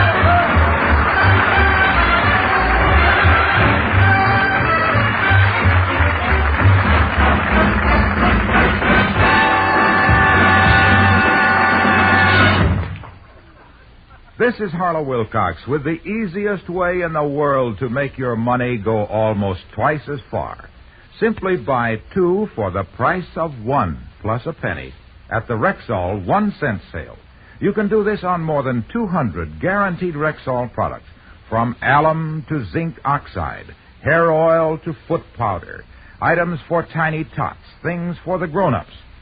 Stock up on drugstore necessities for the whole family and get twice as much for only a penny more. Remember, you have 4 big days, Wednesday through Saturday, April 7th through 10th, at the 1-cent sale at Rexall drugstores everywhere. Yes, ladies and gentlemen, rely on your Rexall family druggist. And when you visit him, would you be kind enough to say that Amos and Andy sent you? Thank you, and good night. See you next Sunday.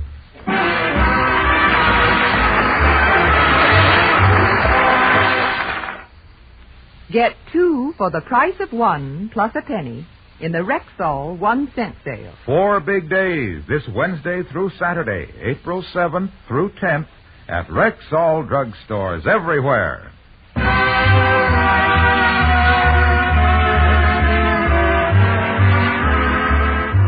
Be sure to be with us at the same time next Sunday when your Rexall druggist will again present the Amos and Andy Show, transcribed and directed by Cliff Howell. Stay tuned for the Bing Crosby program, which follows immediately over most of these same stations. This is the CBS Radio Network.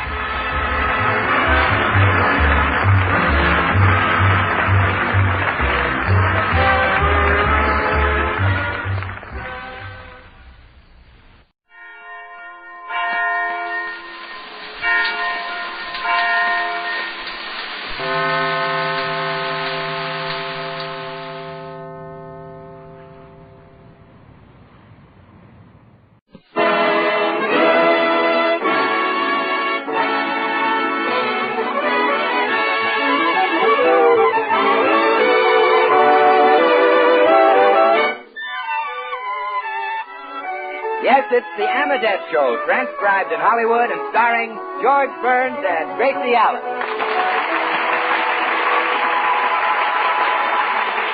With yours truly, Bill Goodwin, Dee Benaderet, Doris Singleton, Hal March, Marvin Miller, Harry Lubin, and the Abbott Orchestra. For healthy laughter, it's George and Gracie. And for healthier teeth, for fewer cavities, it's Abbott toothpaste.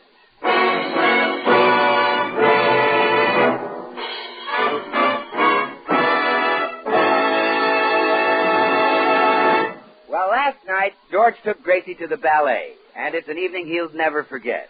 But he'd like to. To Gracie, it was a new and exciting experience, and she's still thrilled about it. Oh, gee, everybody was there. Did you notice Bob Taylor and Barbara Stanwyck sitting in front of us? Yeah, that Barbara Stanwyck certainly is gorgeous. Oh, I'll say. Those actors really marry beautiful women, don't you, George? Yes, that we do. During intermission, there was some very exciting gossip in the powder room. Yeah. And Mrs. Harris said, I wonder why Sarah Treadwell didn't come to the ballet. So I said, well, maybe she had a fight with her husband. And she said, oh, not Sarah. And I said, well, I don't blame her if he's running around with another woman. And so she said, poor Sarah, who'll take care of their 5 children? And I said, well, not that no-good husband of hers. Oh, that sounds real exciting. Yes. It would be even more exciting if I knew who Sarah Treadwell was.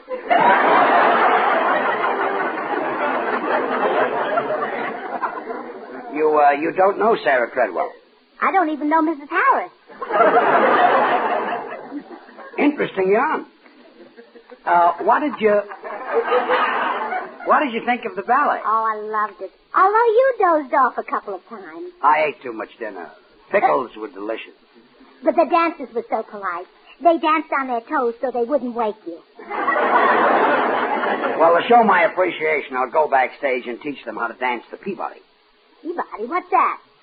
He's a banjo player who's married to Sarah Treadwell. Oh. You know, the last scene of the ballet disappointed me. Remember how that big, strong, handsome man chased the beautiful ballerina? Yeah? He chased her around that stage like crazy. She ran and he ran. She jumped and he jumped. She flew and he flew. When he finally caught her, boom, down came the curtain. I wish he'd started chasing it 10 minutes sooner. Well, we'll read about it in the Weller Parsons column. Honey, that was the idea of the ballet. When the fellow caught the girl, the show was over. It's a good thing Bill Goodwin isn't a ballet dancer. The show would have been over in 2 minutes. 2 minutes. Bill is slowing up. Come in. Hello, George. Hello, Ralph. How are you? Gracie, you know Ralph Hanley. He makes out our income tax every year. Oh, of course. How are you, Mr. Hanley? Fine, thank you, Mrs. Burns. George told me you were coming, so to help you, I figured out our income tax. You'll find it on the desk. The government owes us $6 million. Mrs. Burns, how did you ever get such a figure? Oh, no starches and plenty of exercise. Lots of fresh air, too. Oh, by the way, Mr. Hanley, how come we never got the $9 million I figured the government owed us last year? They're waiting until next year, and then they'll send us the state of Texas. Ralph, have you had breakfast? Would you like Gracie to scramble some eggs? Oh, please, George, we're out of eggs.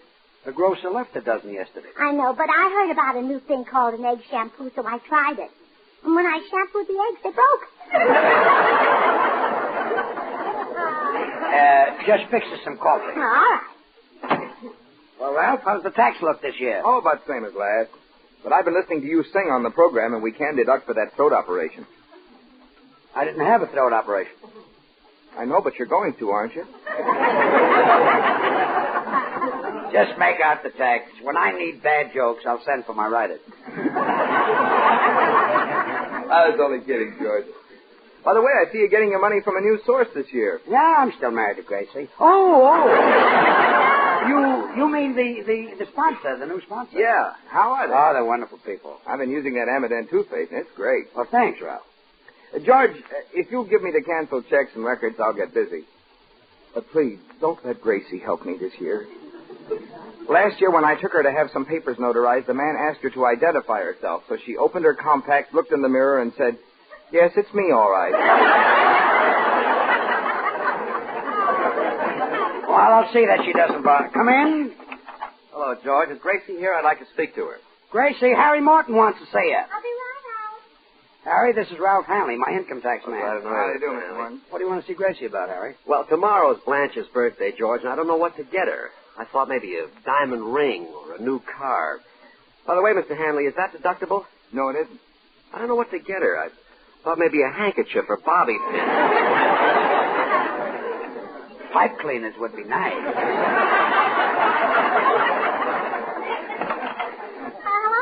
Hello, Gracie. George, I fixed some coffee for you and Mr. Hanley. You'll find it on the stove. Thanks. And I thought you'd like something to go with the coffee, so I made you some tea. Good. Now we can dunk. Come on, Ralph. Let's go in the den and get started on this thing.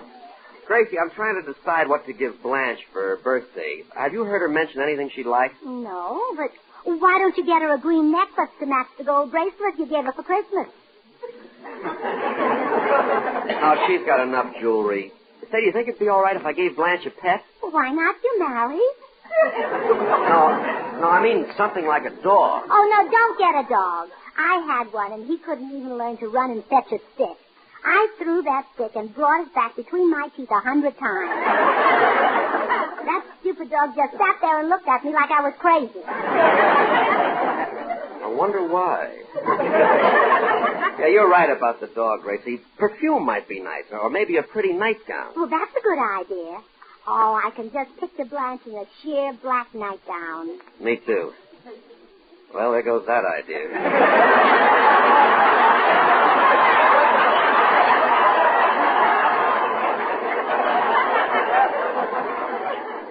Think of something, Gracie. Oh, I got it. A television set. My Uncle Fred just bought a beauty for $12,500. $12,500 for a television set? Well, that included the bar. That's what he really wanted. Hey, I know what I'll get. Blanche has always wanted an alligator bag. I'll surprise her with that. I'll put it in a candy box so she won't guess what it is, and when she opens it up, she'll faint. Oh, this is a wonderful idea. Oh, it's nothing. I've got a million of them. I'll be running along. George, Harry is leaving. Hey, Harry. Before you go, the Flyers are giving a little sociable Friday night. Would you like to be my guest? There'll be some swell entertainment. Jolson, Groucho, Crosby, Hope, Benny, Cantor, Jester. Well, I'd love to, George, but I can't Friday. Spade Cooley is on television. Spade Cooley, huh? I'll bring the Flyers to your house. So long. So long. Can you imagine a man being that stupid? Isn't he a dope? Spade Cooley's on Saturday night. Yeah, well, I better get back and help Ralph with the tax. Oh, George, would you ask him how much a woman can deduct for a missing husband? Who's missing? Uncle Joe, Aunt Clara's husband. And if the government will allow her I've seen Aunt Clara. Joe isn't missing. He's hiding. Oh, no, George. He's missing. You see, Uncle Joe's hobby was blowing glass. Every night he'd sit on the back porch blowing glass. And one night he blew... I'll read it again, huh? Yeah. I thought... Well... Let's take it again. Would you like to have me give you 2 beats? No, I can... Oh, no, George, he's missing. This is Uncle Joe. Yes. Yes. You see, Uncle Joe's hobby was glass blowing. Oh, he's a glass blower. Every night he'd sit on the back porch blowing glass. Yeah. And one night he blew a bottle around himself. He sat on the back porch and blew a bottle around himself? Mm-hmm. And in the morning, the milkman took him away with the empties. Gracie, you don't believe that story, do you? Well, why not? Lots of people have back porches. Oh, yes, I forgot that, yes. Oh, and poor Aunt Clara had to support herself selling homemade bread. Well, that's not easy. Oh, Aunt Clara's a very smart businesswoman. She didn't sell her bread the day she made it. She kept it till the next day. Why was that? Well, that way it was day-old bread, and she could sell it cheaper.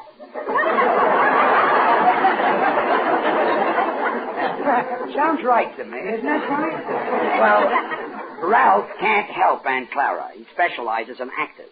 We just finished Jack Benny's income tax yesterday. When Benny heard the bad news, he went down to Max Factor's and tore his hair out. Do actors have special deductions, George? Sure. For example, the other day, you bought stamps to answer my fan mail. That's deductible. Gee, that's 3 cents right there.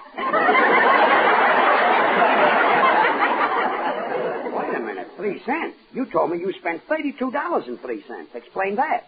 Well, you know how on the way to the post office you passed Bullock? Yeah? I didn't. Look. Excuse me, Mrs. Burns. I can't go on with your tax until you explain some of these expenses. Now, here's an item. $50 for 10 pogo sticks. Why did you buy 10? That's all they had. But, Mrs. Burns, what do you want with them? Those sticks come in very handy in case you're attacked by a pogo. George, where's the aspirin?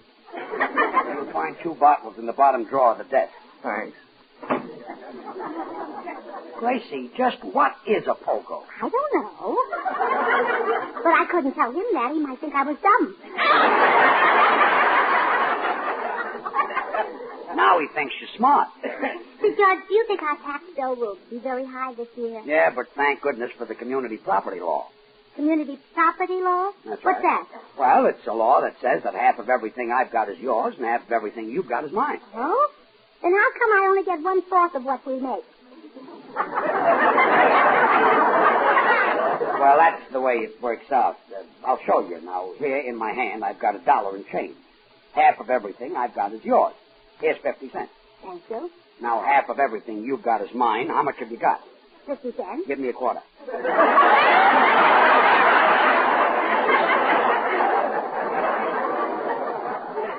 Well, you see how it works? I see how it works. Let's do that again, and this time I'll start with $1. Okay. Now, half of everything I've got is yours. Here's 50 cents. Thanks. How does that second part go again? Half of everything you've got is mine. How much have you got? 50 cents. Give me a quarter. Thanks. You were right, George. It comes out the same way each time. Well, sure. Now, you must get awfully discouraged being married to a woman who doesn't understand money. Well, sometimes it comes in real handy.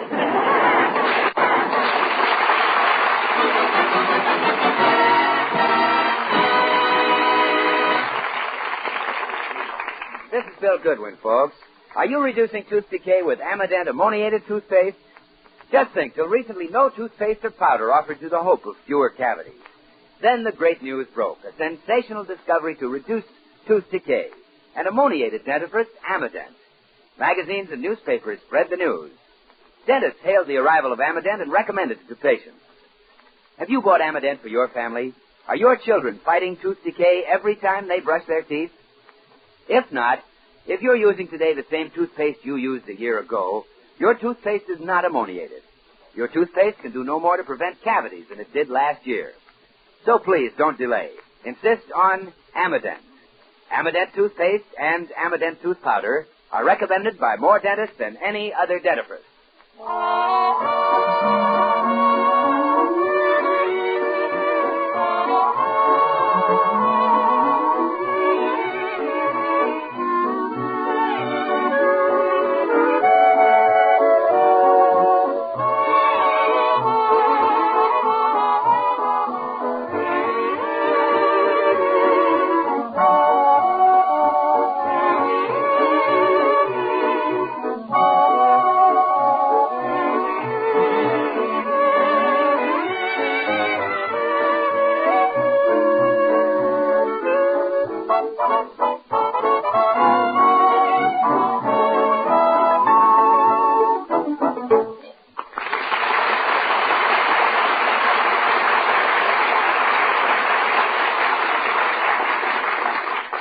I've been talking to Mr. Hanley about our income tax. I said, why does the government need so much money? And he said because the government has got a $3 billion deficit. That's right. Well, why don't they buy a cheaper one? They like the one with the rear view mirror. Oh. See, the government needs our tax money to run the country. Part of it goes to pay the salaries of the president, the cabinet, the congressmen. George, do Republicans have to pay part of President Truman's salary? Well, sure. It's really rubbing it in, isn't it?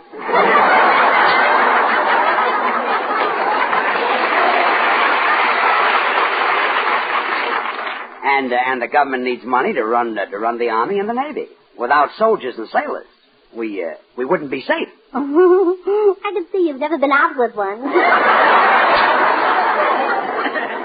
And don't forget that our government is spending millions of dollars on European recovery. We send them food. That's called the ERP. And then there We ought to change that. Change what? The ERP. Sounds like our food gives them indigestion. I'll talk to Sarah Treadwell. And Mrs. Harris. I'm sorry to interrupt again, George, but these items are driving me nuts.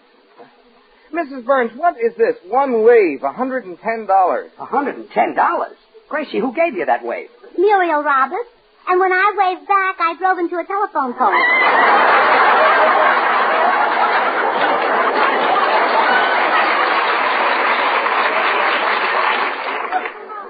Anything else you want to know, Ralph? Yeah, give me some more aspirin. Now, what are we talking about? Interesting stuff. The taxes. Well, now I'll show you how the government can save a fortune. Do away with the mint. Do away with the mint. Sure. Why Just can't... do away with it. Yes. Yes. Why print money? Why not buy it ready-made? That's an idea. We can buy it from China. I hear their money is very cheap. Yes, we can get some in Macy's basement. And another way our government can save money, stop printing stamps. We don't need them anyway. My sister Bessie mails letters every day and never uses a stamp. Then they must be returned. Well, that's the idea. Bessie's crazy about the postman. I wish Bessie would get married. Yeah. Come in. Hi, Burns. Oh, hello, Bill. How are you, Bill? You still in love? Oh, more than ever, Gracie. It was just a week ago today that I met Ann Nelson, so I went to buy her some flowers.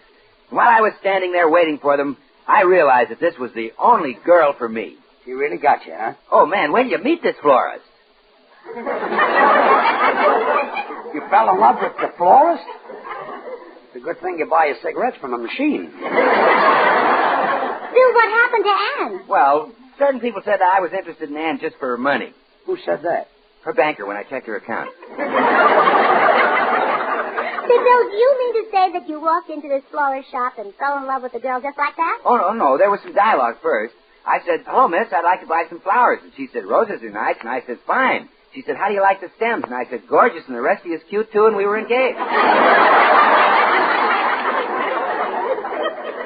Well, there's nothing like a nice long courtship. Gee, what a sweet girl, George. She gave me a carnation for my buttonhole. Well, now that's a silly trade. What can she do with your buttonhole?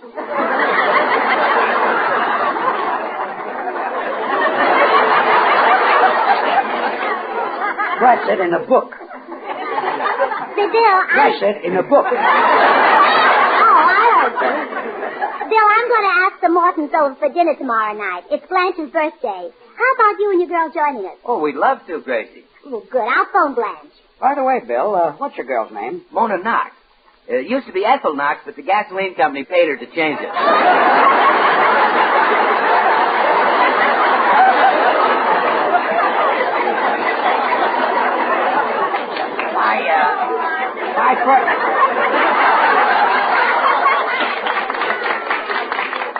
My first name used to be Asbestos, but they paid me off, too. Asbestos Burns. Oh, I get. Now, boys, please, there's an artist phoning. Oh, yes.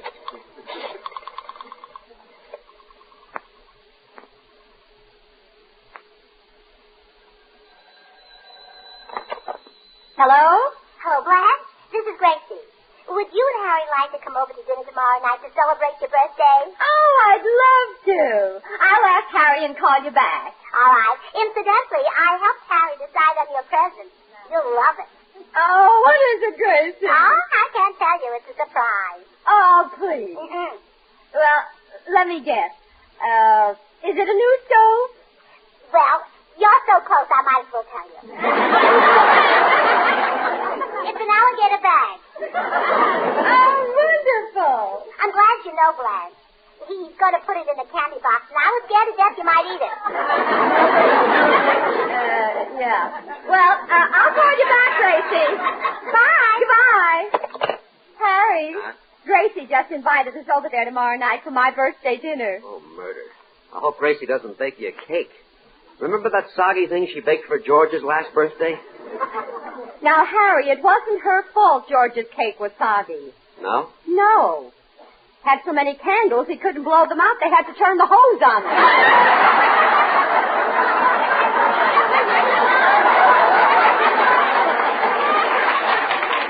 Why'd you stop exaggerating? George isn't as old as he looks. He couldn't be. I've got news for you. 18 years with Gracie and Butch Jenkins would look like that. Poor George is over there right now trying to figure out his income tax. Believe me, it would be a lot easier if it weren't for Gracie. I'll say it would. He wouldn't have any. I don't see how that schnook ever tricked Gracie into marrying him. He didn't trick her. She wanted to get married the worst way. Well, she did. Aren't we clever today? Well, I don't care. I love Gracie. She's very sweet to give me a birthday dinner. Yeah, I can't wait to get there. Last time I went over there to dinner, someone told Gracie that stewed chicken was the most tender. When I got there, George was trying to sober it up so he could kill it.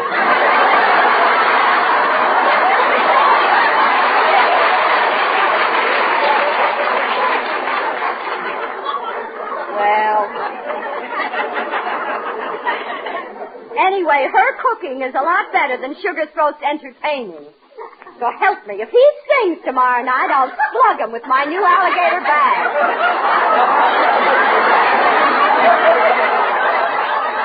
Alligator, so Gracie told you. I should have known I couldn't trust her. Well, it's really my fault, she told me. I put the idea into her head. Blanche, putting an idea into her head is like putting a basketball into a thimble. Oh, hush. I'll tell her we're coming.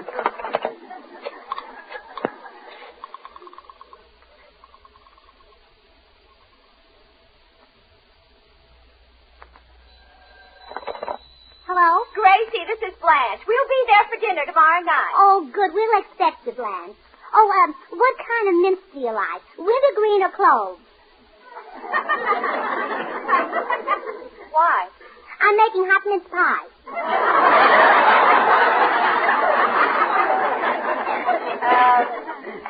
We're on a diet, Gracie. See you tomorrow night. Goodbye. Bye.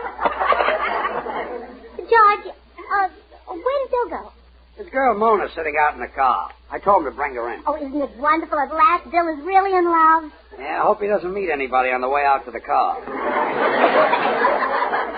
What a guy. A new romance every week. George, it's me again. Mrs. Burns, can you explain this item? One rubber boot for left foot, $10. Well, what do you want explained? Why did you buy it? It was a bargain. I got it for half what a pair would cost. But why did you buy one left boot? I've only got one left foot.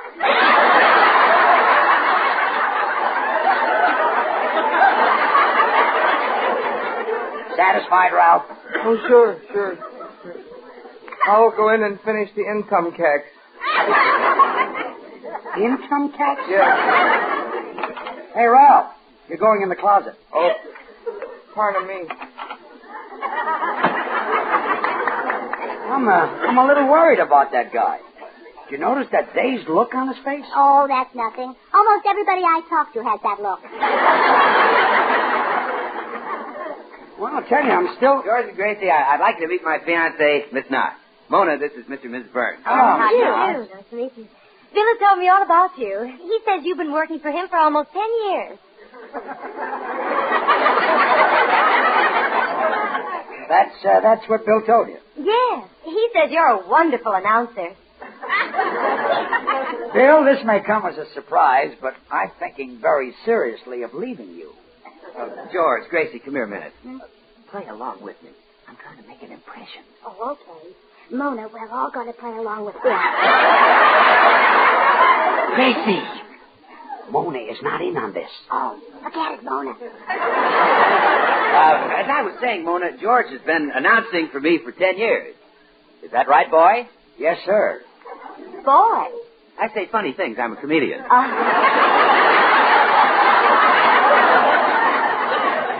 And what do you do, Mrs. Burns? Oh, I help my husband. He's one of the greatest announcers in the radio business. Has a beautiful voice. Oh, I'd love to hear it. Won't you show me what you do, Mr. Burns? Oh, he'll be glad to. Listen. Are you reducing tooth decay with Amident ammoniated tooth? Take it, Judge. Paste. Amident tastes delightful. It leaves your teeth bright and sparkling. Your mouth feeling fresh and clean. Amident is a grand wake-up tooth. Paste. Amident is recommended by more dentists than any other dentifrice. Give your entire family the protection of Amident ammoniated tooth. Would somebody hand me a glass of water, please? Here. Paste.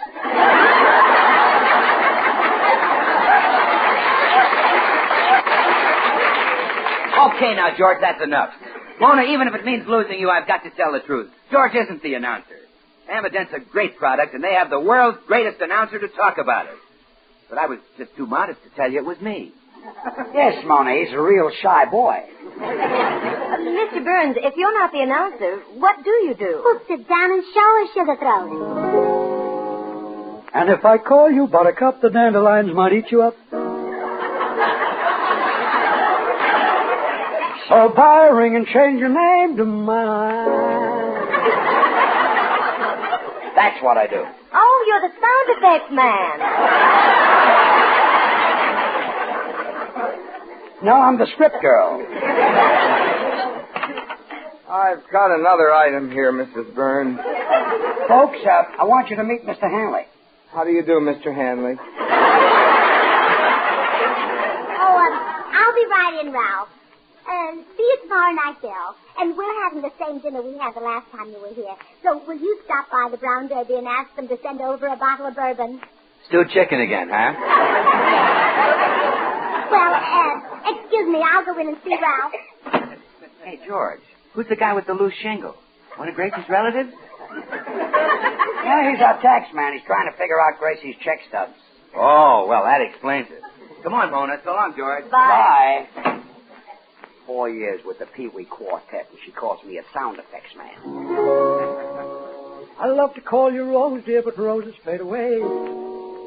Roses die when winter time appears. I love to call you Daisy. Oh, Daisy's oh, yeah. I don't think Ralph Hanley should do our tax. He's too nervous. You know, he asked me why I bought 1,000 ping pong balls, and when I told him, he seemed upset. Well, why did you buy them? Well, I used them instead of mothballs. They don't smell up the closet. What, they don't kill any moths? Oh, yes, they do. When the moths bite into them, there's nothing there, and they starve to death. Don't let anybody steal this idea from you. I'll get it. Hello? George, this is Harry Morton. I'm coming over to help you with your income tax.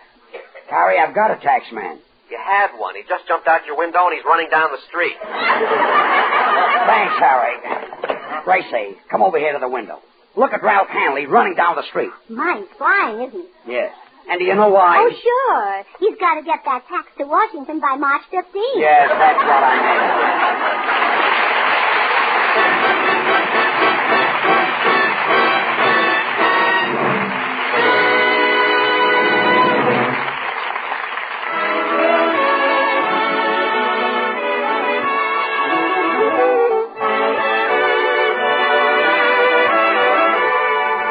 George and Gracie return in just a moment.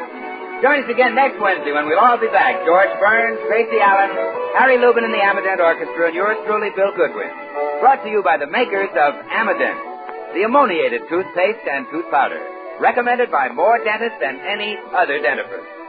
The George Burns and Gracie Allen program was transcribed in Hollywood.